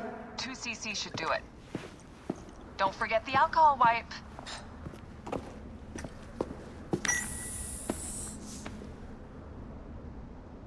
I wish I was there to help. You do a good job looking after me, even from the hotel. And I know how you like your aircon. Is there whatsoever actually a plan for Layla? Did they not make a storyboard? You feel like exiting Dana Cross and Warrenwick is when the main story really went downhill? Chasing company growth really does ruin art? Yeah, they of course try to bring, you know, the whole like Desmond saga to a close in a way. Which is why they were so eager to kill off certain characters, including Desmond. But yeah, in regards to Layla, I mean, they had a plan with Origins. You know, they tried to set up Layla in a way where William Mounts tries to recruit her to the Assassins. But then, of course, that's the issue of like having multiple teams work on the storyline, because that's where Quebec comes in and has to take over and has to make sure that there's a good continuity between the first story and the second. But they just basically skip over important things and just kind of like shoehorn her into being an assassin all of a sudden. Even though she's extremely reluctant and first to join them. So there's like a lot of yeah, character development we just miss out on by simply being skipped over it. Bahada again, of course, did try to connect better to the previous game, but ultimately it had to deal with the failures and shortcomings of the former.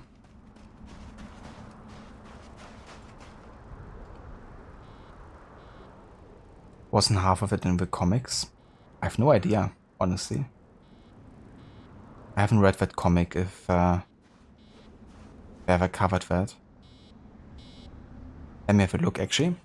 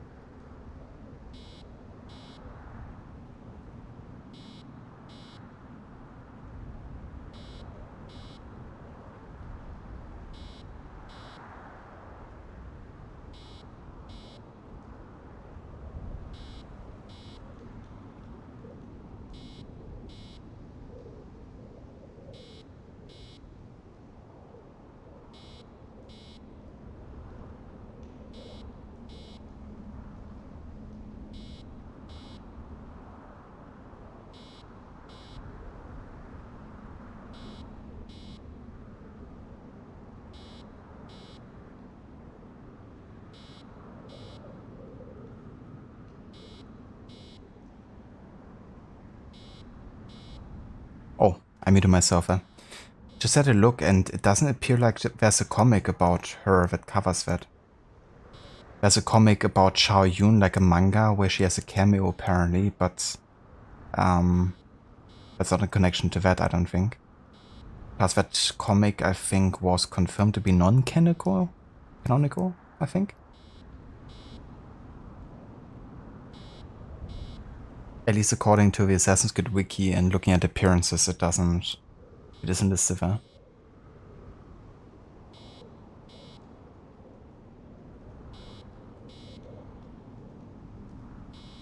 The mission you can read about in Odyssey where we go on could have been a mission we got to play.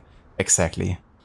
Was like lots of potential to also like really showcase the introduction of Layla into the Brotherhood, because yeah, she has gotten an introduction into the origins of it. But the modern day Brotherhood, of course, is quite different, and getting to know the characters, like also being confronted with if she wants to live such a life. All of it just gets skipped over, pretty much. This is one where the best Russian assassin's teammates dies and she goes in depression and essentially quits being an assassin, even though she had previously put down her entire cell after they had gone crazy from a bleeding effect and had no problem with the whole being an assassin thing, on top of probably being the next best assassin after Desmond. Yeah, that's Galina, isn't it? Better to kill the entire cell, because she kind of like came from like a society where they spend lots of time in the Animus, I think, like all of them. And I think ultimately the bleeding effect was like too severe and created like lots of mental issues.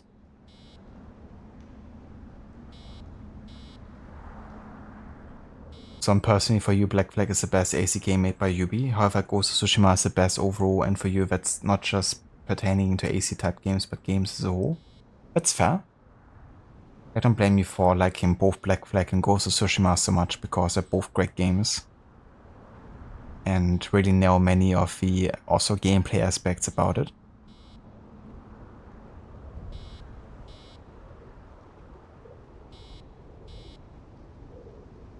But they are both amazing games, and I always love replaying them. My favorite AC games are still AC2 and Origins, but I wouldn't really say if it comes from like an objective type of view. They just both really resonate with me, I guess.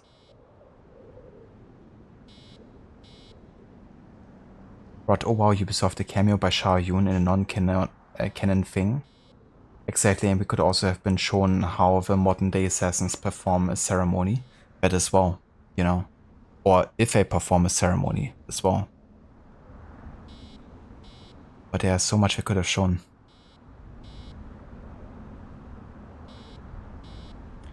Then Odyssey, she's like, I'm an assassin, I don't kill.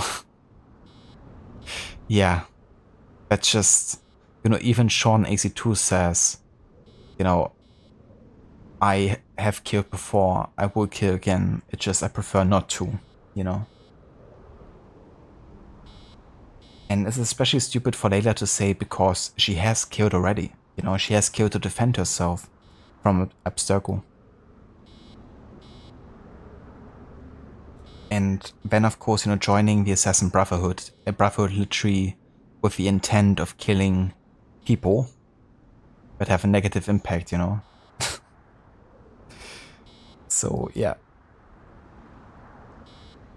Still an AC1 enjoyer. I love AC1. It's still one of my favorite written games in the series. And I also love how focused it is. And I've said this before many times, but I can just recommend to everyone who has played AC1 before to try it without the HUD, because that really elevates the game even further, I think. In its immersion and also like how the game has been designed, really. It's the only AC game I didn't have to open the map for like one time, either.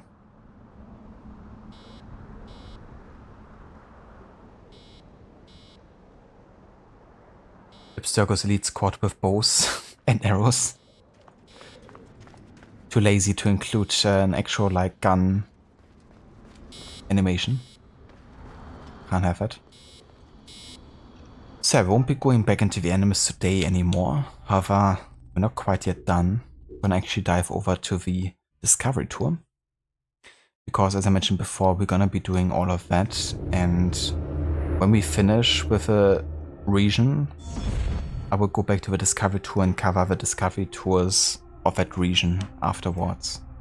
And there's a few in Siwa that I would like to make a start on still. Now I could reset the entire Discovery Tour process because I've completed it fully. But I'm a bit afraid that's gonna get rid of the white Senno skin. And again, if we do all of them either way, we're gonna get it back. But I think I'm just gonna keep track of the ones I will be doing. And given that I do it per region, it's also very easy to track and follow along with our main story progression. So I'm not gonna reset it.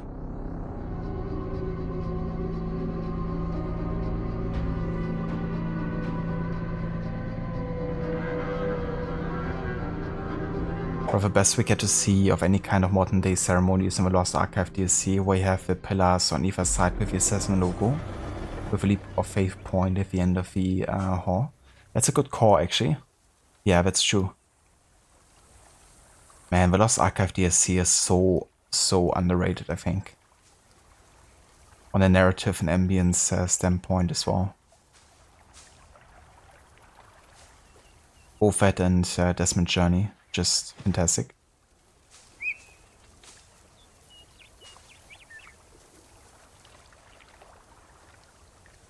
What so far out of the ones you've done with... Sorry, give me just one sec.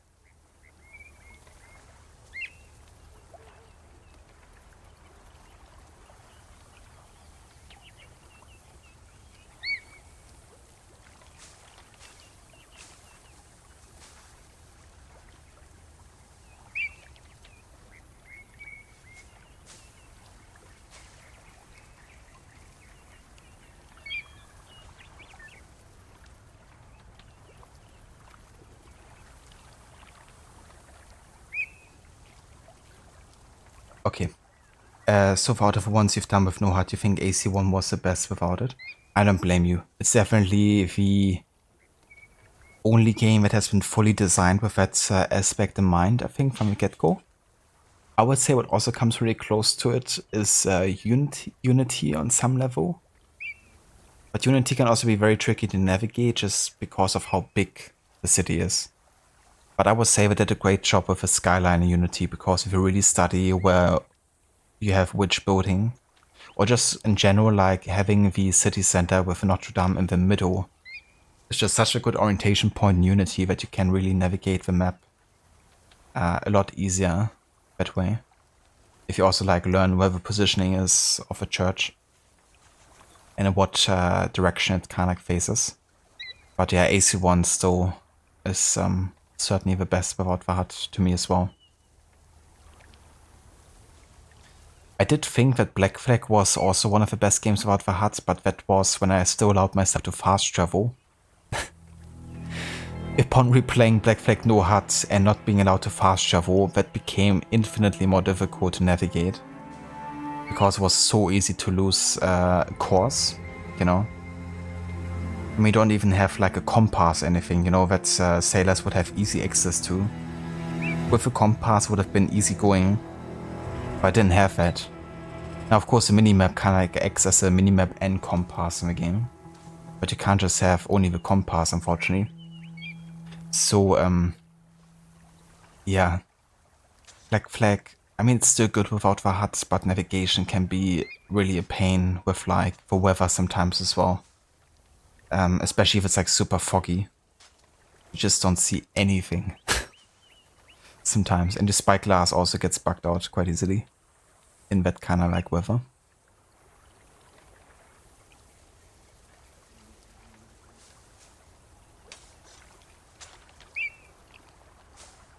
Shout out to the time Otzeberg was threatening Layla with a gun and then pulled out a tactical short sword.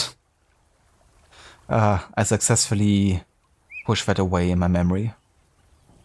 Anything in regards to the fate of Atlantis.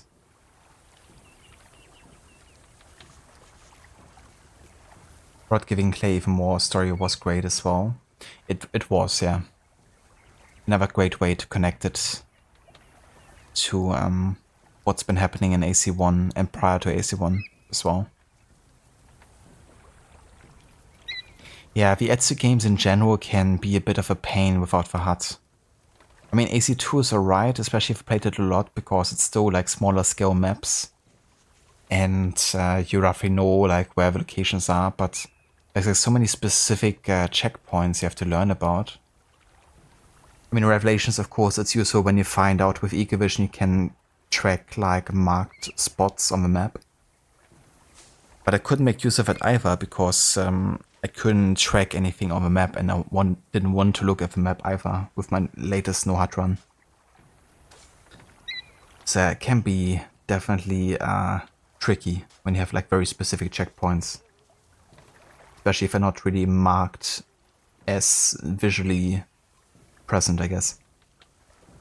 So Etsu games definitely very reliant on mini-maps, I learned as well. That being said, I look very much forward to my new HUD run of Valhalla. Because Valhalla is gonna be quite different to Origins and Odyssey. The level system won't lock me out quite as easily. So it's much more balanced in that regard. And a lot of the side quests are very short because you have world events, right? So it will be much easier to gain XP, I reckon. And to like follow the lead of the mission. But yeah, it's gonna be interesting with Valhalla.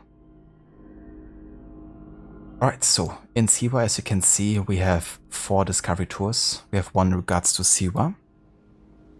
Then we have ancient Egyptian hieroglyphs. Ancient Egyptian medicine, and Osiris, the first mummy. Let's start with Siwa.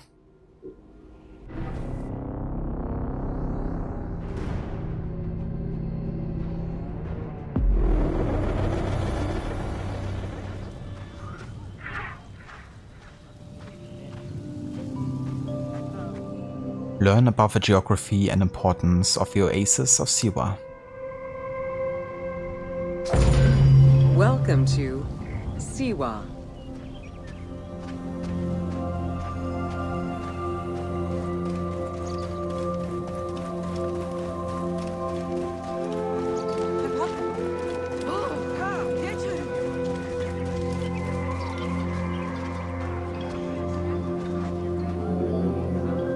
The Siwa Oasis is in the western desert of Egypt.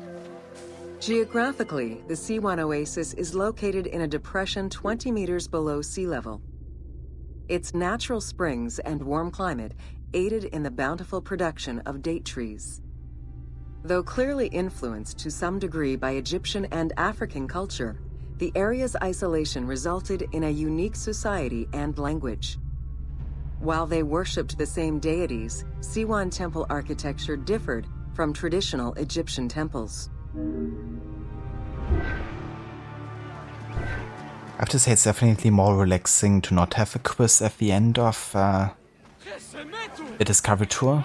I mean, I don't mind it too much in Odyssey, the inclusion, but it makes you like stress out a little bit about every little detail, because the way the quizzes are structured in Odyssey Discovery Tour is that they ask very specific names and like very specific like numbers and dates. Kind of like in, you know, middle school or something, when you have like history class and you gotta learn like every little date or whatever. I'm usually not a big fan of those kind of quizzes because they more like test your knowledge of like, I mean, basic understanding, I guess, but at the same time, it's like often out of context, right? And I think questions in regards to like the context of historical events and characters and stuff is like much more important than knowing like specific dates or like names. So it's nice in Origins not having to worry about that aspect.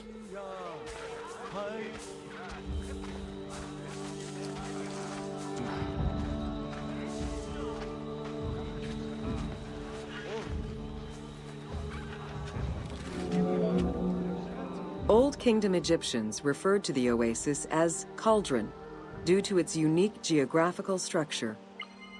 Oases were crucial for nomadic tribes and caravans.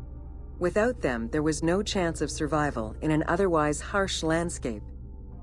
As such, oases quickly became hubs for trade, as well as areas of political control.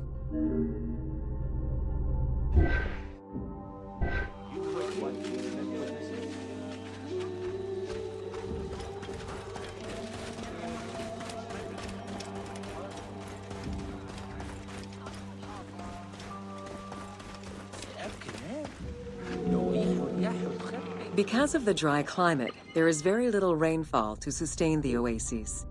Instead, underground rivers flood the natural basins. Since many oases have a north-south orientation parallel to the Nile, some geologists suggest they were once tributaries of the mighty river. There is evidence that ancient Egyptians attempted to create some oases.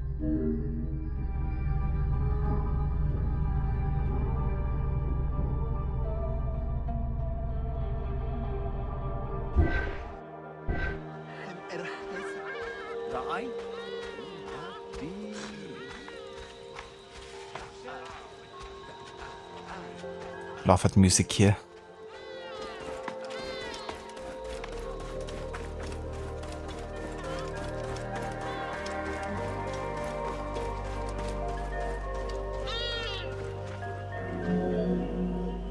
The Libyan oases are the best known, as they are geographically and culturally linked to the Nile Valley and the Delta. These western oases have a distinct geology from the other regions of Egypt. The most famous and important oases are Karga, Dakhla, Farafra, Baharia, and Siwa. Siwa, very interesting.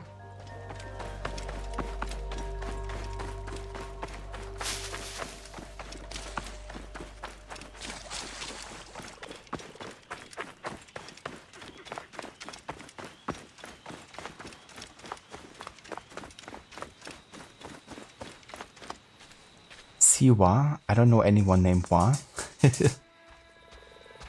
Didn't see that one.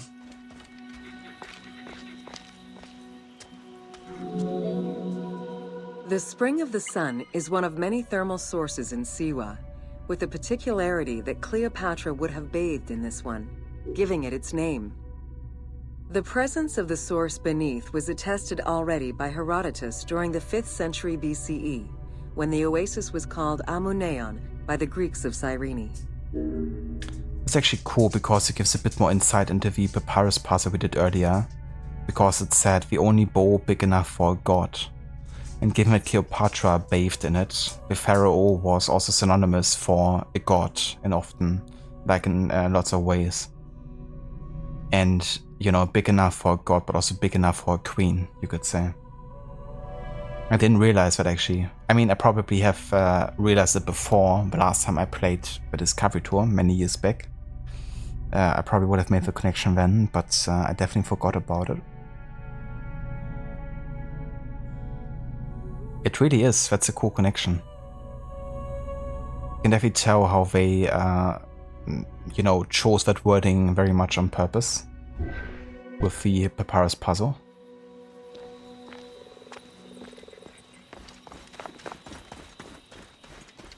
But yeah, at the very center is where we found the treasure.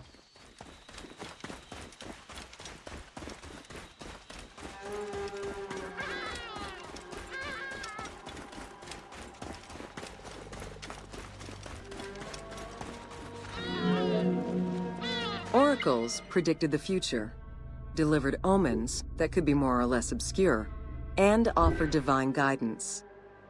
The Siwan Oracle was considered one of the 3 greatest of the ancient world, alongside the oracles of Delphi and Dodoni. Because of the Greek colonies in Cyrenaica, the temple associated Zeus with the worship of Amun. Ah yeah, the Oracle of Delphi. We actually did a Discovery Tour about that one yesterday in the Discovery Tour Ancient Greece.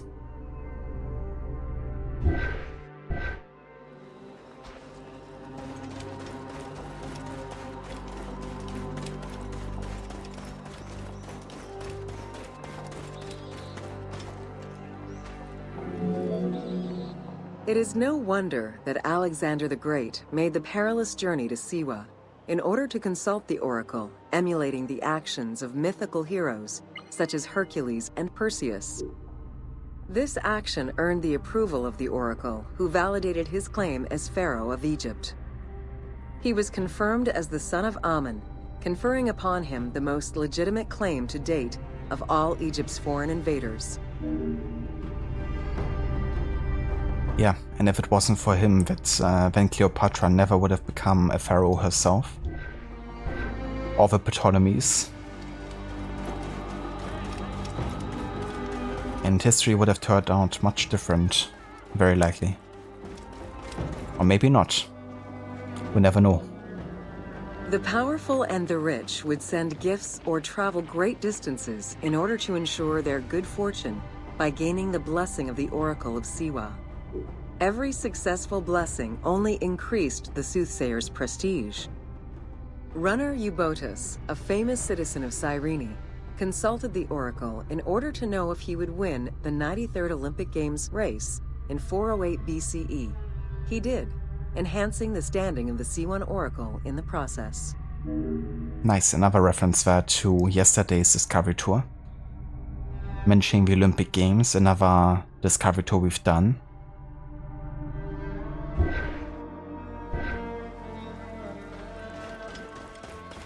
Yeah, definitely glad I included the Discovery Tour for Odyssey, in parts at least, to cover a lot of the important historical events.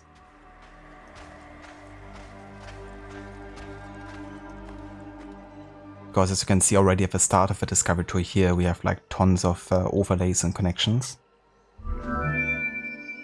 The Temple of the Oracle of Amun was built in the 6th century BCE by Pharaoh Amasis. In the game, its entrance is guarded by ram-headed sphinxes, the animal representing Amun. They were inspired by similar statuary located at the British Museum. Another option would have a Greek-influenced representation of Zeus Amun, a human-headed sphinx with horns. This representation of Zeus Amun was very popular in Siwa. It's really cool how they point out behind-the-scenes, stations here, where the game deliberately made a specific choice that might be historically debatable, but at the same time there's a good reason for them to go for a different representation, you know?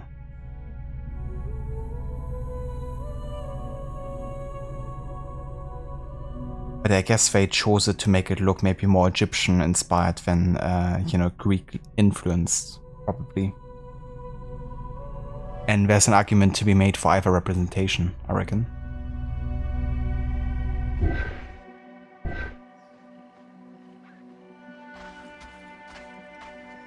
Right, and that finishes the Discovery Tour of Siwa. Awesome. Over here we have ancient Egyptian hieroglyphs, which is where we already are. But I'm actually only gonna do another Discovery Tour, the one in regards to medicine, and then we'll take care of the other two at the start of the next stream here. But yeah, the one to medicine actually has a direct overlay here with the healer questline with Rabia. It also takes place at a quest location here where the sick were being gathered and treated.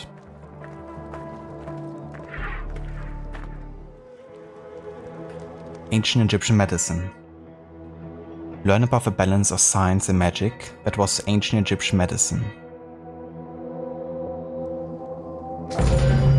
Welcome to Ancient Egyptian Medicine.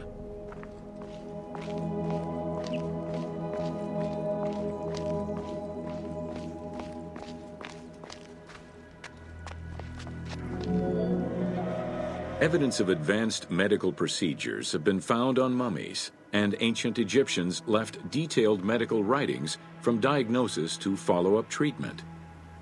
One of the oldest known surgical studies is the Edwin Smith Papyrus. It's one of the first documents in history that notes an association between the integrity of the brain and cognitive functions, including cases of ocular complications and paralysis following head trauma. Vinegar-treated marble stone from Memphis was used as an anesthetic. Here we can see a pharmaceutical jar from the 26th dynasty. You can find this one in the Metropolitan Museum of Art, New York. Serve medicine? Try leeches. If I'm not getting mentioned here, then I'm disappointed.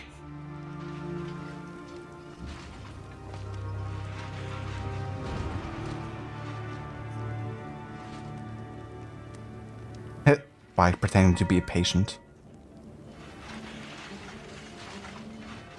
He's either having a panic attack or he's cold or his stomach hurts or something. One of those. A similar document, the Ebers Medical Papyrus, is over 20 meters long and 30 centimeters wide. It details treatments of 48 surgical cases and contains 877 paragraphs describing various diseases. Alongside accurate and factual scientific approaches, the papyrus has more than 700 magic formulas and incantations to ward off demons and disease. This demonstrates how ancient Egyptians believed in a harmonious balance between religion and science.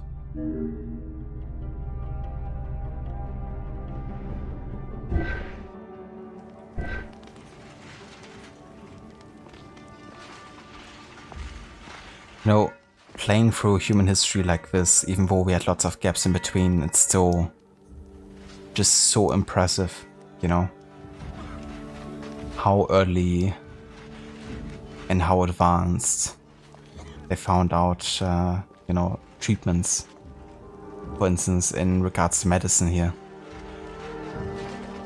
But how, of course, you know, medicine is also definitely, you know, popular in nature itself, you know, like animals, like apes, for instance, have been observed, you know, treating themselves by using certain plants.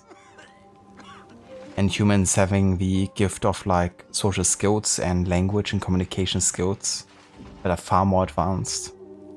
They of course have ways of like sharing this much quicker and spreading the knowledge of it. But also, you know, reserving it not just in their DNA, but in writing. So that the next generations can, you know, continue working with it.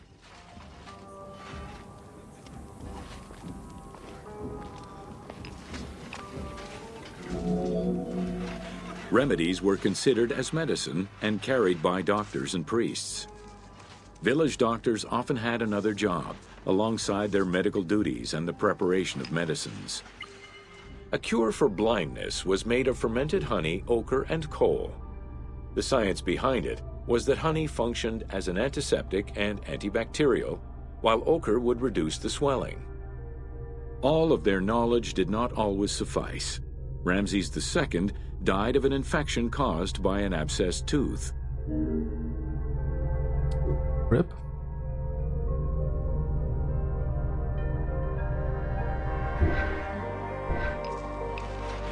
That really sucks. And that finishes ancient Egyptian medicine.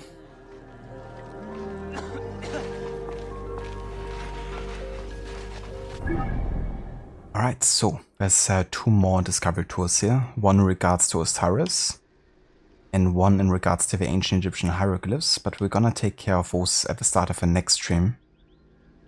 And then we're heading out on our way to Alexandria. But before we get to Alexandria, of course, we're gonna focus on Yarmu first. We're gonna spend quite a bit of time there first. In the Lake Mareotis region here. But yeah, once you get to Alexandria, it's definitely gonna have the most amount of discovery tours here. And I will make a bit of a list in advance. Because I would like to do most of these when we actually have kind of like a reference being made in a quest we've done. Like the Serapion gets mentioned in a quest in regards to this temple here, for instance.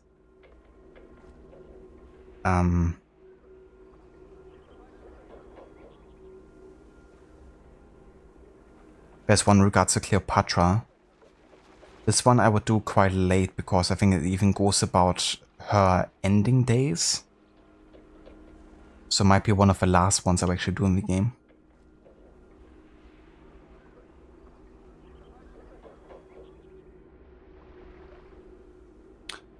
I would also wait with the Islands of Pharos until the Pharos becomes more important. The Lighthouse of Alexandria, one of the 7 wonders of the world.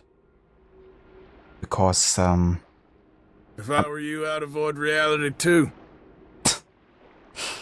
Because there's like a certain moment later with Julius Caesar, where the Pharos becomes like much more prominent in the focus. I would wait with that one until we finish that particular quest.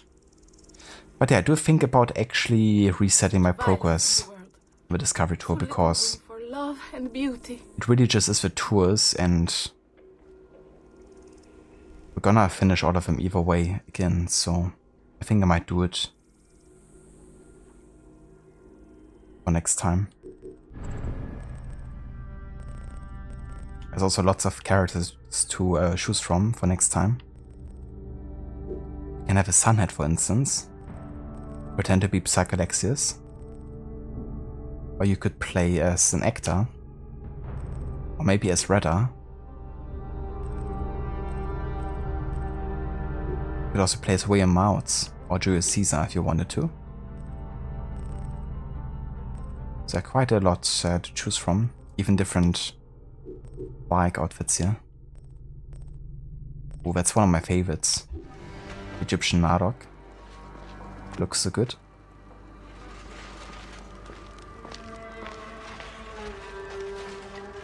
Hey Vegas Crowd, welcome in. How's it going? The pose for the actor. Yeah. Very eccentric.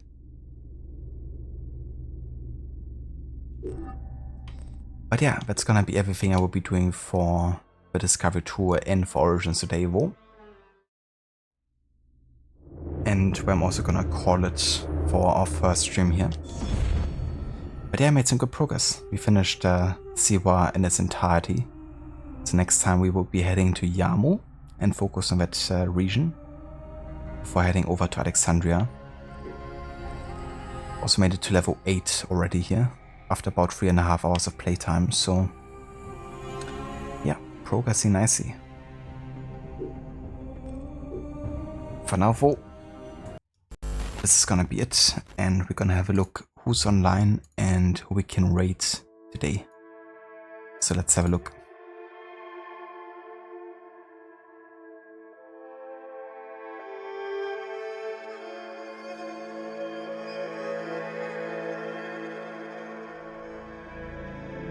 Requiescat in pace, bastardo.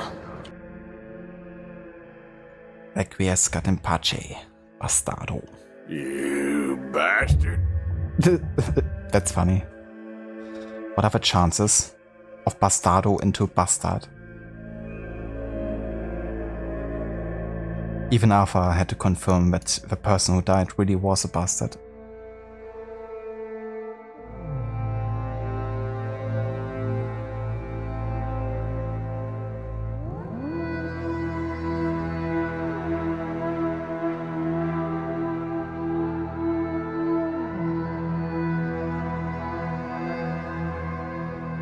His name is Ptolemaic Cruis.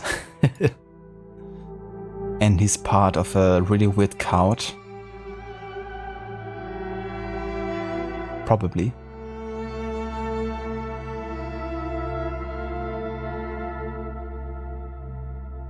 The cult of Cosmos before it even became a thing.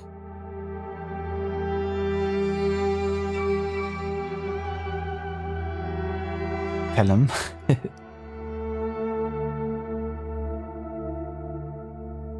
The Garretology. I like that. That's a good one.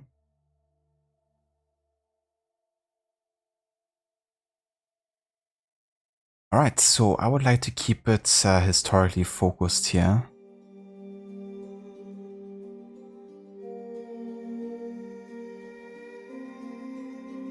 Let me just check something real quick.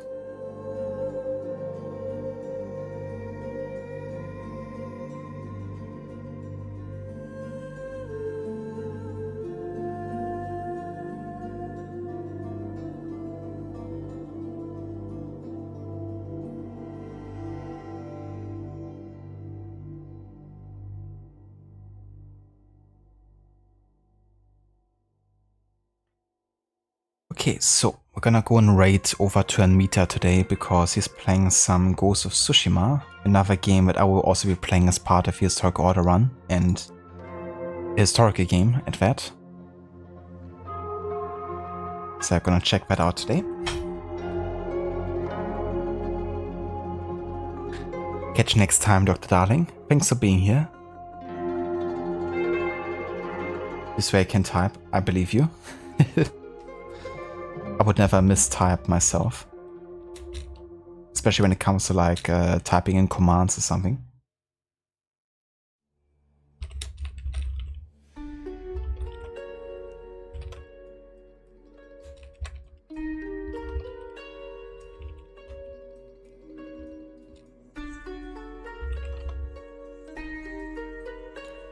Also, if you want to check out some other streamers, Lucinda and Sheila are currently also streaming.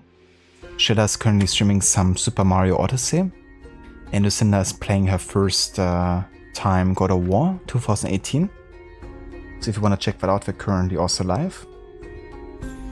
And also check out Rod. Rod is doing a playthrough of Valhalla at the moment, Assassin's Creed Valhalla that is.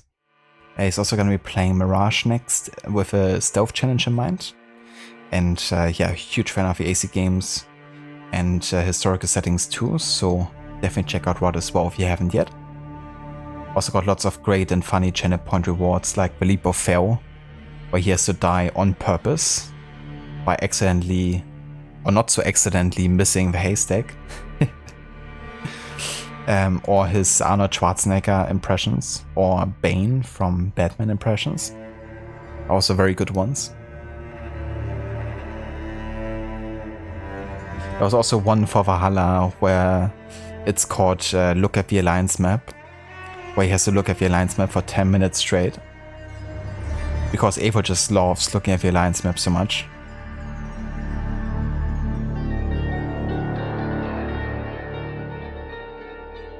No worries for the stream, Rod. Thanks again for being here, and also really appreciate the raid earlier. And yeah, thanks so much as well. And no worries for a shout out. Hey Veronin, welcome in. Nice emote to use in that context.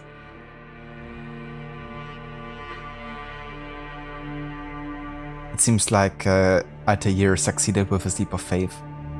It wasn't a leap of fail. But then again, he never took damage, so a leap of fail really wouldn't be canonical, would it? It's a great way to spend 10 minutes to grab a drink and you know, get some food sorted.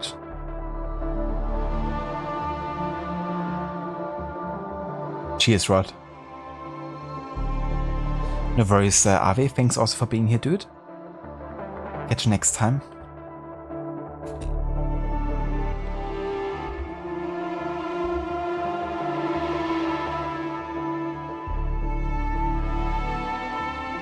Alright, so Rod already posted the raid emotes earlier, but in case you missed them, here they are again. So if you wanna follow us with a raid, there's one for non-subs, one for subs. And yeah, I will catch you again tomorrow. Until then, I hope you have a great rest of the day, and see you in the next one. Until then.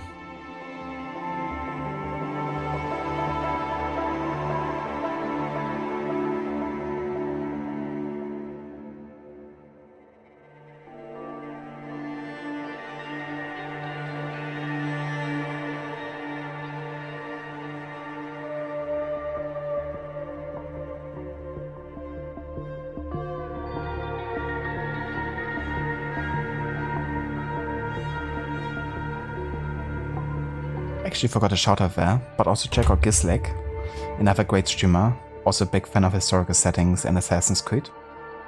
And he's currently playing Gravity Rush 2. So definitely check out Gizlek as well, if you haven't yet.